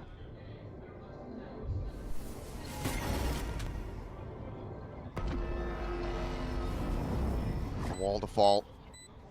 The timing starting to get away, and there you go. Munchkin taken down, but stacks in around the back. We'll find the final kill. 13-7. T1 faltering a bit here in the second half, but ultimately coming well out on top of RRQ on Pearl. That's really impressive stuff from T1 coming against RRQ's map pick, a map that they are feared on. But T1 is starting to hit their stride, is starting to hit their form. What you would expect when this, again, just like PRX, when you saw this roster with the minor adjustment they made, you instantly think Masters contenders. Not just to get there, but to maybe win another one. And now that means that we are slated to go over to Breeze, a map that RRQ only played for the first time yesterday versus Nongshim. Aside from that, we haven't seen it since it was in the pool back in 2024. So what kind of adjustments come through? How much can they improve overnight against a T1 who have overall been pretty damn good on that map throughout history? 15-5 all-time on Breeze with their most recent win over PRX. And it's Munchkin piloting the ship, who used to be a master of Breeze when he was on Gen G. You would think it's going to be T1 going up 2-0, but you never know. I mean, it just could be one of those days where map picks go the opposite of, what you expect, and we'll have to wait and see. But this is a phenomenal start for T1. Started to see some of the players maybe waking up a little bit, whereas Monyet, they're present from the outset. A fantastic performance from him, but need to see more from the rest of RRQ if they're going to make a series of this, if they want to go to Master Santiago today. For now, let's send it back to the analyst desk to break down Pearl. That's right, Master Santiago on the line for these two teams, and T1 is one up in this series. They managed to take Pearl. There was a little bit of that comeback from RRQ. I mean, that's what we can expect from the comeback kings here of Pacific, but T1 was just too strong in this time. Yeah, I mean, I think RRQ coming awake far too late. The deficit from that first half was just massive. Once again, struggled to settle into the game. T1 had their number from the very beginning. I'm getting worried for RRQ. I mean, I think especially looking towards Breeze as the next map as well. I mean, we'll get to that. We'll talk about that. But to start 1-0 down, this was your own pick. Man, I think it's dicey. I do think the game plan from T1 was really good against RRQ here, showing good understanding of how to play against the chamber as well as the double initiator and the double drone. Yeah. They did a really good job to kind of work around Jemkin. Every time that they find him with the drone or they try to find him anywhere, then they try to kind of go to the other side. And it was kind of only Monyet in the server for RRQ, to be honest. The other guys were struggling a little bit. There's a couple of things we didn't get the perfect round to show you guys, but in general, T1 doing really well of taking map control and then sticking around if RRQ want to re-drone the area or get the operator back onto the line, that they stick around and make sure that they can deny the information from the drone, because the drone is the one thing that's going to allow RRQ to have people on the line and to let them heavy stack over to another side. I mean, that's why you play this composition. If you want to play Teo Sova, it's so you have 2 drones to control the map. So if that information is getting repeatedly denied, Jemkin isn't getting onto those deep angles, then that's when this comp really starts to fall apart. Really strong macro understanding there from T1, and I do think Chamber can be a counter to that double duelist, but only if you give it the fight, only if you're contact bursting, only if you're walking into him when you don't expect it. And I felt like they were pretty diligent there for the most part. So credit to T1, credit to the coaching staff, credit to Munchkin. Absolutely. And, you know, as we saw, Jemkin, he was hitting a lot of shots, but it wasn't enough to deal with, you know, the entry, for example, from Buzz, who would just run in with a shotgun so many times. And it was just also T1 just really disrupting the pace that RRQ thought that they would be willing to set. Yeah, the other thing, right, that is there, if you do have the ultimates and you have this double duelist comp, then and you try to run down the chamber or the double drone, right? Sova he needs to react. If he doesn't have this recon, it's pretty hard for him to deal with a fast rush. The Teo also as well needs to all of a sudden take out his iPad and put stuff down, so the Neon can oftentimes pass through that, right? And the Yoru, if he's inside of his ultimate, then he's just going through as well. So when you do have ultimates, you can run this comp down at times. And when you don't have it, then you play like how we just spoke before this, right? Make sure your map control understanding is good. It's something PRX was really poor against RRQ, and that's why they had such an easy time on Pearl. But T1 did show really good understanding of how to play against this double drone, and overall pretty impressed with how they played their attack side. And also Munchkin was just incredibly brave and ballsy so many times. I mean, we have to talk about Munchkin. We spoke about him before this match, and just about how strange he is as a player. Realistically, he's in strange positions all the time, and he finds so much value. He is this fragging IGL, and he makes decisions that you just sort of don't expect. Yeah, he's a guy we kind of we noted on it right at the start of the show, and on this clip we'll see now there's going to be A pressure initially, and the team's going to come back, and he's going to decide in mid-round as an Astra, he's going to make sure that RQ don't have the B line. So if RQ have the B line in this scenario and they end up going back to A, they're most likely going to a stack. What happened in that round, if you guys want to go take a look at it again, is he decides that most likely they have information on the B line. He doesn't think there's the chamber because they saw the chamber around A like 10 seconds ago, 15 seconds ago. He's most likely not on the line there, right? My Astra is going to peek the B long and just one-tap the Neon. If your Astra dies on the attack side and you're running a double duelist, the round's basically over. It's such a crazy It's choice. also in the reason he kills the Neon, right? He kills Monyet, and it's the reason they get into the A site, and there's maybe one or only two. That's the reason they get into the site for free. And this is things as a coach you won't necessarily teach. Is very hard to teach, right? Because mathematically it's not always the right play, but if you have that confidence, it's the reason also why they won the round. Yeah, it's that balance of risk-reward. If you're Munchkin, you can do stuff like that. Yeah. If you're Munchkin, you can say, guys, hold on, wait for my signal. I'm just going to go take this fight over here, all the way on the other side of the map. As the Astra. You guys just wait, hang on. Okay, he's dead, go on. Yeah. But for RRQ also, right? Right now, if I'm Jovi, right? You also mentioned Munchkin's still doing that. And yet, if you get the kill there, that round is just over. Right? So there is opportunity as well for RRQ to take advantage of these aggressive plays that you don't necessarily always see, that there's potential almost to win a round from one duel, right? So there's potential there. I don't think it's over. So they could do that, but the problem was towards the end of the map, I feel like they were getting a little bit frazzled. In I believe it was the second to the last round, you saw how they had to sprint across the map because they realized that they were running out of time. And those are the kind of mistakes that you feel like that kind of, you know, back and forth leads to these kind of decisions. Yeah, I mean, I think one player that I do want to talk about here is Xfero. That was a uncharacteristically bad map 1 from him. I feel like this guy has had such an amazing tournament through Kickoff. I think he's been their best player. Even in that game yesterday where they didn't end up qualifying against Nongshim, he put in a strong shift on this more supportive role, but he went missing in map 1 of Pearl. I think this guy has a lot of weight on his shoulders, and I want to see him rise to the occasion here, because if he starts to pop, that's how RRQ get into this game. That's how they get the win here. Yeah, if he's going to play the same as yesterday, it's going to be over to the Viper. And his Viper, let's everyone remember, he did get the kill record back in 2022. I remember 2022 champs, I think. Against Optic, yes. he got the kill record on Breeze. But okay, can we calm down, guys? Can we calm down and come back down to earth a little bit? First of all, it was just map 1. Yes. Okay, it's just map 1. I know it felt a lot longer than that because RRQ's comebacks. But now we head into Breeze. And T1 picking Breeze. That just felt like a big moment in the face of RRQ after what happened with them against Nongshim yesterday. We can see it here yesterday. They had a 1-11 defender side. It did not look good in really any way. There's no two ways around it. RRQ this time will be starting on the attack, though. I do think their attack side looked a lot better. They started to string some rounds together. So I want to see RRQ break out into a lead here and then have improved their defender side. There's no two ways around it. Things have to change there. No, I 100% agree. The defending side was very poor yesterday, but the attack side was fine. So let's see if they're going to stick with the same composition. That is going to be it. Monjet on the jet. The Monjet. The Monjet. The Monjet is still going, and the crazy guy Astra. It's something that is a little bit new. He played it twice yesterday. I think there's a couple of times when the util could have been a little bit more smooth. My gosh. Great, best.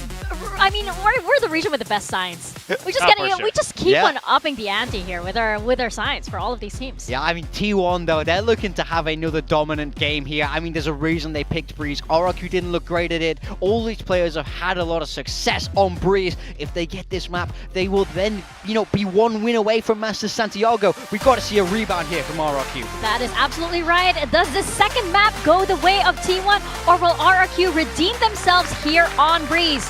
We'll find out as we toss it on over to our casters, Paper Thin and Achilleos. Alrighty, into Breeze we go. T1's pick. We can find a win here.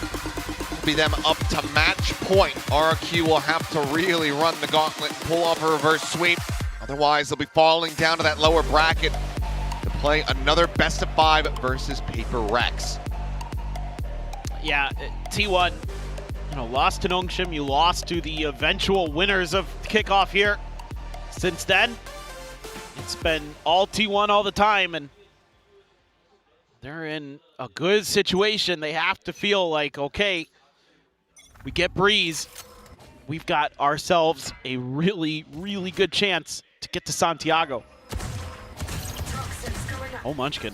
Looking to just clear out that drone, does get tagged, so they know that he's still around backside. Cuts over towards the half wall, and Izu may be spotted as well.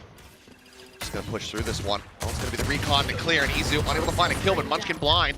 They'll still be able to line one up, so Monjet gets taken down, and Jemkin could get tagged at 45. Buzz, one of the pursue forward, looking for Crazy Guy, swoops in, but Crazy Guy holds his own. Xfero cleans up Munchkin, now to Stacks, and Meteor to try to make a go of this, as Stacks! Guns down 3!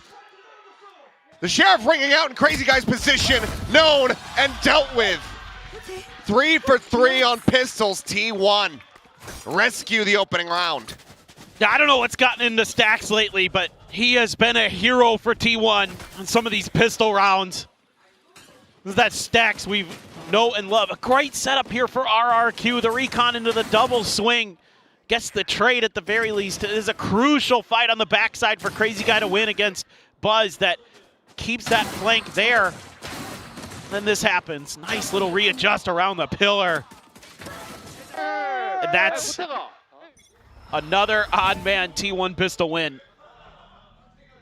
That's a backbreaker for RRQ. That's hard to stomach. Drone forward, Buzz. Tucking. clear coming in. Buzz just chasing in on a timing. Finds the headshot, looking to try to steady that hip fire. Won't be able to find the third kill, but it is damage dealt. I believe Xfero getting clipped through one of the others.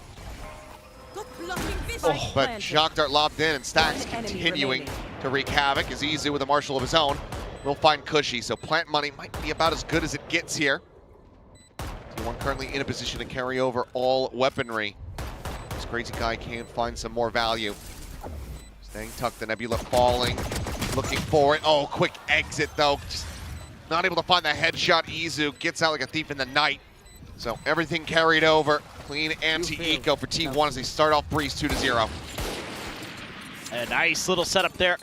Have a player behind you to clear the drone as Buzz, so then you can get aggro, pop your dash, find those kills, break the round open a little bit. It's a nice shot there, gets a headshot too. I was worried there for Izu. I'm like, your gun barrel's gonna be sticking out. Oh, just a glimpse there as well.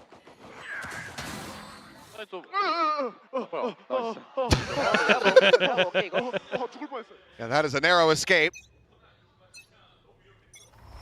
Keeps himself alive. 4-0 start for Stacks. Buzz once again considering going for this peak. Might just be a similar play as the drone's going to come out.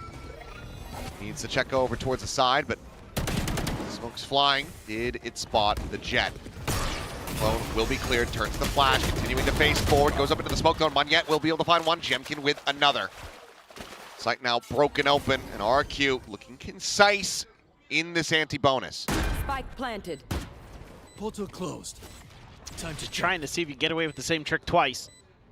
Spot on one, Monyet going for that swing. Izu actually able to find it. Clone through the wall, which will fall. Xfero collects an elimination, but Jemkin going to be finished off and previously been tagged up by Stacks.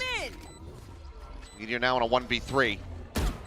Seen crazier things, but his attention is just going to be split across the board. So 3K from Xfero will get RRQ the first round win. So this time they don't fall for it. They've got the jet that can dash past to create that extra angle. Buzz has to make a bad decision. Opts to try to push into the smoke that Monyet sets up, but there's not much he can do there.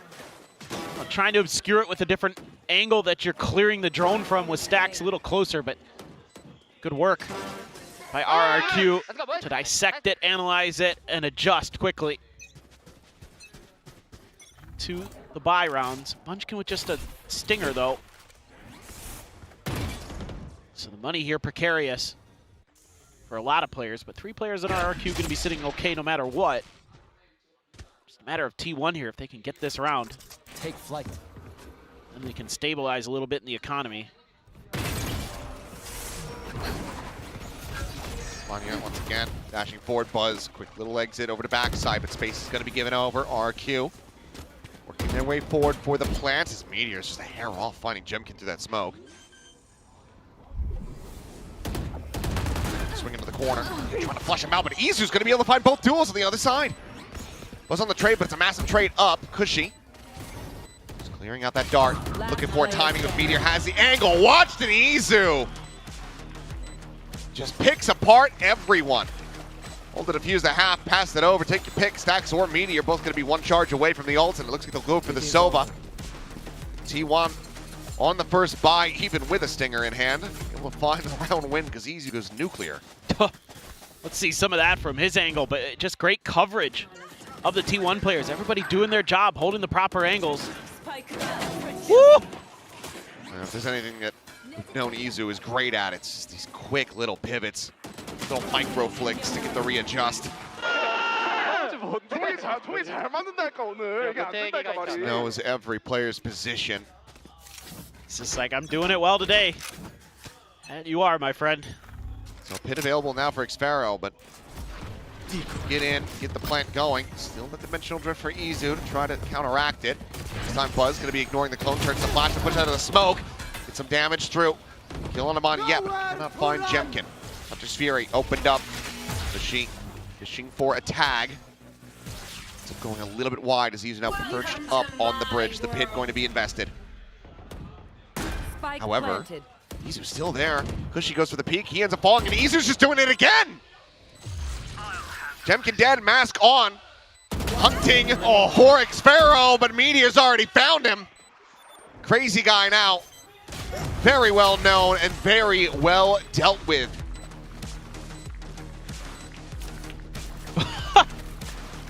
I mean, just forget it if Izu's shooting like that. Pack it up. This is just bananas. Again, this tight position from Buzz, and this time he holds for the clone. Oh my god, right as it's going up. And he wins on Jemkin, who's trying to swing. Meteor takes a tight angle there. My goodness, my goodness. This is getting a little crazy. Xfero just really is stuck in the back of that pit, and Meteor knows it. See if RRQ can some of that thrifty magic that they had in the previous map, but Buzz will look to shut it down. Quick peek out. Outlaw finds the kill. The Viper and the Lurk now dealt with. Drone leading forward into mid, but Meteor about to turn around and hit the jackpot potentially as they go jumping up into Nest. His eyes still on elbow. Stack's about to get caught. Meteor now well aware that they've been outdone, as Munchkin will similarly get picked apart. Cloudburst down. He's waiting for an angle, but the double Cloudburst actually keeps him covered. I don't think Manyet even realizes this at all. But now he pushes forward. He finds Izu, and Meteor's patience has maybe just cost him completely. Knives drawn for Buzz, and what a thrifty this would be for RRQ to double up the scoreline. Push through the Nebula. Finds the first. Cushy taken down. Still though. 2 rifles in hand. Jemkin with a Sheriff. The updraft out. Buzz able to find one. Another weapon going to be recovered. 2 remaining players having those guns, and Meteor needing to do it all. Spots him, swings it, and Jemkin shuts it down. A thrifty confirmed. RRQ will find their second round. This almost feels like somehow the comms weren't either understood or given over to the rest of the T1 players here, because Stacks there should kind of know that there's the possibility that they're going to be pushing him with where Meteor was and what he saw. So I'm a little confused on that round, to be honest, in terms of just the mental preparedness of T1 and the communication. Yeah. But it also feels like maybe Meteor not considering it. He never looked over towards Nest. And if he had, he would have been able to find both those players styled in on that elbow position. As Izu, walkabouts down into mid, finding 2. Just a clone behind the box. As Xfero will be able to bring his reign of terror to an end, at least in this round. But you've lost out on your entry power. Munchkin tucked into the corner, going to be pushed aside by this drone, so has to tuck back. Bite layered in. He's not going to get caught. He'll be the one doing the catching as Crazy Guy gets picked apart. Unless Xfero can find something on this Hall's entry. Could just be screwed, and I believe it's Gun Barrel about to be spotted. Yeah, slow creep up into the headshot. Stacks has it now. Cushy just to try to tuck back and save. Buzz on the angle, saw him, and will take everything from them. No consecutive round wins to be found. It's 5-2 for T1. I mean, who needs 2 duelists when you've got Izu? Forget it. He's basically having like 3. Exactly. T1's running triple duelist. Oh no, not again.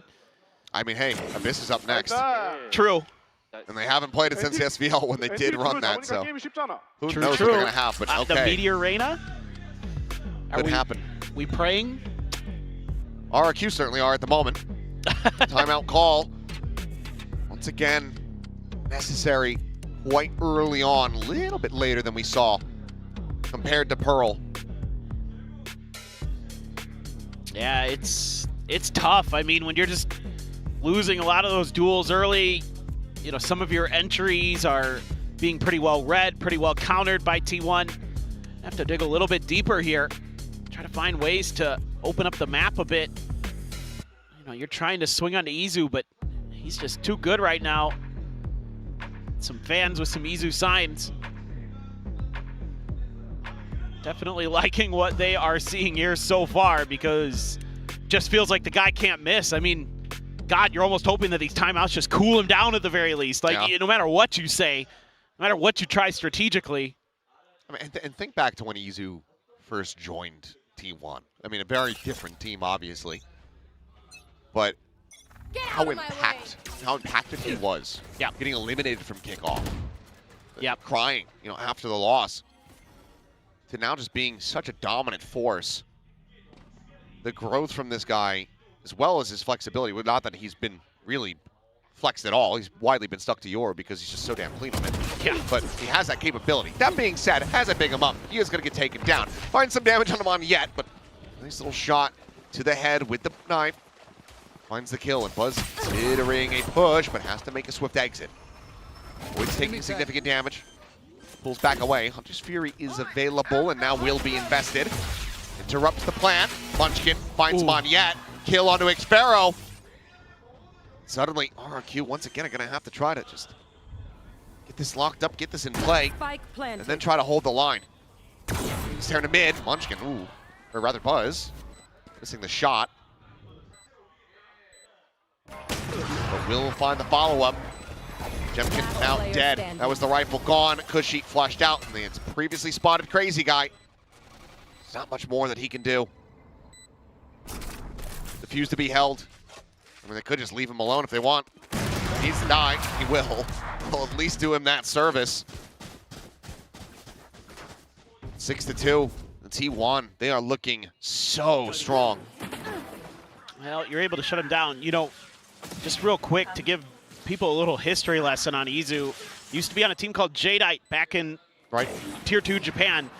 And I still remember now how a couple people I know from Japan wouldn't shut up about him, how good he was, and how they expected him to eventually be a superstar. You're seeing it this year. You saw it last year in their run at Masters Bangkok. First. Run, smoke, Maxim. On top mid. On mid, guys. Don't take. Yoru B, okay? A bit of chaos at the start. Do get the spot out onto Izu, so Yoru B, I would start leaning into the A side. Another gate crash going to be sent over, though, so we'll be able to quickly join. Actually, no, it's stopped there in the archways. That's the problem with Yoru's, usually. Not in this round, but the ability to be anywhere in the blink of an eye. Meteor wants to smoke things off a little bit in front of him. Ooh, pop flash out. Stack's turning that, but still getting overwhelmed. Jemkin able to find the kills. Cosmic Divide's going to be coming in, and Munchkin. He's just pitting back sight as Meteor cheats forward, riding alongside the wall. Kills found there. Xfero going to be spotted. Now has to play inside of the pit. Munchkin's not watching for this, though. He's not watching for this at all. That being said, Meteor still fragging. Finds Crazy Guy. I think Xfero saw a glimmer, but still cannot win the fight. 2v1 now. It's going to be caught with util in hand. Meteor finds for T1. Already up to 7. I don't know how I feel about that peak by Meteor at the end, but he won it, so whatever. He was very low on health. Just feeling it. Just feeling it, yeah. Great start to that round. You clear out one player. Munchkin just spraying and praying. That wall, Meteor uses it to gain so much space. They're just not ready. The Crazy Guy swinging, not expecting them to disrespect the Cosmic Divide like that. They are feeling comfy on T1. Drone comes in. Blocking vision. Trying to keep this obscured, but now you know, so you gotta go. Meteor watching in case that gate crash gets taken. Monyet lit up. Buying into the clone, the re-peek there. Monyet caught.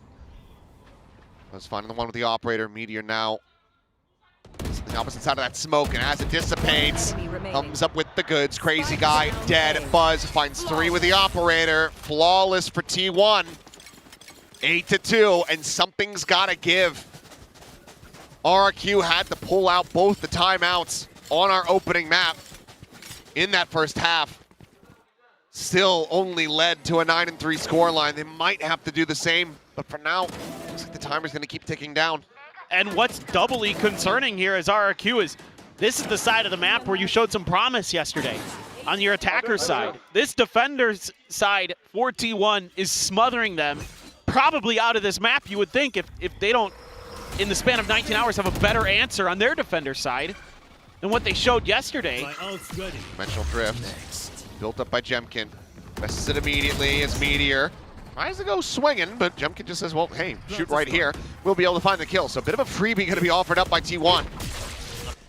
They convert this into the round win. Shocker to the ready. Izu again. This man is just dominating the bridge. That's his ult too.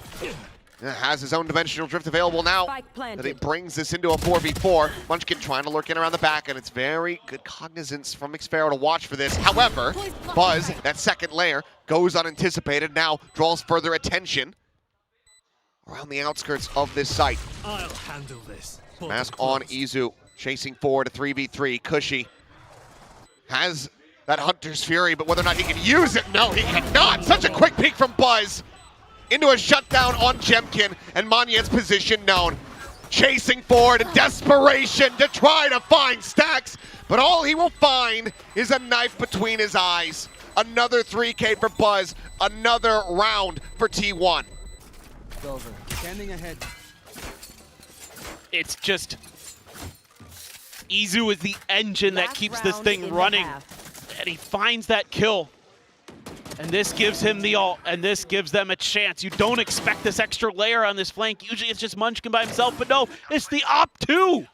And then because Izu clears so much space, they're like, I bet he's coming down this angle, man. I saw everything but that. He's probably there just pre-fire at Buzz. That's exactly what they do. It is so clean right now for T1.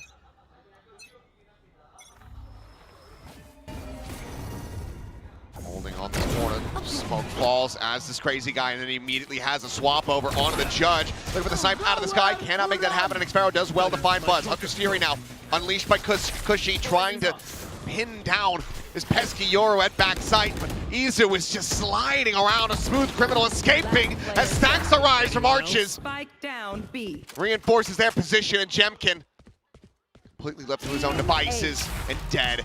10-2, T1 want to speed run their way into that Master Santiago slot. Great read on this last round as well. Munchkin is so fast to get in with just the extra time that Buzz and Izu can create by the nature of their agents and their own individual play. Look at this. He's like, I know what you're doing. You're going to go for a Hunter's Fury this round. I'm coming right down into you and removing that from the equation. Or at the very least, removing the player from the equation, even if the ult still gets a couple shots in. But Halftime. it's everything that RRQ tries is either bested in the micro or the macro. Now, is there some miracle? Is there some magic that Jovi and company have been able to work since last night? I mean, that's the thing of it. You have to expect Jovi, Warbirds, I mean, maybe the only person getting less sleep than them, having to prep for this best of 5 is Sliggy, watching every damn region, every damn game. He did turn off for this series though, so I will hold that against him. Oh, what a jerk. He watched the first one and then he called it quits. That's unbelievable. Can't believe he needs sleep. Yeah, I just assume, he's a robot and doesn't ever need, maybe his batteries need recharging, but could just plug into the wall, Well, it has been, return to form for everybody on T1 widely. We've seen the steady match-over-match growth. Meteor at the moment having a whale of a time, 15-3-4. T1 been able to manage their way onto an international stage, and Izu is going straight back into it. Finds Monyet. Observer, Prius, hello, can we look? Another dying quickly. Jemkin's not going to be able to find anything. It's just crazy guy. Finds the first, can't find anything else. 11-2. Oh boy. They're just going at him. T1, all the confidence in the world. Might as well. Flash hits too. They're just Winning it, Xfero doesn't even register that he sees him. Yeah. I mean, the way that I could describe T1's play right now, basically these first two maps, is narcoleptic. They might as well just be asleep. Because it just seems so easy. They're just coasting through this. Feels like they're in a dream. There's a buy-up from RRQ. They go for some stingers and a couple sheriffs. Rifles, 2 big ones, Buzz, Meteor. Meteor in particular has been stellar. Crazy guy. Try to hold a tight angle from the wall. This B site, the strong side, mid left completely wide open, but T1 might challenge. Let's see what they see. A ton. Dash up to the top. Sheriff shot through, drop down. Crazy guy on the other side. Taken down. The Stinger able to find a little bit more damage as Buzz pursues for a bit more. Ooh! Peek on Monyet will be able to find a kill on the Stacks. You're trying to hold down this back flank as the drone goes forward. Flash in. Cushy. Spraying and praying. Rewarded with a tiny little bit of damage as Meteor up on top of the wall, able to find Xfero, making his way forward, but now a 2v2. Meteor swinging around the back, cannot make it happen. Takes Cushy low, but cannot take him down, and Jemkin still there. Have shield on him. The spike dropped at the front of the site.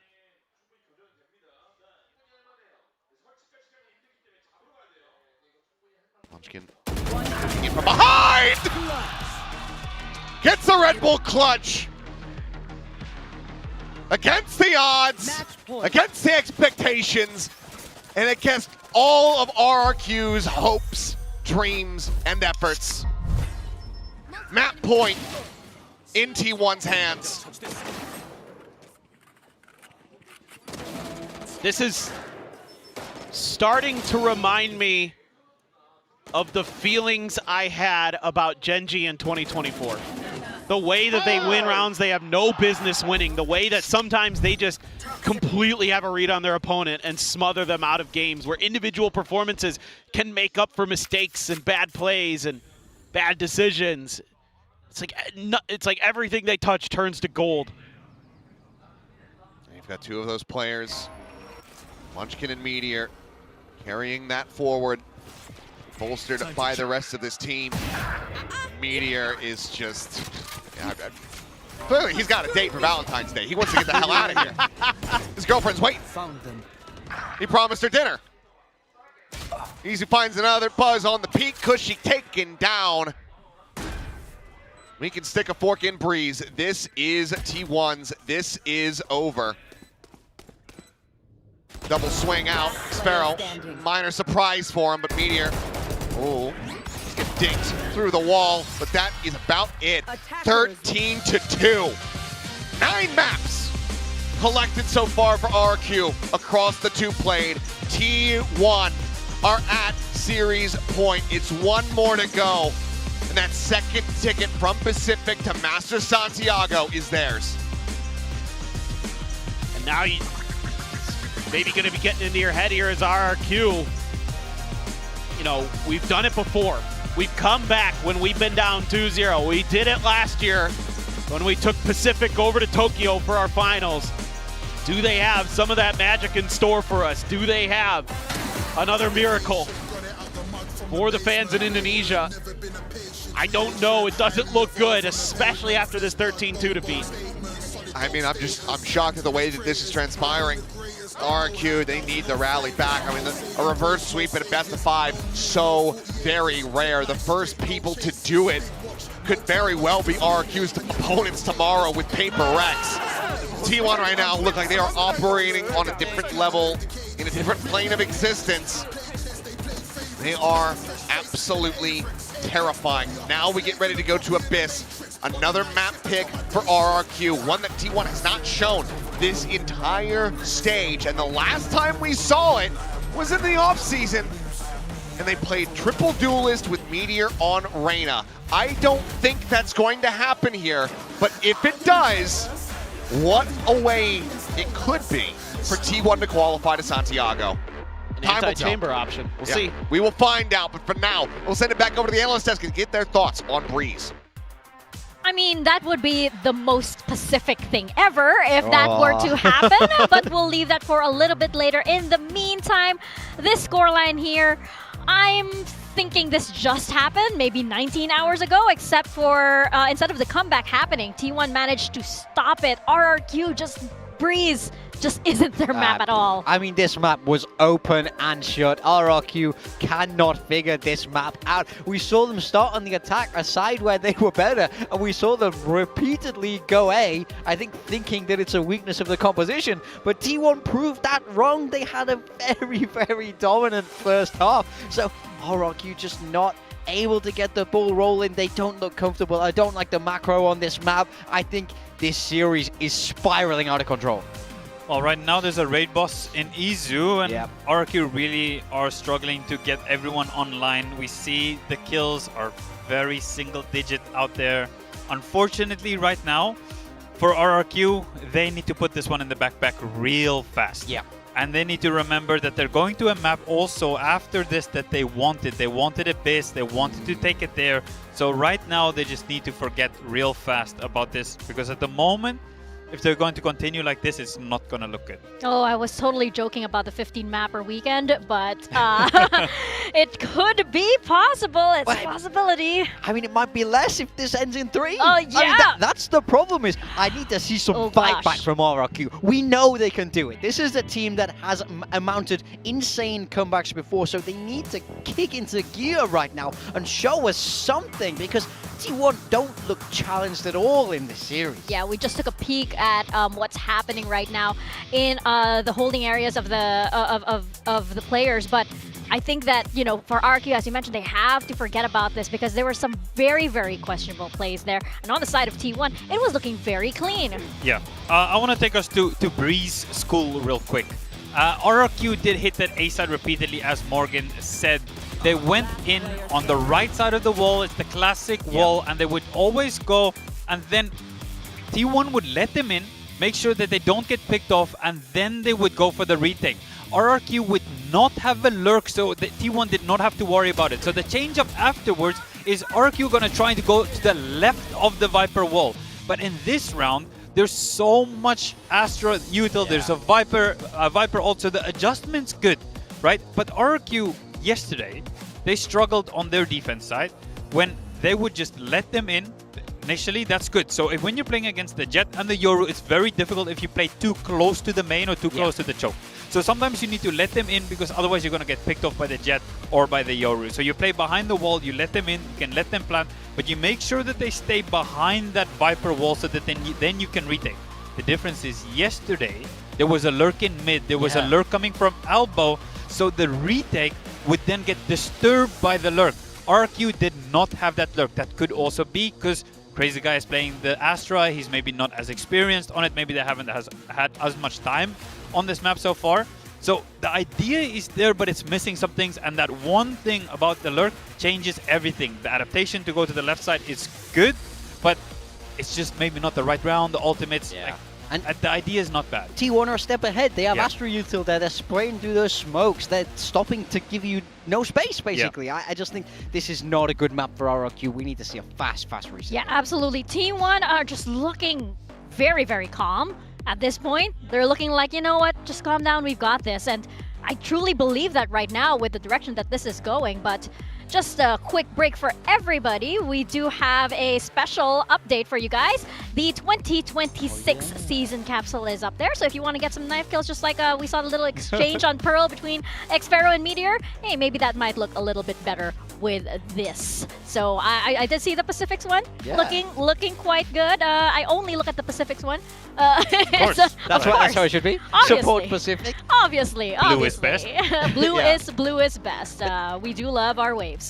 Now I think if we go back into this series, if we dive deep now, RRQ have made comebacks before. They've made comebacks in best of fives. They've made comebacks in maps. This is a team that can do it. And I really want to ask you, Ewok, if you were back there in that dressing room, you're back there coaching this team, how do you turn this team around in those moments? Because we know that the players have it in them. Yeah, well, to be honest, if they lost the previous map 13-11 after having such a long day yesterday, I feel like it's way more difficult to turn it around if you're 0-2 and another close, you're running out of energy. At the moment, RRQ, honestly, they've been in that situation in the past. They will have the energy. This is, yes, it's a short turnaround, but they will have the energy. This map was fast. You blinked and this map was fast. It's maybe not even 30 minutes and it's over, right? The energy will be in the tank. Now it's just getting the belief to harness that energy. So you need to have a conversation right now about forgetting what it was, right? You need to adjust. Abyss is where it's at. So initially you talk about the emotional side. You get the emotional. If you need to argue about something, get it out. Get it out. Say it now. What are the issues that you're having now? Say it, then lock it down. After that, you focus full on Abyss and the attitude changes. If someone is not changing their attitude, then you speak to them directly and you make sure it changes. Because if you don't have that adamantly right now, if you don't have all hands on deck, this comeback does not happen.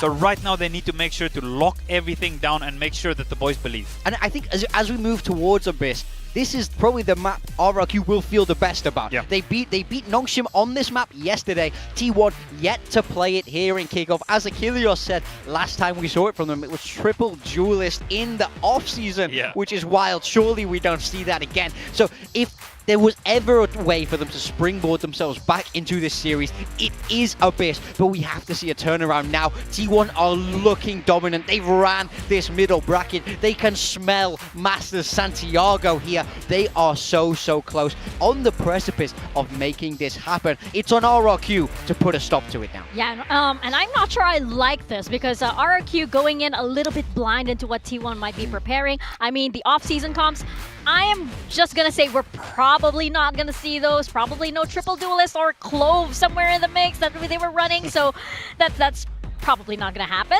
But yeah, for RQ, it's that big question of can the Comeback Kings actually make this happen?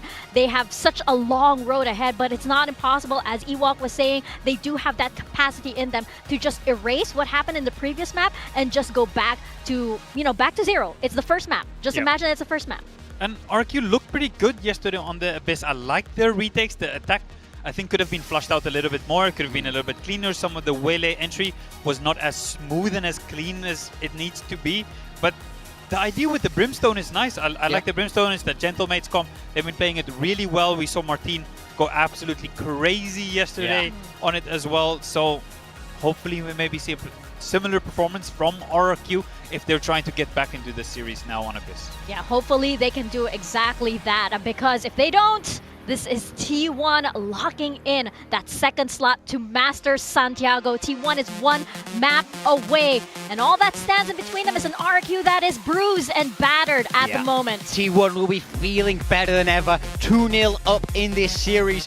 With 3 more maps left, 3 more chances now to punch your ticket to Master Santiago. We've got the compositions coming in, and for T1, it isn't triple duelist, which is, a real shame. It will instead be double initiator, double drone with the Teo and the Sova. A very different approach for T1. I think we're not used to seeing them play so much double initiator these days. Izu is the one on that Sova instead of the Oru.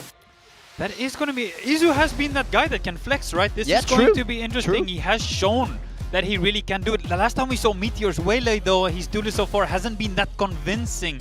So maybe it might be the time for RQ now to take advantage of that. Buzz is going to be the one on the Yoru. For me, this is RRQ's best shot to launch themselves back into this series. I want to see a dominant win here for RRQ. They need to shut down T1's momentum right now, or they'll be back here tomorrow. Oh, absolutely. They don't want that at all. They want to make sure that that slot to Master Santiago is booked. But T1, they are so close. So we're going to find out if T1 can close this one out or if RRQ makes their comeback now. Over to Abyss with Paper Thin and Achilles. This one is for all the marbles. A reverse sweep needs to start here for RRQ. You hear the devs talking about it. Their best opportunity, the best chance to try to run themselves back into this series. Otherwise, T1 showing this map for the first time in the 2026 season to sweep their way into Master Santiago. Yeah, and that makes things that much more difficult for RRQ to find those answers on the fly, to be adjusting on this defender side. Can't afford to lose another pistol either. You haven't won one yet. It's got to start here. It's got to start now. It's got to start in that regard. Yeah, it's got to start on this defender side. All ghosts for the side of RRQ, and they're pushing down mid. Recon out, trying to sell this. on the B side as Meteor goes for the dash in, and RRQ, they're biting on the bait. So an empty A site. Meteor still going to be good for a kill. Crazy Guy continuing to have a rough go of it on this Astra, but Meteor boxed in. Could end up being a trade back as Sparrow here in mid, now taken down. And here the plant coming through. RRQ get the bad news. Still need to try to find Meteor back over onto that B side of the map, pushing in towards their spawn. Kushi giving it a cursory glance. Eyes trained forward. Meteor going to be caught without his weapon in hand. Does end up falling. Be right back. So much post-plant util here. Shock darts and the salvos. Dashes at the ready, but Buzz swinging the corner, playing close. Finding one and heard one yet, but it's going to be Jemkin out from tower, able to find the kill. The first salvo going to be sent in as Izu holds from that right-hand side and will deliver 2 swift headshots. 5-0 in pistols. T1 ramping up. They once again find the opening round. I mean, they're just running rings around him. They're winning in literally every aspect possible. I just feel like a broken record saying it. It's been so prevalent, especially these last 2 maps, but it's just sending a player in, drawing attention, cutting back the other way. And RQ has to bite on it with how deep Meteor got.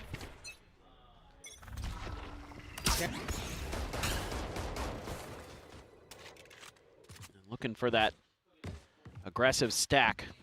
Using Izu's utility. It's weird to think about Izu on the Sova considering it so often stacks for T1. Yeah, I mean, this is a bit of a blast from the past. Again, talking about it, Izu, his flexibility, how many roles he has played, agents he's played for this squad since joining. Sova was within his wheelhouse, and it seems like it still is. I mean, it's a blast from the past in a couple different ways. It's like the 2025 Masters Bangkok Abyss comp that most teams were running. Sure. So, you know, and almost, and like, you know, with the Teo and the Sova. Yeah, just swap out the Waylay. Yeah, exactly. But right now, RRQ, they do have themselves clustered on the correct side of the map. That being said, oh, some footsteps. All that they're making, and now they're going to start cutting back in towards A.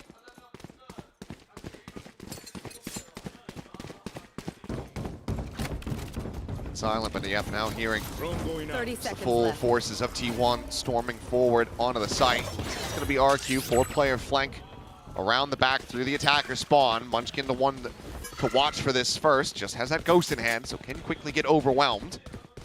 Spike planted. I'm a little surprised they're going for this. They could just, I mean, they're pinging, they could just go off the side of the map. That's what I was expecting. Jumpkin, whoop. Rides a rope, spotted Crazy Guy. And it should tell you, you know where the majority of them are. It seems like RQ putting a lot of emphasis on trying to get some damage dealt here. Could end up just being a lot of ult charge given away. Meteor finding the first. Spray down into the smoke, ends up going wide. Buzz, however, finding Jemkin, finding Monyet. And yeah, it's just going to be a cleanup coming through. Flawless fashion. Meteor getting 3 more charges towards that convergent paths. 2 more for Buzz. Flawless anti-eco. Now going into the bonus. There's 2 players that hadn't bought just ghosts in hand. They can now bring a little bit more firepower into this round. Just shaking my head a little bit at it. I think you just, I think that's one of those ones where you just say, oh, we didn't get the good read. Our gamble didn't work. Let's see what they have to say. No mid smoke, no mid smoke. You got the B man, Maxim? Yes. One way. Yo, wait. One B, guys. Forward base, Buzz. Final kill on the Jemkin, shots ringing out. Meteor just checking down. Monyet has to make a quick little dash to exit. The site already snatched up here by T1. It's in mid, Munchkin on the lurk, able to intercept Kushi, and now it's a ticking time bomb. These players trying to work their way forward into the site. It would just be a matter of time for Munchkin to strike, but it won't even be necessary. Buzz gets 4, T1 gets a flawless as they convert the bonus. We haven't seen this map from T1, but they look so well drilled already. They're going to get up and over the saturate initially from Monyet. Buzz gets that huge opener on the Jemkin, who's holding top box. Just gets caught in an unexpected angle on them. Buzz. Cool, calm, and collected. Yeah, he's just along for the ride. It's only Buzz and Meteor, the two that have died so far on T1. Everybody else to find KDAs as they're not taking any chances. They know they gave up a couple thrifties earlier on. That dimensional drift is going to be spotting out a ton. Salvos the fly. It looks like T1 still willing to play into this as Ping will get the reveal. Saturate not going to be catching anybody in that corner, but Meteor up over the top is able to find two, and it is just a shooting gallery at backside. Crazy guy now on the approach, ready to swing in, has a sheriff in hand. Potentially get some damage in, but Buzz swings in, challenges for the fight, dodges the bullets. 4-0 start for T1. I mean, this is when you know things are just going your way. You challenge the stack, you see it, you know it. You have more round wins than they have kills. That's correct. That's not good for RRQ. No, no it is not. Okay. Just driving through. The up his Starbucks. The gods are against them. No, they are. He's just picking up Starbucks on the way to work there. Oh, okay, thanks. Bye. And now Meteor's got his ult. I mean, you have so much ability to gather info. Again, something that T1 really seems to thrive off of, and they're, oh my goodness, RRQ is way on the wrong side of the map. I mean, if T1 figures this out, should have a pretty quick option. Now they're going back to check here because they're remembering back to the pistol maybe. Well, I don't think they saw that mid push, but just assuming is Munchkin. He is on anti-lurk duty all day, every day. But their usual lurker is over on the other side of the map. Dashing in, spots over towards that heaven position. Sees the crazy guys out on the walkway. Just going to be fishing for any kind of damage that he could possibly get, but so far, nothing found. Convergent paths available for Meteor. The back end of this. Double flank. In around the back, Convergent paths goes through. Next, at least on to one. The pop flash send, Xfero able to hold his own. Buzz going to be taken down. Splash around the corner. Meteor gets the brunt of that one. The chase in, the saturate fault coming through. And Stax unable to hold his own. Cushy pushing forward, able to find a bit more now. Just Izu and Munchkin. But listen to the time. They have to get onto the spike. Starting to defuse now. Body block, held the half. Recon now going to be lobbed in, getting the reveal. A kill on the crazy guy. Somebody else has to pick it up! Because they will be able to hold it to completion. The defuse coming in. But still, so much damage suffered. It is anything but clean. Yeah, that's crazy. They're able to get that to go, but finally somebody shooting back on RRQ, and it's Cushy. He's able to open this up. Nice play by Xfero as well, but a good flash that backed Meteor off the angle. Stax has to try to fill the space, but Cushy just a bit better. There were no shock darts used here, which surprised me a little bit. I thought Izu might let loose with a couple of them, but just felt like they need to get it done with the guns there. Let's see if RRQ can start bouncing back more. But look at this, Buzz. Monyet. Looking for Munchkin. Well, he'll find him, and he'll retreat. Goes the other way. He's nearby, forcing that position. Meanwhile, Jemkin just lurking forward here at A main. It's one charge away from having a dimensional drift available. Portal closed. B exit. Time to jump. Here. Maybe trying to just fake this towards B once again. They will ready to get stacked up. And it looks like, yeah, they want to try to sell this. So Buzz is going to rotate back in. Another smoke cycled down by Xfero. RQ for the moment have their forces in the right position. Creep in, Jemkin takes Meteor's head off. Critical kill found. Player advantage now for RQ as they look to get 2 consecutive round wins. Yeah, Buzz can spot out Crazy Guy. Crazy Guy's one tap to the Outlaw. A couple players are. But some patience being shown. After losing the Waylay, let's explore towards mid. 30 seconds left. No, actually just cutting in towards window. Shot across. T1 playing this map, working their way back over. RRQ on the peak into A main, going to realize it once again.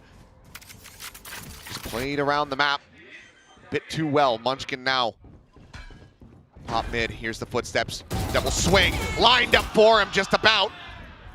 Collects two, looks for a little bit more, and nearly bites up more than he can chew, but he's still gonna be good for a third. Crazy guy now sussed out by the stealth drone, and it's a 2v3.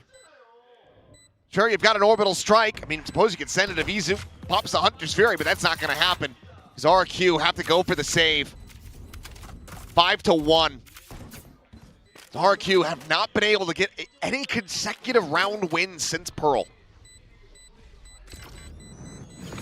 Hard to imagine. And it's just an unexpected maneuver. This time, it's Munchkin. Sneaks his way up mid. Didn't sense any presence in there. That part of the map really hasn't been paid attention to at all by T1 except to watch their side of the map to make sure there's no lurks. This is the first time they've showed that push. I mean, you think you get that opening kill, you think we got this, and Jemkin gets... That's a 5v4 until Munchkin does this. Yep. Timeout. And again, what else can you do but take the early timeout? RRQ is grasping at straws. I mean, one of the things that we didn't even really talk about was how this map looked the last time that T1 played, because it was a 13-0, mind you, when they played against the SVL. Triple duelist, and yes, they were playing against the Fnatic. It didn't have Boaster, it was Crashy's IGLing. Boaster was sick and under the weather and it wasn't in the country, but they still had such a good understanding of how to play the map, and they're showing that again. Yep. They're doing a good job of some push and pull on the map, you know, recognizing the open space, going for space they haven't claimed before. Like, they're really exploring a lot of different parts of the map. And I'm curious what the adjustment's going to be. And they're also just winning individual battles most of the time, which is causing RRQ just huge problems. Their ability to respond minimal. So look at this, they're completely different look. Something you have not seen from T1. It's a mid hit, expecting maybe that the adjustment from RRQ would have been some mid pressure, but now you've gained a lot of ability to work the map. Spotted one, Munchkin seeing a bit as well as Monyet. He's just jiggling around the corner, trying to see if he can get an idea of the forces of T1 and their position. Stacks with a peek out. Third connector.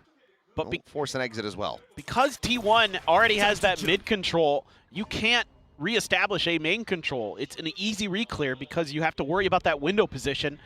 So RRQ just has to rely on T1 making a bad map read now. You have no map control here. You have literally zero. Jemkin once again. Just utilizing these gate crashes, trying to get some information, but just the classic in hand. Too much there. So orbital strike is going to be used, and that actually does push Izu forward. That at the same time, though, Meteor able to scale, finds a kill on Nikushi.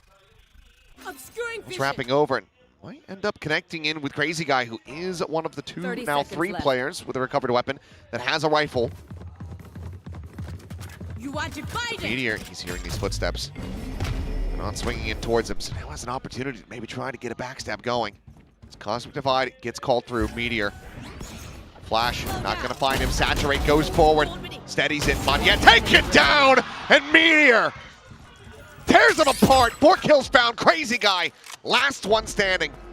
A 1v3. Looking for his first kill of the map, but nothing to be found but death. 6-1. It's just another great read from T1. If RRQ challenges mid, you've got the abundance of forces to do something about it. Hey, you get the one pick off the orbital strike, but the whole time in the back of my head, I'm thinking, oh, Meteor's still got his saturate. If he hits a good one, and he damn well did. Nice. That, yeah, it's a cold killer. He is. Always has been. That's why he's on MVP of Masters. Got an op for Jemkin. Got a bunch of ults. This one has to go for RRQ. Solid Star's position, convergent paths. Connecting, they're looking for that Hunter's Fury as well. As he gets cycled forward, a Meteor just hounds him down. Cushy caught at the same time by the Hunter's Fury there in tower. RRQ trying to get into position, but Jemkin is just spammed. They cannot catch a break, they can only catch bullets.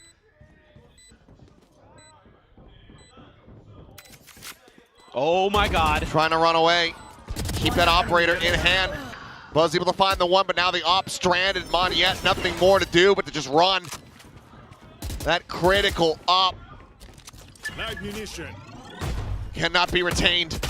He's looking for the kill and Stacks. He wants him dead. Takes him low.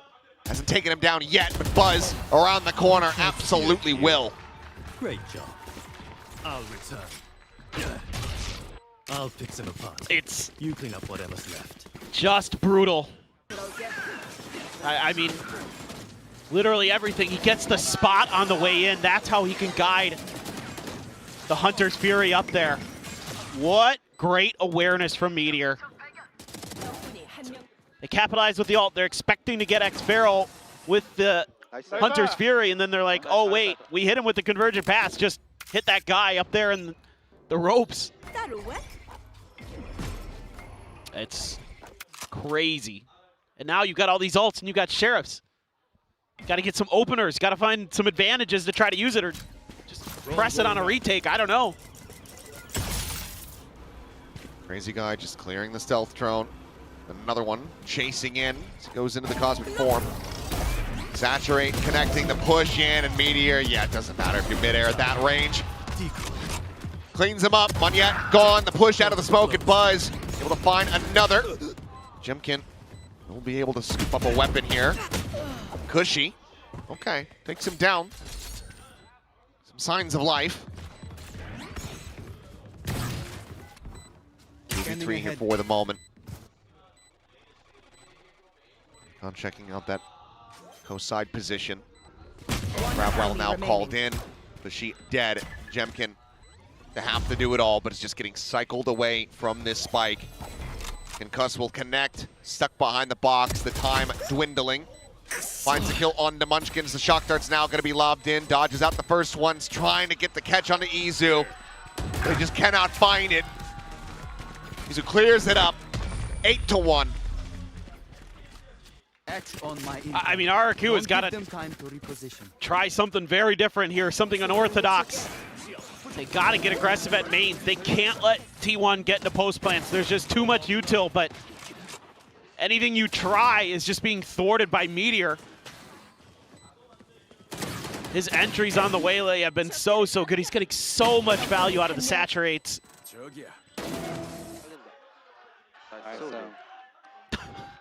They're just, yep, another day at the office. Timeout. Well, yeah, it's just puzzled looks for RRQ. 3 rounds separated. Once again, forced to use the double timeout in this first half after round 9. It's just like we saw on Pearl. Same exact scoreline.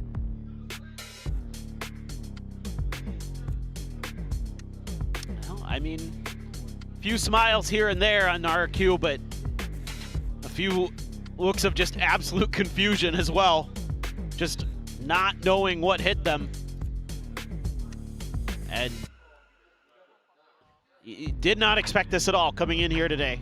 I mean, I thought this was going to be an absolute slobber knocker. I thought this was going to be back and forth the whole way. 2 really good teams with really good protocols, really good IGLs, really good players. And I mean, to peel back the curtain a bit, like, you don't enjoy this. No, we do not.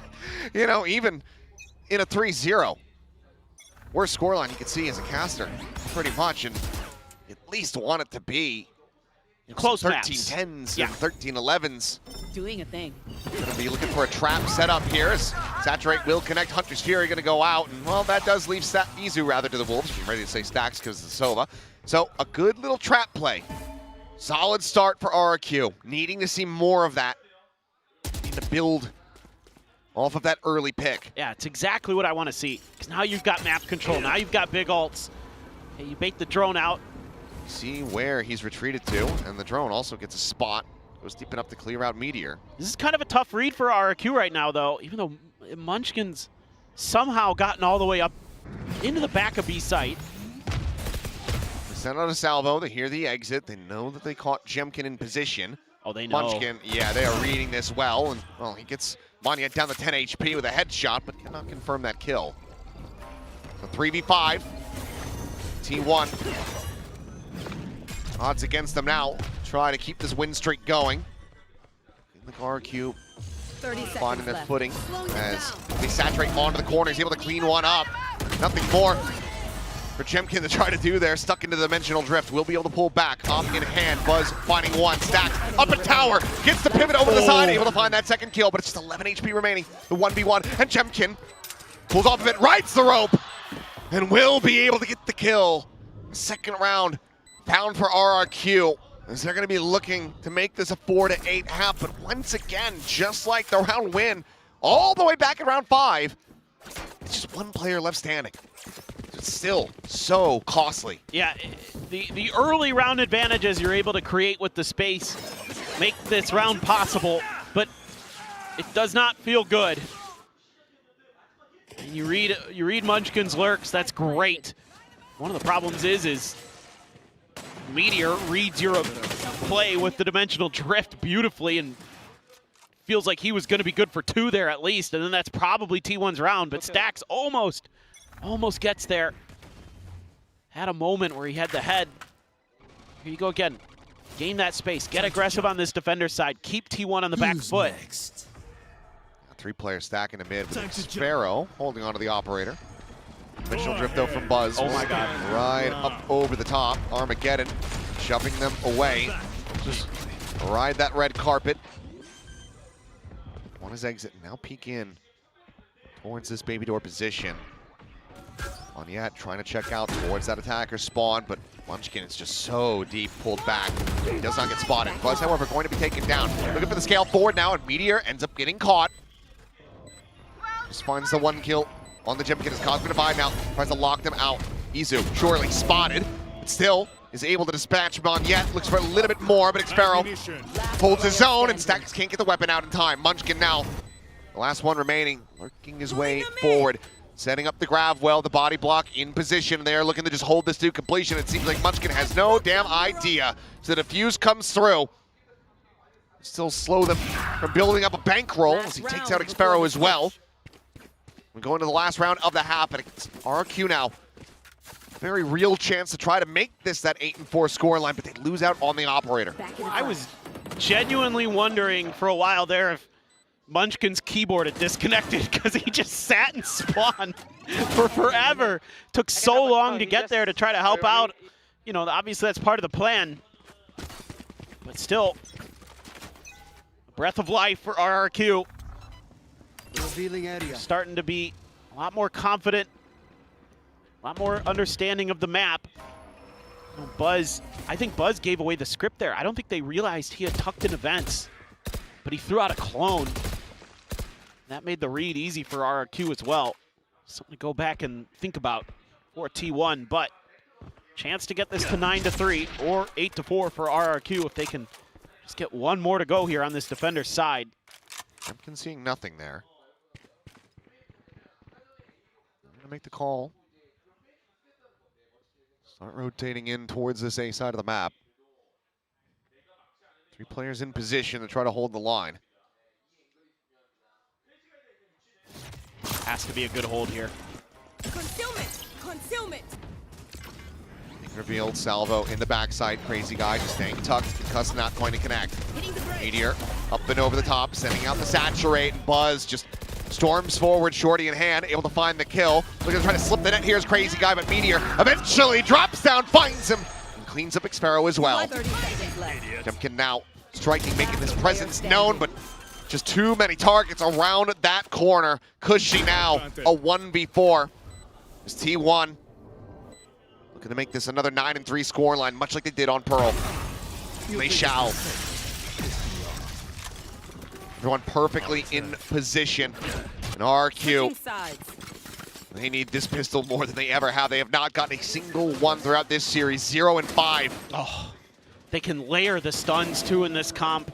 You know, with the Waylay and the Teho, you can cover so much space, and because there's spots, there's reveals as well. You've got RRQ on the back foot the whole time. They're backpedaling, and they're just throwing stuns in the smokes, throwing them underneath sight. That allows Meteor, because of all the chaos, just get up on that bridge. No one even knows on RRQ he's up there, because he dashes into the smoke on top of the box. Everybody's playing underneath this time, because every time somebody's trying to play on top of the box, they've just got wiped off the board.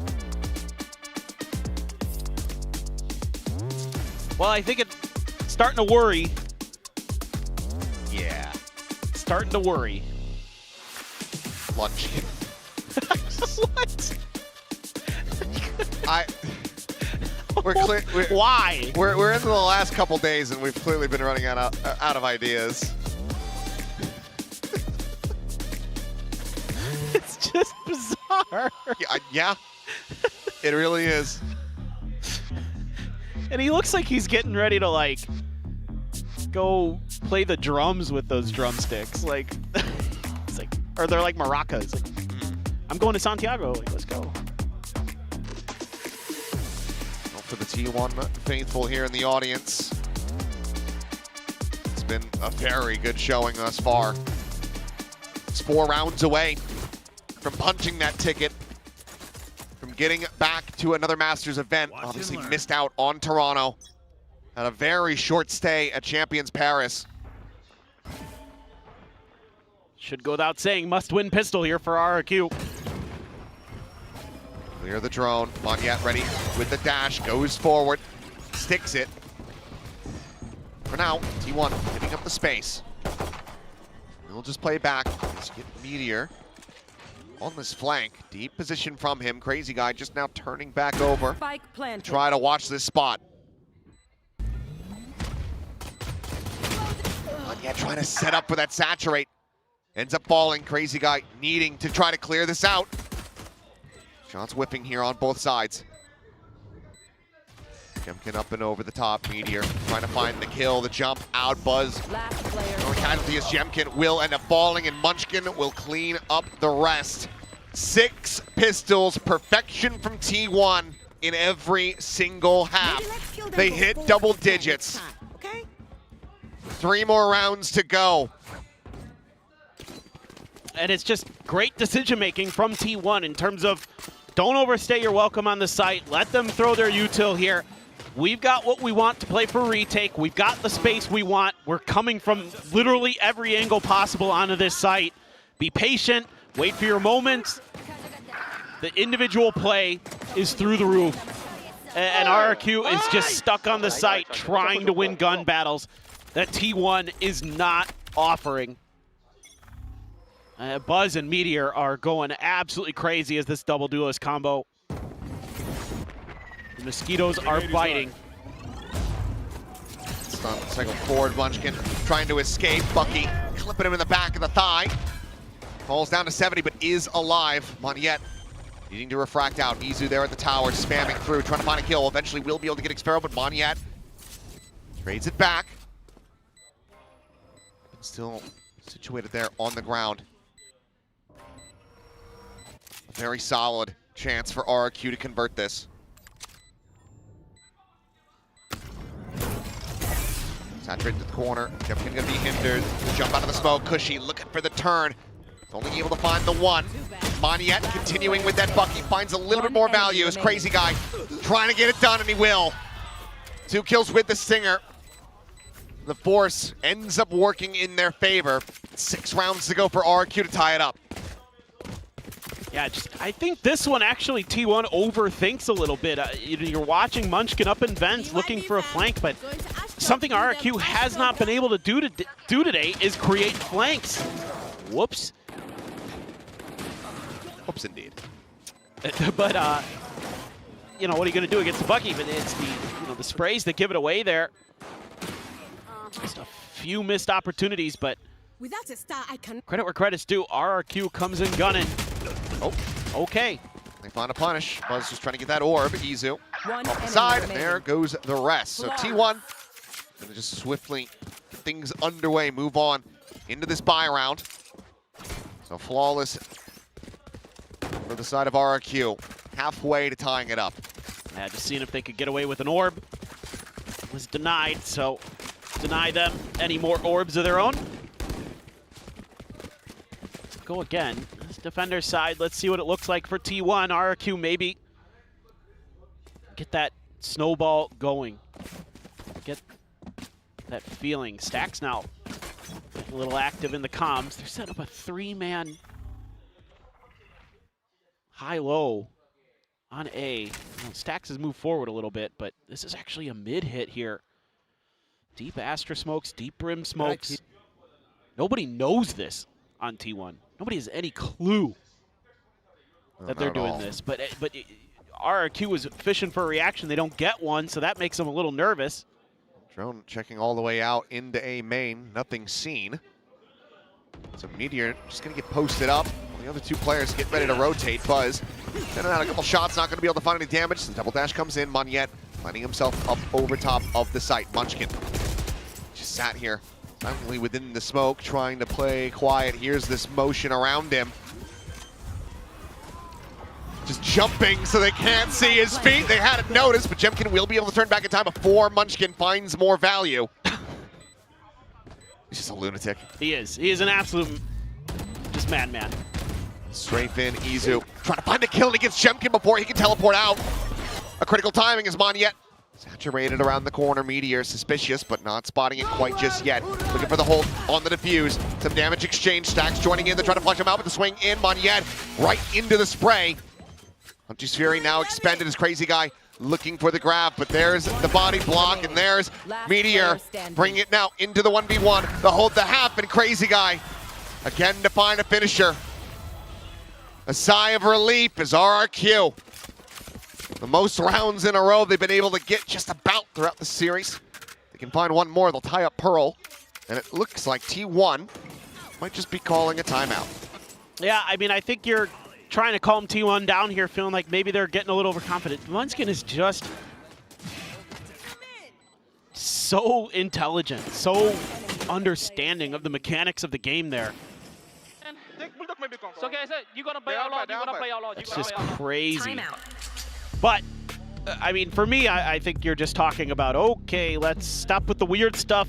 Let's get into a more normal default. Let's maybe get, you know, Izu into mid a little bit, getting some info with his utility. You know, we've got the Tejo at A to kind of deal with that. Munchkin's a nightmare to deal with on whatever site he's going to be on. Just slow it down. I think maybe also a little bit like, hey guys, why didn't we save our 3 guns there? Economy's busted for T1. I was kind of wondering there in that retake, but then they started hitting shots, and I get it, but then, I don't know. We'll have to see.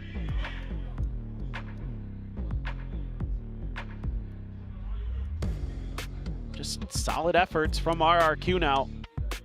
Starting to get a feel for this attacker's side.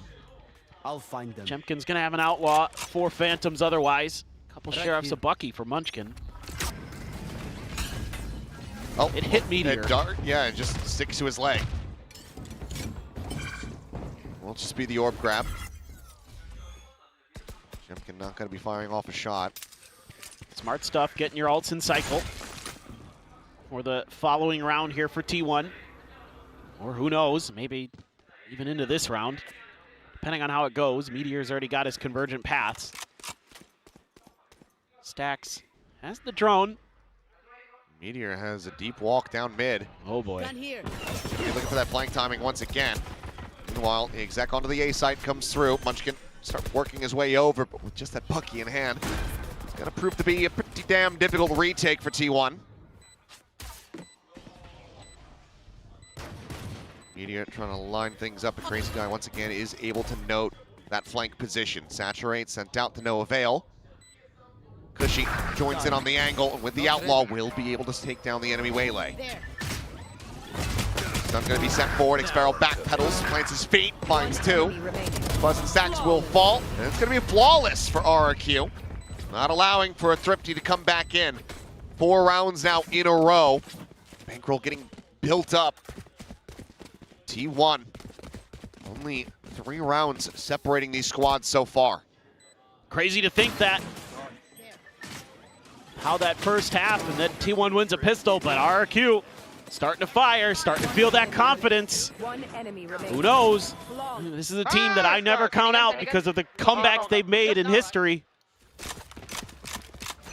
Ain't done yet. You've got 2 huge ults to contend with. 2 great retake options. Munchkin's one away from his. Stacks the same with that 100, or rather Izu doing it again. That being said, Munchkin gain the Cosmic Divide in death. Solid entry. Meteor spotting out the head there of Jemkin, but can't take it up, but Izu finds 3.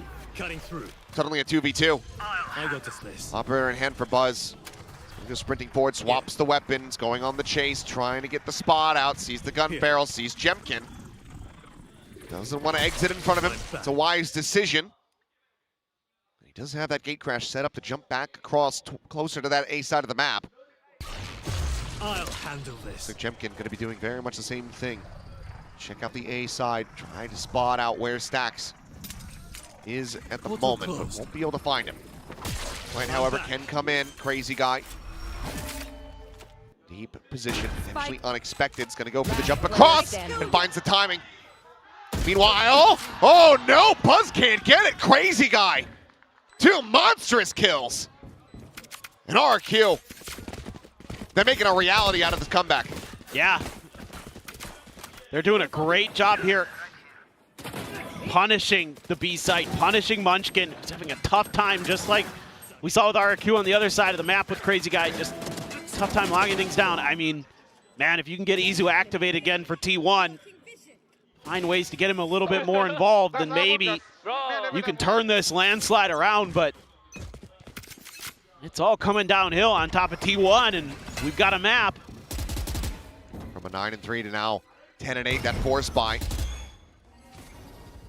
Very much setting the pace for this comeback. You had to chew through a lot of... Oh boy. Oh, push forward into the smoke. Monyet finding the kill, and Xfero will check the corner. Stacks unable to find any more value as Meteor's just gonna get spammed out. RRQ starting to get a very solid understanding of how T1 is trying to play this defender side. And as this goes on, this is looking less and less like T1 at the SVL, more and more like T1 on Abyss back at Bangkok, where they built up that massive win streak. And then it all crumbled when Giacomo got the ace. Yep. Thrown the check, tried the rope, quick shot, Monyet dead. Looking for a little bit more. So Izu on the other side, so do have to be a bit cautious. When he runs out of bullets. That's one way to deal with him. It's just a break of the door. They'll go on the split. Munchkin can go down to the spike.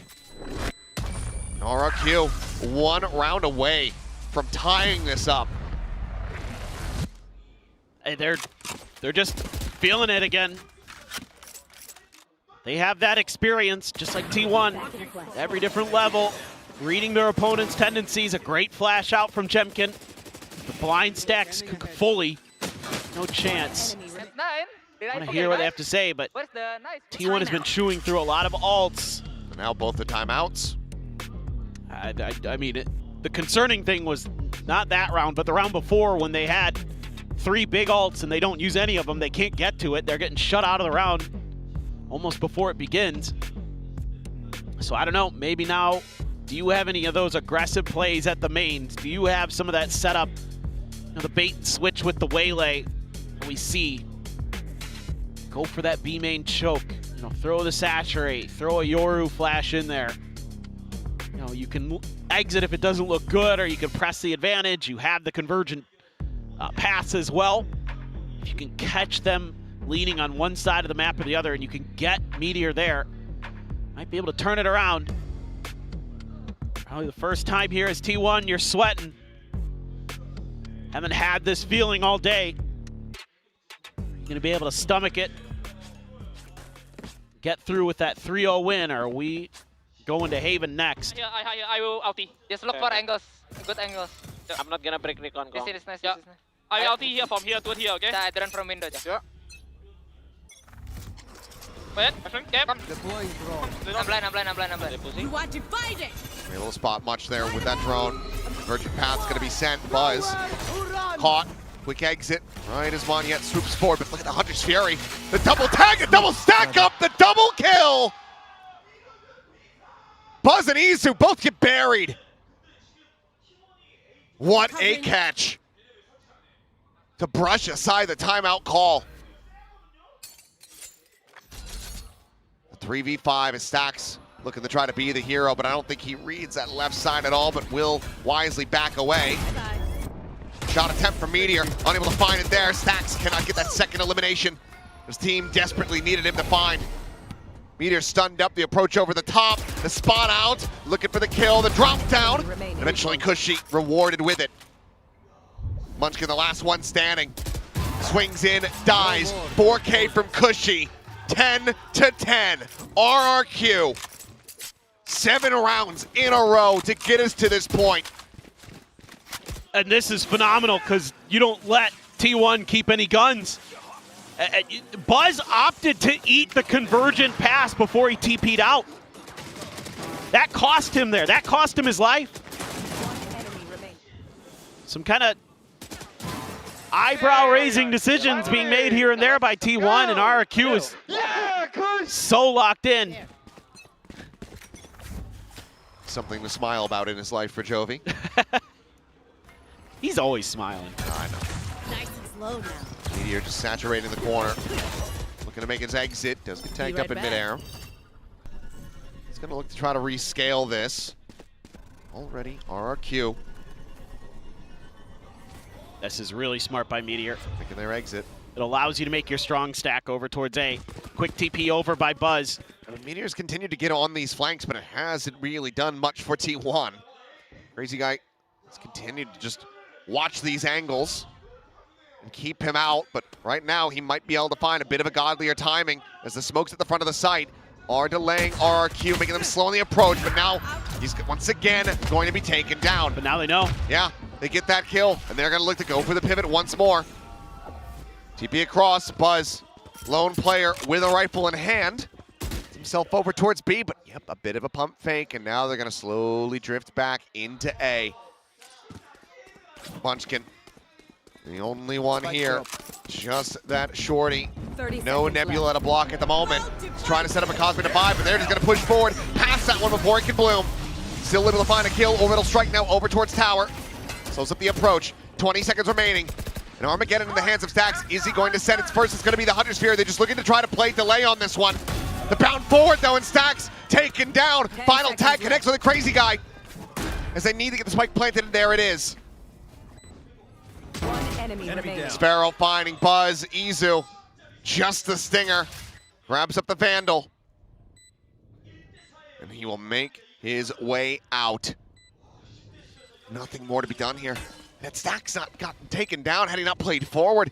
This could have just been the round in their hands off the ultimate, just buying time, but no. Hubris strikes, and now RRQ are going to be gaining the lead. Unthinkable at the half.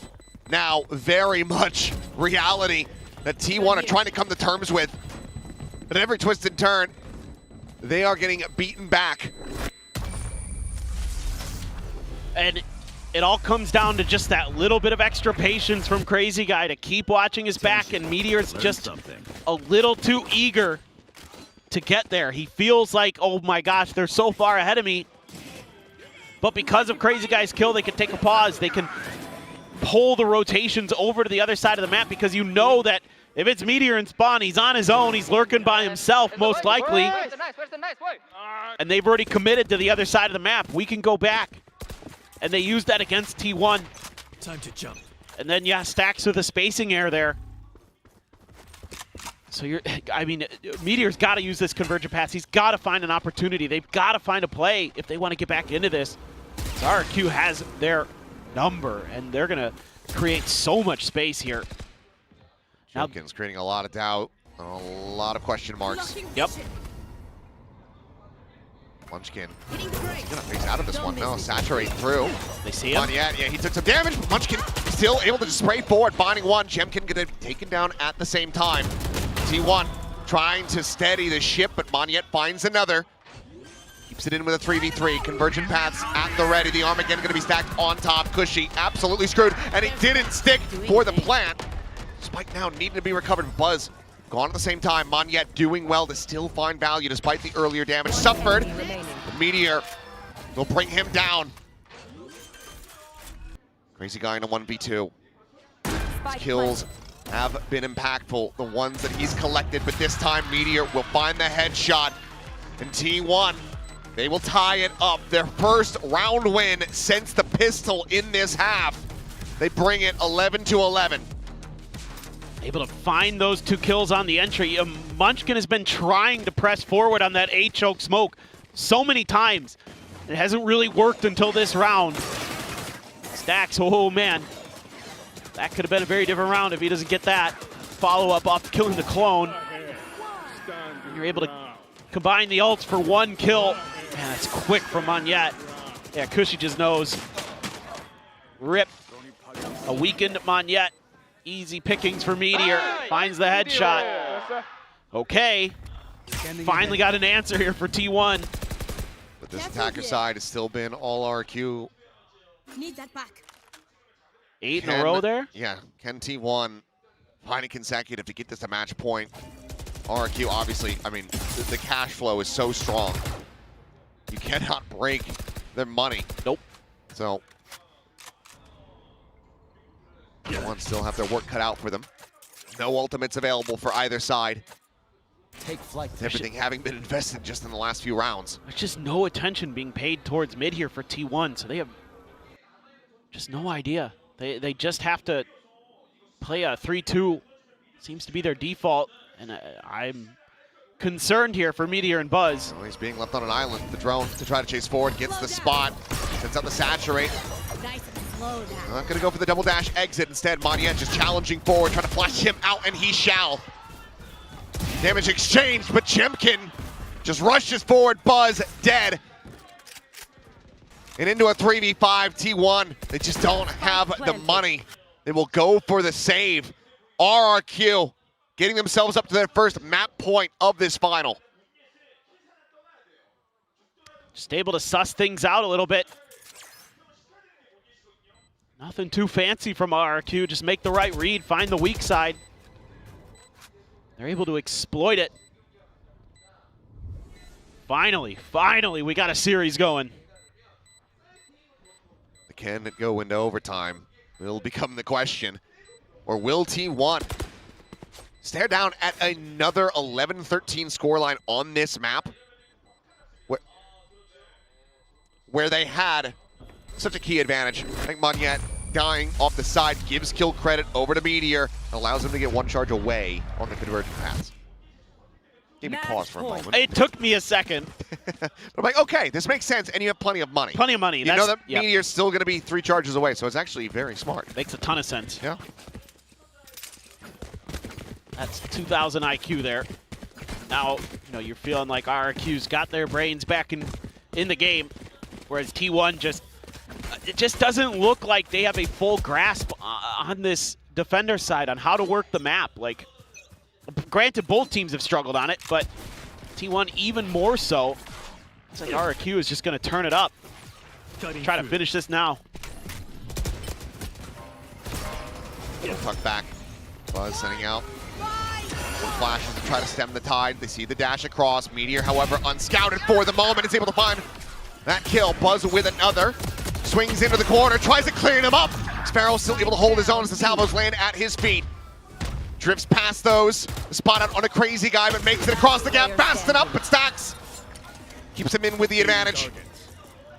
Stealth drone now sent. Crazy guy, 10 HP. I have the spike. A 1v2 to stop this from going to overtime. To just push it over the edge into Haven. T1 have just completely pumped the brakes. Very disconnected positions. Certain if he's even going to commit to this side of the map or if he's going to try to explore elsewhere. That's why Stax holds back, watching the exit out of tower. There's the spot. 30 seconds left. Crazy guy now likely feeling boxed in. Without a So star, Will I just drift his cannot. way back into the site.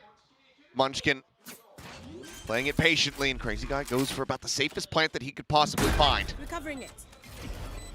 There's blood in the water. The Sharks of T1 have him surrounded, and the judge will deliver. T1 not allowing this to get stolen away from them like it did back at Masters Bangkok. They will take it this time into OT. RRQ still in with a shout, showing that they have what it takes to push T1 the limits here on Abyss. This map very well could still be theirs. Absolutely. Just some wild stuff. Meteor, I love the way he reads that convergent paths. Get it out of the way. Buzz just a little bit late there to get him bailed out, but it's okay. He'd already gotten Monyet dealt with. And then they're able to chip down Xpharaoh a little bit with the salvos, and Stax wins a huge battle there against Xpharaoh. That seals the deal. I was watching Stax on the map. I'm like, he has to win this fight or it's Haven. Let us hunt. He just barely does, and it is neck and neck. Operator for Jemkin, glass cannon. Revealing area. Against Jemkin, you have to know that this is going to be a possibility. Very real likelihood. He's going to go walking down in towards B main. Munchkin just around the corner. How deep does Jemkin pursue? Does have a gate crash, checks towards the connector. Looks like he's just going to get situated behind the box here. Is Could this just going to post be up red? on this angle. He's never tried this map. Munchkin obviously not going to be able to see that, but Jemkin sees him right in the rope. IGL of T1 picked apart. The glass cannon now confirmed. Jemkin still here on this B side of the map as T1 get clustered up for the attack of 4v5 to try to find this opening round, which they so desperately need given how brutal their defenses have been on this map thus far. Flash connecting, Jemkin retreating, Meteor going in with the plant. All the rest of T1 playing in disconnected positions. Ready for a double face into mid. And Cushy reads it, and that's the only one that they've seen. Vizu, he's got to be hearing these footsteps, looks for timing, and will be able to collect one. Turns back over, Meteor holding at backside. Monyet dashing forward the Saturate, going to be set, finds one. Saturate does connect, plants his feet. Can he find the shot? They're trying to flush him out, and Buzz has been taken out at the same time. Izu on the push, taken out of the equation. RRQ find the opening round in overtime. Map point once again in their hands. And this is great stuff from RRQ, remembering the lessons they learned at the very end of their defender's side. Get aggressive on the map, get that map control, get that information, and Jemkin does something we hadn't seen, gets tucked in behind that box with an operator.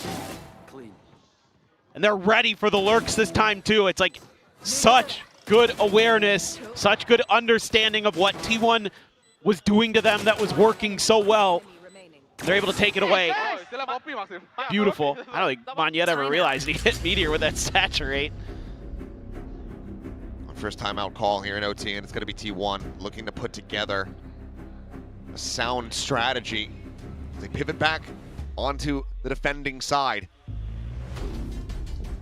And this has been struggle street for them. Need to get this win, to get that reset if they want to close this out in 3-0 fashion. Otherwise, RRQ get a leg back into this series. I'm pretty curious what the talks are going to be.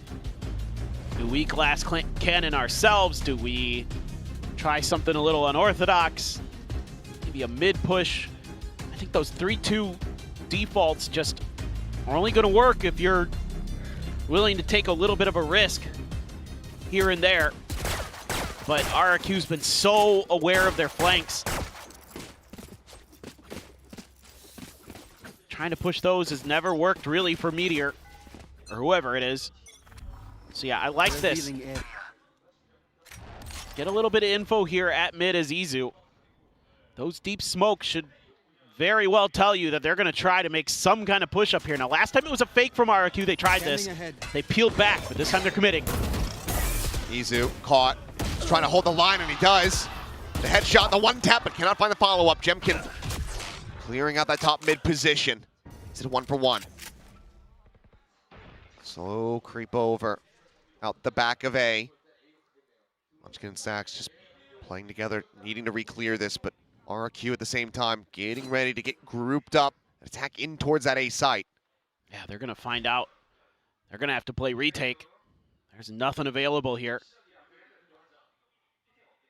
So they're going to group up as 3.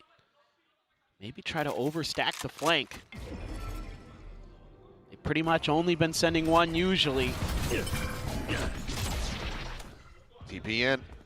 No one's home. Plant now to come through. Sparrow, he will be 1 away from having that orbital strike online if he can get a kill. A massive post-plant tool as Meteor gonna go dashing in, planting his feet, the saturate connecting, and Munchkin plays off of it. Sparrow, a deep angle. The stealth drone, the ping reveal. Makes a quick little exit, just bounding back forward into the site. 4v3, the jump forward, the shorty, not able to find it. Jemkin considering it, goes out. Meteor, however, finding 2. Sparrow dead at the same time as Meteor goes up and over the top, finds it, drops down, clears up 3 kills as T1 get the reset. 13-13. Crazy that it takes this long for both teams to find the adjustments on their defender's side, but they do. Overtime. It's the overstacked flank that you can use Meteor as a bait and switch. Beautiful. Oh, the saturate too. Stellar, and then using the drone to re-clear the angle. And oh my goodness, that was an absolute thing of beauty from the teamwork from T1. Get a reset. Back to square 1. Meteor about to drop 30. This is a T1. Gonna be feeling a lot more confident if they can find this attack round. Blown forward, Jemkin pushing, and Meteor biting it. What a play from him. Gets out scot-free. The glass cannon still in play. A pixel angle now. Buzz, if he swings into this, almost certainly will be dead. Trying to hold back for the moment as the drone gets cleared. Nebula to be popped, and Jemkin to find the timing. It is another headshot as Stacks chasing forward, quickly gets overwhelmed. Izu up over the top, dropped, and Sparrow has the finisher. RRQ once again closing it out on this defender side. What a decision here from Jemkin. Knew where the launching pad would be that the Meteor would be taking off from. Switching sides. Match point. And it is going to miss the round because of it. Beautiful. And the timing, oh my God. What a round from Jemkin. That is just so smart, the way he plays that. Yeah. Nice push, you play good. Easy. Another chance here for RRQ. Same kind of 2-1-2 again that we saw in the previous round from T1. It is checked towards mid. But this time a very different look. No smokes early in front of Izu's faces to cut off both sides. Instead, he's getting a pretty, well, I thought for a second he was gonna have the pretty good read there. Just only confirmed that it was a fake up mid. Stealth drone gonna be sent out. Cleared, but still getting some vision now, hearing the drone. Munchkin going for the spray and pray, but only finding the clone. On yet, minor damage suffered, but there's a swing around the back, and Munchkin gets taken down. Stacks unable to save his teammate. Is now flank attempt coming in, but Izu, he's just massacred 3. Buzz, oh my God, whoa! It's so damn weird. But he manages to draw the shorty. As what in the hell is happening here? Ooh, dodges out the Hunter's Fury Pulse, but Monyet, a 1v3. Looking for that burst, but Just dragging the attention is Meteor. As T1 continuing to go back and forth. They find them tied up once again at 14-14.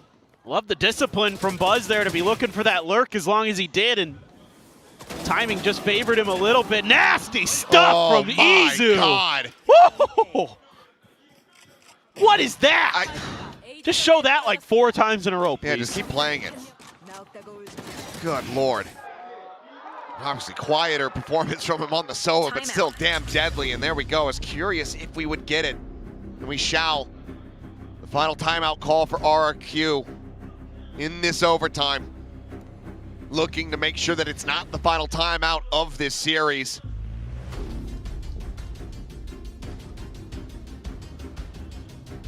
Yeah, do you go for just some kind of pacey execute here? Do you maybe throw Jemkin an operator on this attacker side? I mean, he's too damn good with it.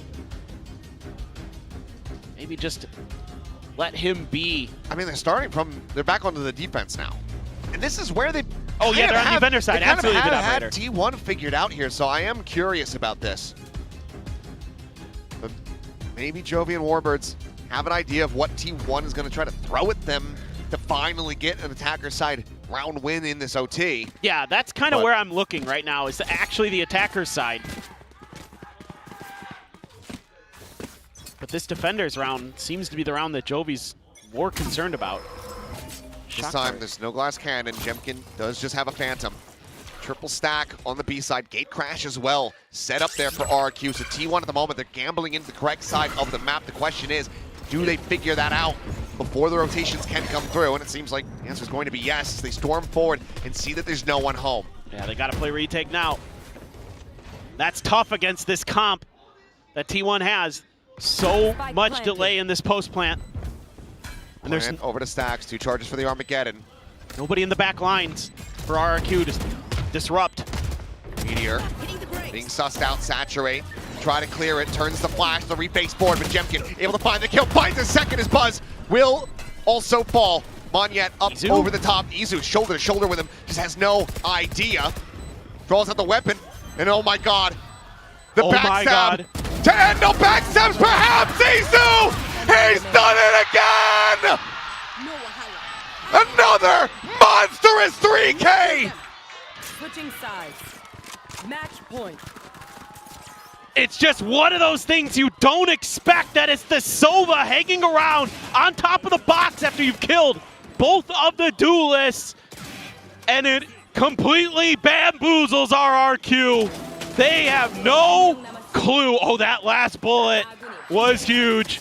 And then they're just scrambling to figure out what the hell happened. Into the counter swing and main from Munchkin. What a play. What a series of rounds from Izu. And what the hell do RRQ do now? Gonna fall back here. Monyet, the dash at the ready. The refract set. But Munchkin has him outdone. The saturate connecting, but does end up getting spammed out by Jemkin, who finds himself a second. The shorty not going to be connecting with the kill. Just a smattering of damage going to be found. But now the player advantage is in RRQ's hands. The plant there. Xpero one away from the orbital. Can he play it out this time?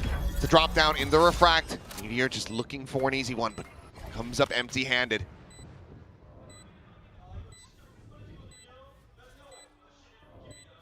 Double stack the base of the rope. Another Nebula blooming, footsteps heard. Crazy guy with Buzz, Cushy with Izu, and now it is just Meteor. Hasn't been able to crest past that 30 bomb mark. Jemkin, however, nipping at his heels. They have it stacked up. And he'll hit 30, but he cannot get the round win. So he'll hit 30 overall in this map, 15-15. Switching sides. Overtime. Just keep it going. It's an RRQ special. Love these overtimes. Jemkin there, getting the spot. Stacks tries to go for the swing. There was some util being thrown in that direction. Thought he could maybe catch them a little bit, but Jemkin just better. Things starting to get a little bit spicy, and even after tremendous 5-head play from T1, back on this attacker side again. Meteor takes a little bit of damage from that shock dart. Drone, though, opens up this space, and it looks like RRQ may be content to play retake here again, at least for now. But once again, it is T1 gambling into this side of the map, finding it widely empty. Just the two players hovering nearby as the plant will come through. Again, 2 charges away for Stacks. Okay, this time you've got all 3 of your post-plant players at main. The Astra, the Tejo, and the Sova. Yeah, Munchkin is still so far out. Watching for that potential deep push. Spam damage, Jemkin down to 10 HP as Monyet a bit more weight on his shoulders now. Splash connecting. Monyet turns back, is able to find Meteor, but at the same time situated here within the smoke. Shorty in hand, the push coming through, and Monyet gets the pivot. The shot, looking for a bit more. Monyet finding the one, setting up the convergent pass, but Stacks bouncing in, finds the kill, and Xpharaoh cannot get away. Spam to the smoke, a 3K for Stacks. T1 once again up to match point. I mean, oh man, Monyet so close to just taking it over there. But Stacks with the timely Tejo util. You know, Monyet just gets in, gets a little help from some flashes from some friends. I don't know how he didn't die there to Buzz, but he doesn't. And he's trying to ult. Stacks that much util and that much time at the end of the round. Tejo will confirm. Buzz with the glass cannon this time, but RQ leaning away from A. Bit of a change-up, but that drone confirming heavy presence. Monyet taking heavy damage. There's these 2 smokes again.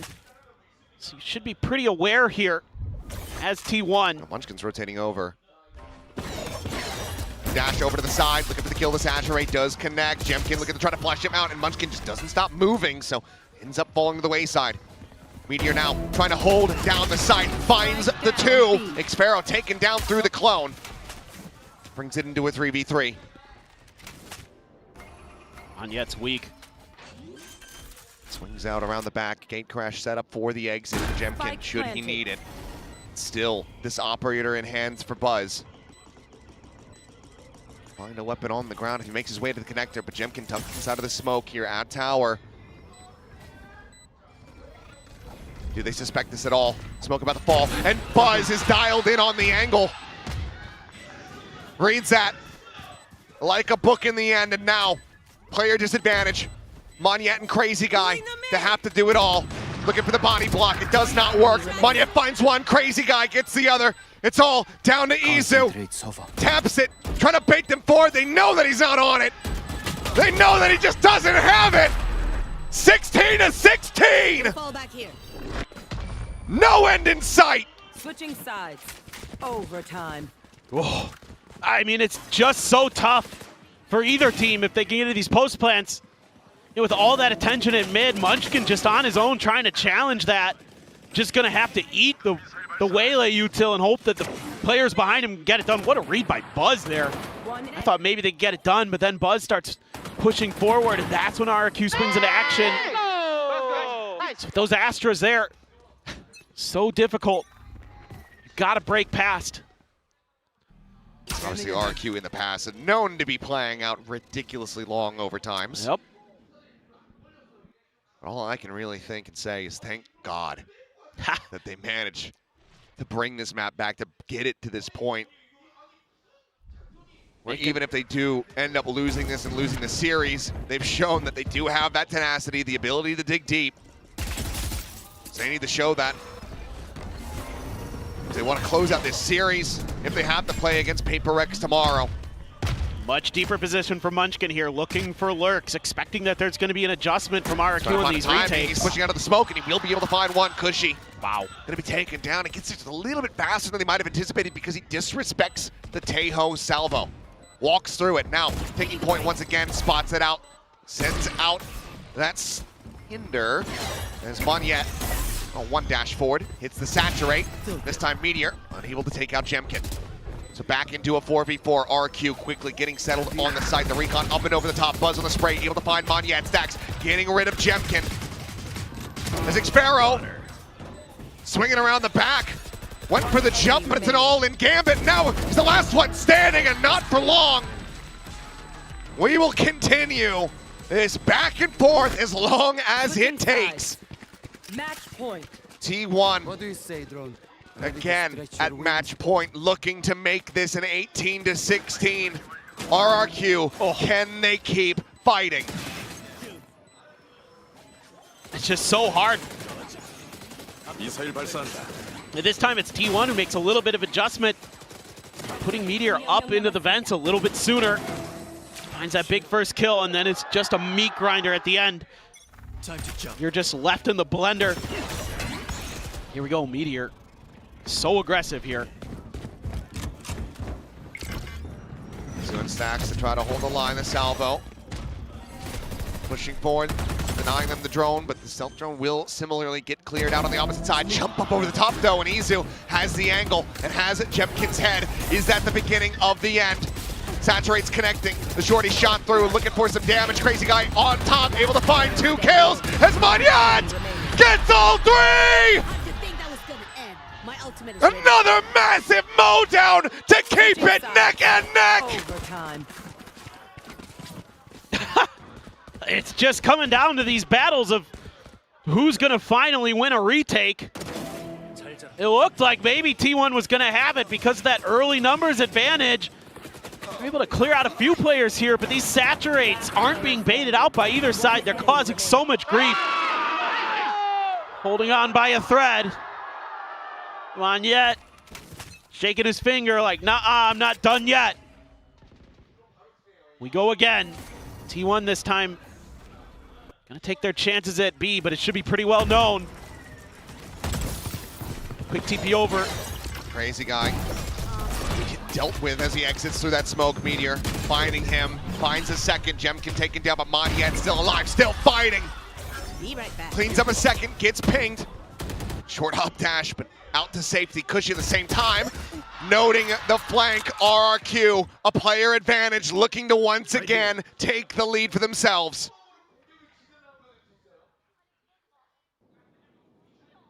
Izu in stacks. Cushy, the only one tagged up.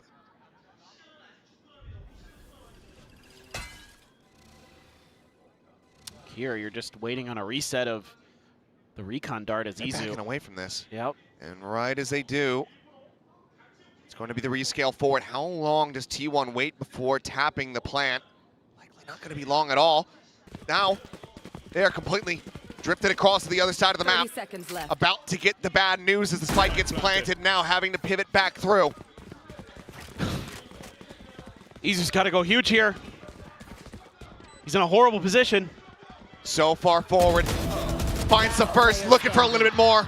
Puts Cushy down to 13. Gives Stacks potentially an opportunity, but there is no kit left. 2 shock darts, a molly. An opportunity to try to clear out some of these angles. And there it is. Stacks gonna try to disrespect it. Finds one, and he gets them both. What a bold, brash, and brilliant outplay to get the Red Bull clutch.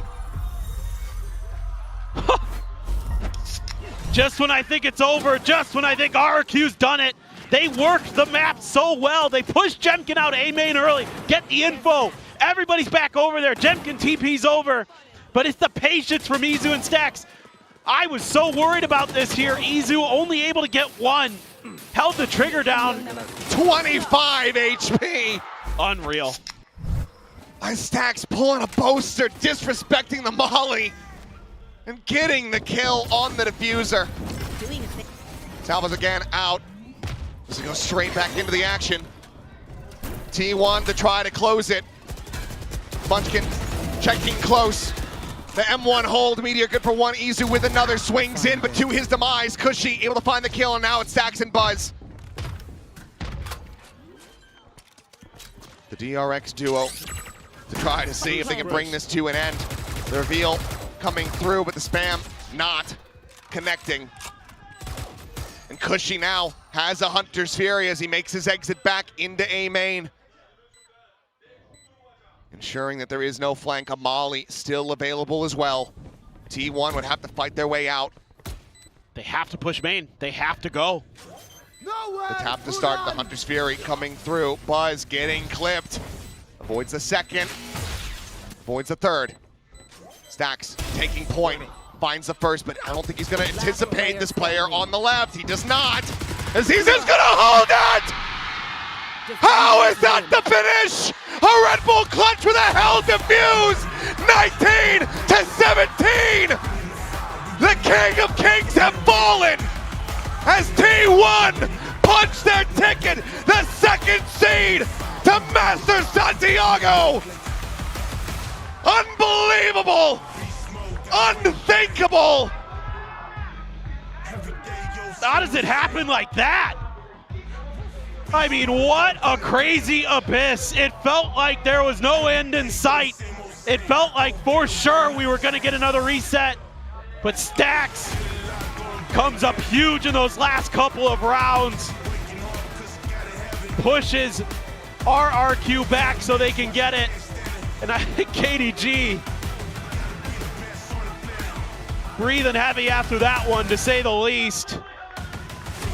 What a showing here for T1. 2 dominant maps into a very close third one. Oh yeah. Oh boy. Pearl and Breeze was looking like Vitality versus Fnatic, and then we got into BBL versus Gentlemates for that last one. Yeah. But for RRQ, the road does not end here, obviously. They still have to play another best of 5 tomorrow. A battle of SCA versus PRX to see who gets that third and final spot for T1. They have qualified. Congratulations to them. Let's now hear from them as we send it down to Bella. And the second ticket goes to T1. I am going to be talking to Meteor. 축하드립니다, 여러분. 박수 짝짝짝. 메테오 선수. 네, 저와 같이 트로피 뒤에서 인터뷰 만나보시죠. T1의 메테오 선수 만나보겠습니다. 박수 부탁드리겠습니다. Well, since we can't really get our hands on the trophy, I have a little something for you to hold. 네, 이렇게 발렌타인데이기도 하고 이렇게 트로피를 손에 안 대면 손이 심심하니까 제가 꽃을 한번 준비해 봤습니다. Well, you guys officially punched your ticket to Santiago as the second seed of Pacific. Well, today, all in all, is a 3-0 win, but did you come today expecting that last bit, the 6 overtimes, to be this intense? I wanna know what's going through your mind right now. 일단 오늘 두 번째 시드 로산티아고행 티켓을 거머쥔 T1입니다. 3대0 승리긴 한데 마지막이 그렇게 6번 연장하면서 치열할 거라고 예상을 하고 오늘 왔는지 경기 소감부터 좀 들어봐야 될 것 같아요. 사실 저희가 첫 경기를 지고 좀 깨달은 부분이 많아서 다시 팀합을 맞추는 과정에서 좀 연습이 잘 되고 있어서 당연히 이길 거라고 생각은 했지만 이렇게 그 마지막 세트가 힘들 줄은 몰랐는데 저희가 좀 그 부분만 잘 고치게 된다면 산티아고 가서도 잘할 수 있을 것 같습니다. I mean, ever since our first game here at Kickoff against Nongshim, that loss actually helped us to, focus on what we really need to work on to play as a team. And I think that really showed up today as well. Although we didn't come today expecting that last bit, that last map to be so intense and a little bit difficult for us to close out. But, because we overcame this, I think we are pretty good for Santiago. And I actually did wanted to ask you, what was it that you guys did after the Nongshim game? Because you have been on a win streak. Can you tell us a little bit more what you guys wanted to fix on and what really worked out for you? 안 그래도 제가 농심전 이후에 T1이 지금 계속해서 승리를 하고 있는데 대체 어떤 점을 좀 변화를 주셨길래 이렇게 승승장구할 수 있는 건지 좀 물어보고 싶었거든요.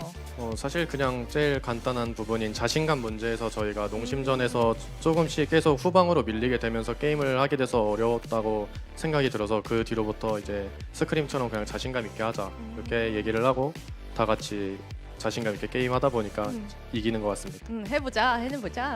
I think one of the reasons why we couldn't take the win against Nongshim was because we were slowly losing. It was chipping away at our confidence. And after the match, I think we got together and talked about how, hey, we really need to play our games like we play our scrims, and nothing will be able to stop us. I love the confidence, and well, you are the master of masters, Meteor.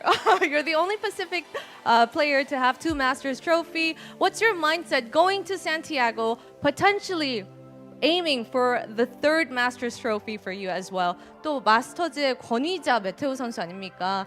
또 이렇게 유일한 퍼시픽의 2번의 마스터즈 우승자인데 3번을 우승할 수 있는 기회가 왔거든요. 마스터즈 산티아고 각오 한마디 부탁드리겠습니다.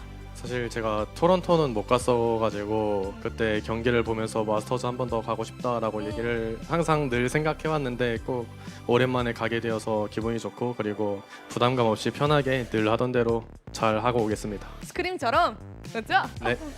Well, we missed out on the Masters Toronto, and I was sitting back at home watching the games, and I was like, wow, how I wish I could have been there. So I'm ecstatic that I can actually go to the Masters that I've been waiting for, and we're gonna play like our scrims, be confident, have fun, no pressure, and wish us luck. All right, thank you, Meteor. That was amazing last map. Congratulations again. 감사합니다. 네, 이렇게 해서 메테오 선수 만나봤습니다.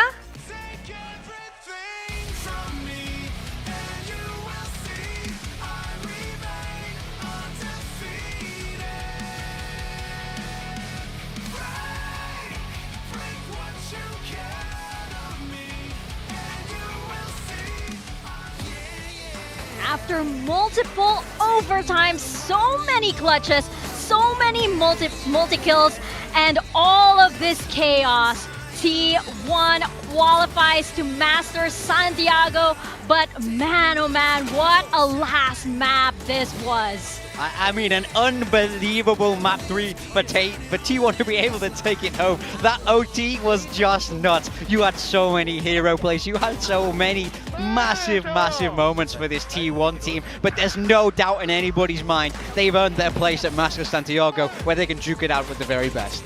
Yeah, this was some exciting Valorant with the two duelists going against each other. Absolute chaos on the side. And so many moments just in that game where you feel like you kind of catch your heart in your hand. But you've got Izu sitting in the smoke in the 5v2. You've got Stacks pushing the molly to get the clutch. There's infinite rounds. I mean, Absolute unbelievable. Content. That moment as well, it was really insane. And T1 absolutely deserved it. Since that loss against Nongshim, in their last 5 matches, which they won all 5, they've only lost 2 maps. I mean, this is a rejuvenated Ewok says as he cries. That's so dominant. And you look at the teams that they've placed, everyone in there is good. It's Genji, DRX, PRX, DFM, and now RRQ. I mean, that's a real streak. They'll be moving into Masters Santiago in hot form. Oh, absolutely incredible. And what a way to end the series too. It was the most specific way to do so. All these overtimes and such nail-biting clutches. I mean, you had the crowd on their feet as well. You had the players on their feet too. And yeah, it was just an amazing way to end this all. And also, we have a special guest joining us on the desk too. We have Buzz with us. Welcome to Masters Santiago, Buzz. And as you're putting up the numbers there, I just really want to get your thoughts quickly. Abyss, how did that feel like as RRQ started taking more and more rounds? I mean, I think they, in my opinion, they nervous because it's a second chance. But at the first map, second map, they're nervous. But at the third map, they slightly coming back. And for us, it's like in a good way, it's a confidence. For bad way, it's a draw. So yeah, so we made so much confidence play in the first map and second map, but we made so much draw plays on the third map. So I think that's that's the results. So what were you? What was the team talking about in between the rounds as you realized that this comeback was real? How were you? Were you trying to keep each other calm? Were you trying to hype each other up? What was that like? No, we didn't try to hype each other like we did something. We did we are just gonna win anyway, so it's okay, guys, chill. Yeah, that's how we chill and calm on this game. Excellent. Yeah. Sorry, I'm kind of curious. Outside of this map, it was pretty one-sided, right? Yeah. Is there, from when RQ played yesterday, is there anything that you don't need to share if you don't want to share? Is there anything specific with RQ that you guys felt like, why was it so one-sided for you guys today? Is there something specific in the matchup for you guys that feels good, or just generally you guys are just feeling confident right now? I think we're feeling confident right now, but at the same time, they played a full view best of 5 yesterday, and we had a lot of we have more time to rest. I think that's one of the reason why they couldn't play well today. Yeah. Of course, being tired and exhausted, just barely even 24 hours, right? Yeah, I want to ask about the feeling within the team, because last year we saw you guys qualified to that first Masters through Kickoff and you ended up taking the whole thing. How is the vibe in the team? Does it feel like you can do it once again this year? I mean, we made a big success last year. Yeah. One success, but like last of the year we made so much failure, and so we have the experience to do not make the same happen again. Yeah, so I think we are very confident, even in the Santiago, like even in the stage 1, stage 2, whole year. Well, now that you've survived the triple elimination bracket, what are your thoughts on it, on this new format? I think as a viewer, it's really fun, and even as a player, we have a 3 chance to qualify, and I think that's good. Even if you make a big mistake, you have one more chance. Even again, you have one more chance. I think that's a big good, and I think it's really funny. But as a player, it's like so much nervous in my heart. Oh, really? Really? Okay. I mean, that makes sense. We had Autumn on the desk earlier as a guest, and he says, he was rooting for you guys, wanted to see you guys make it, and I think he would quite like to play you guys at Santiago. So who would you be looking forward to playing now, whether they've qualified or not? Is there anyone you're looking to get that revenge on the international level? To be honest, I think we can beat everyone in the Masters, in my opinion. But in my opinion, Riot likes to write the script. Oh yeah, yeah. Let me make a prediction. Prediction, yeah. Okay. EDG versus T1 in the group stage for sure. Yeah, for sure. Okay, Yeah, they're gonna make it. And who's wins? Yeah, who wins? Who wins?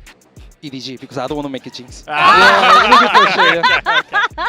Clever. That's clever. I want to stay on the topic on coaching, because you guys made the change, KDG coming in. Is there any specific adjustments that there's been with the coaching staff? Anything that feels a little bit different from last year, because that's the only major change that you guys did make? I think I don't know you guys that our head coach has a lot of experience in the other game, and we have a Munchkin that has a lot of experience in Valorant, and it combined together and it makes a good harmony in my opinion. So that I think there's no bad things, there's only good things in my opinion.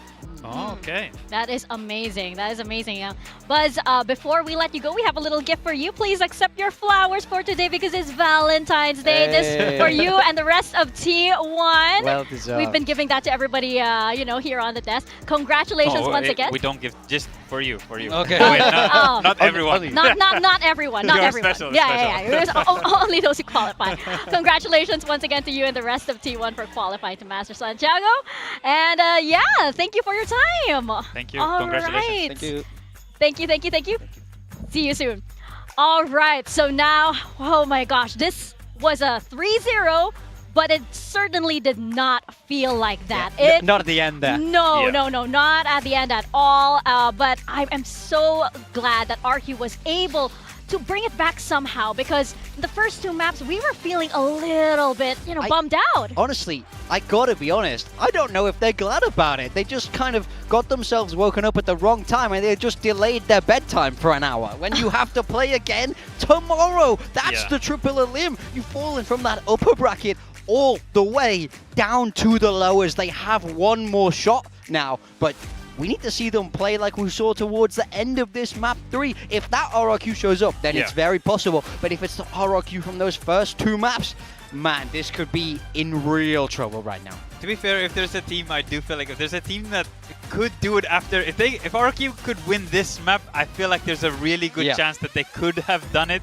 But if it wasn't for this guy, it may be possible, right? Man, Izu, just so many rounds. The 5v2 where he sat in the smoke. Ridiculous. Yeah, that's as a Sova, he just goes and walks into a brim smoke and stays there as they're retaking, pops out and kills 3. What an insane moment. And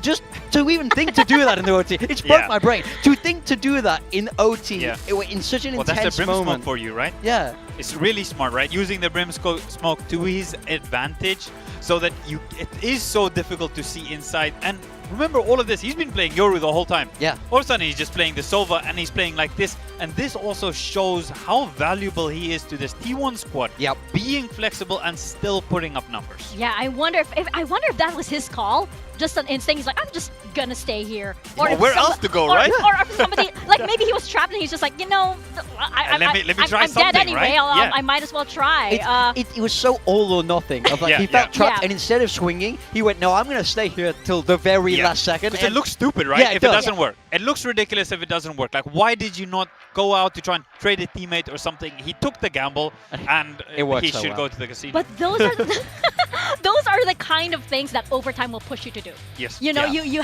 get a little bit crazy. desperate, you get a little bit crazy, you start bringing out these chaotic ideas, and those are the best moments of Valorant, in my opinion. Those are the moments that get you out of your seat and shouting. And the three of us were shouting here to the players below and everything. It's just absolutely ridiculous. Even that last round with the plant location, they couldn't that's spam.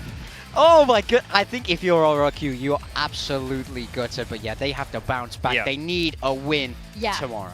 You know, as they wrapped up that series, you actually just saw them just get up, put everything down, and just walk out because they knew that, like, okay, you know, if we have to do this again tomorrow, we might as well exit as quickly as we can because we gotta rest. Yeah, it is.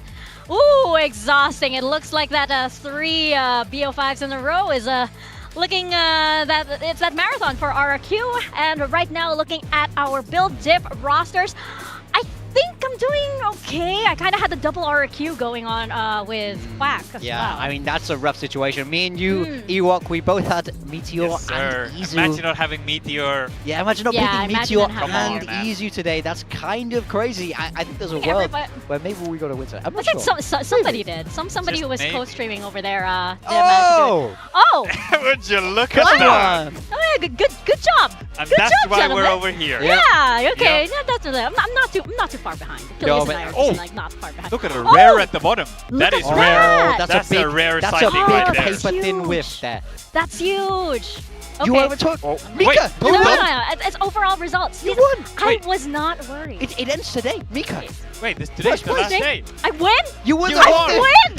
You won the whole thing. Oh my gosh, this feels so good. I think I get a prize. Well done. I think I get a prize. Paper Thin will be seething. Please. He's thrown it away at the last possible He was like- moment. he- Did at the end. No, but Oh my! He planted and he couldn't see the plant. Oh my He gosh, couldn't see the plant. that was like the perfect representation of what happened there with Build Diff. Man. I'm so happy.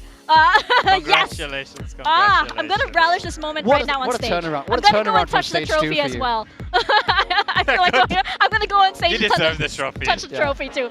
But yes, this is basically just shows like how crazy it is that Pacific can also be this way, that I can make like really out there picks and they can pop off at any moment. It's absolutely insane. And looking at our bracket right now, we now have Nongshim and T1 representing Pacific over in Masters. Santiago, who is joining them? That's what we're gonna find out tomorrow. I mean, this bracket is almost complete, and there's no way anyone has predicted this whole thing, because this has been an insane kickoff event. We've got one more match left, one more best of 5 to send that final team to Masters Santiago. Ooh, tomorrow is gonna be so exciting, but I hate that it only has to be one of these teams. It's absolutely ruthless to go from the top all the way to the bottom. RRQ needs to face it out against Pacific's successful team in terms The team of with the PRX. plot armor. Yeah. The team with the Masters recently. Man, Yeah. like they're so dangerous in the lower bracket. They just have this momentum behind them. You always feel like they can do it. RRQ lost 2 best of 5s in a row now. They're coming back here tomorrow. They'll be fed up of this taxi ride back and forth between the venue. One more chance for them to get to Santiago. Oh my gosh, it's like PRX, of course, have that plot armor. Everybody wants to see them at a global, but at the same time, you kind of also want RRQ to win because you have to think this can't have been for nothing. God, I love this format. This whole journey can't have been for nothing. Everybody seems to love it as well. So this has been the most fun kickoff that we've ever had so far. Yeah. It's time for revenge also for RRQ. Stage 2 finals where they lost in the BO5 against PRX. So they're going to have another chance in that BO5 to go up against them. Yeah. And BO5 is the best way to prove it if you need to earn it. And our slogan, of course, earning everything. We have to earn everything. Every single round, every single map, every single series. And that's what you're going to see tomorrow as we find out who is our third representative going over to Masters Santiago in our lower bracket finals. We'll see you guys tomorrow for the conclusion of VCT Pacific Kickoff. This is VCT Pacific 2026. Earn everything. Forsaken with that bucky, the jump forward is going to be good for 2. Caught up into the ground well, something sliding into the corner. Ends up managing to find that kill as Jenkins involved as well. PRX taking the round basically in trip. See though, DFM back-to-backs going as, the jump forward. Has the read, but he doesn't have the shot. He just fully disrespects it. Forsaken, which he does. It's a spot out. Forsaken now on the drop down. It's just going to be a random beat. Something to scoop that up. Instead, exploring out of the pit. Now the base back, and they just hand it to him on a silver platter.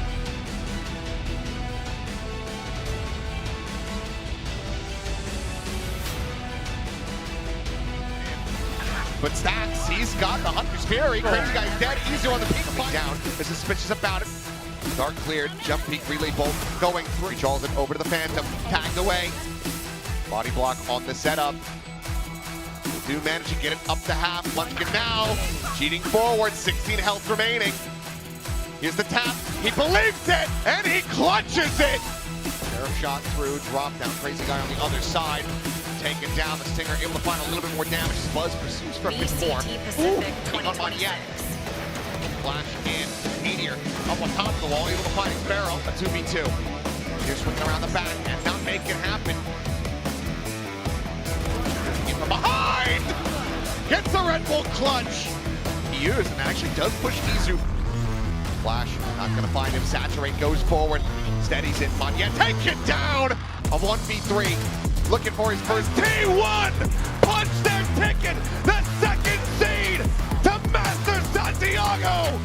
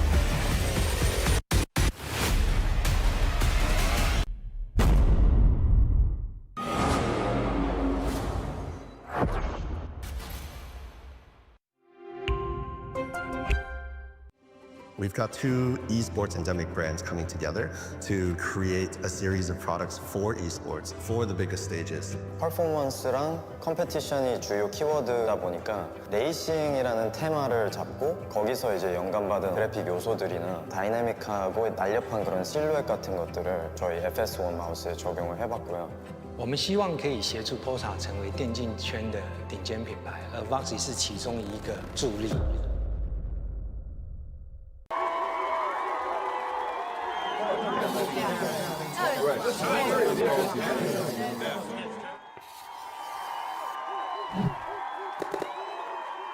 Red Bull gives you wings.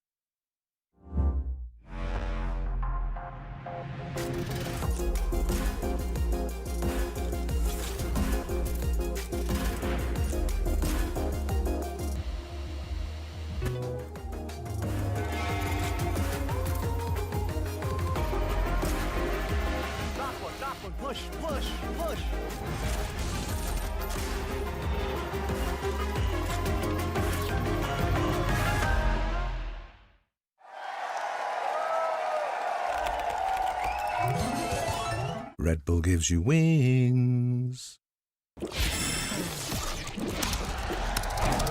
Red Bull gives you wings.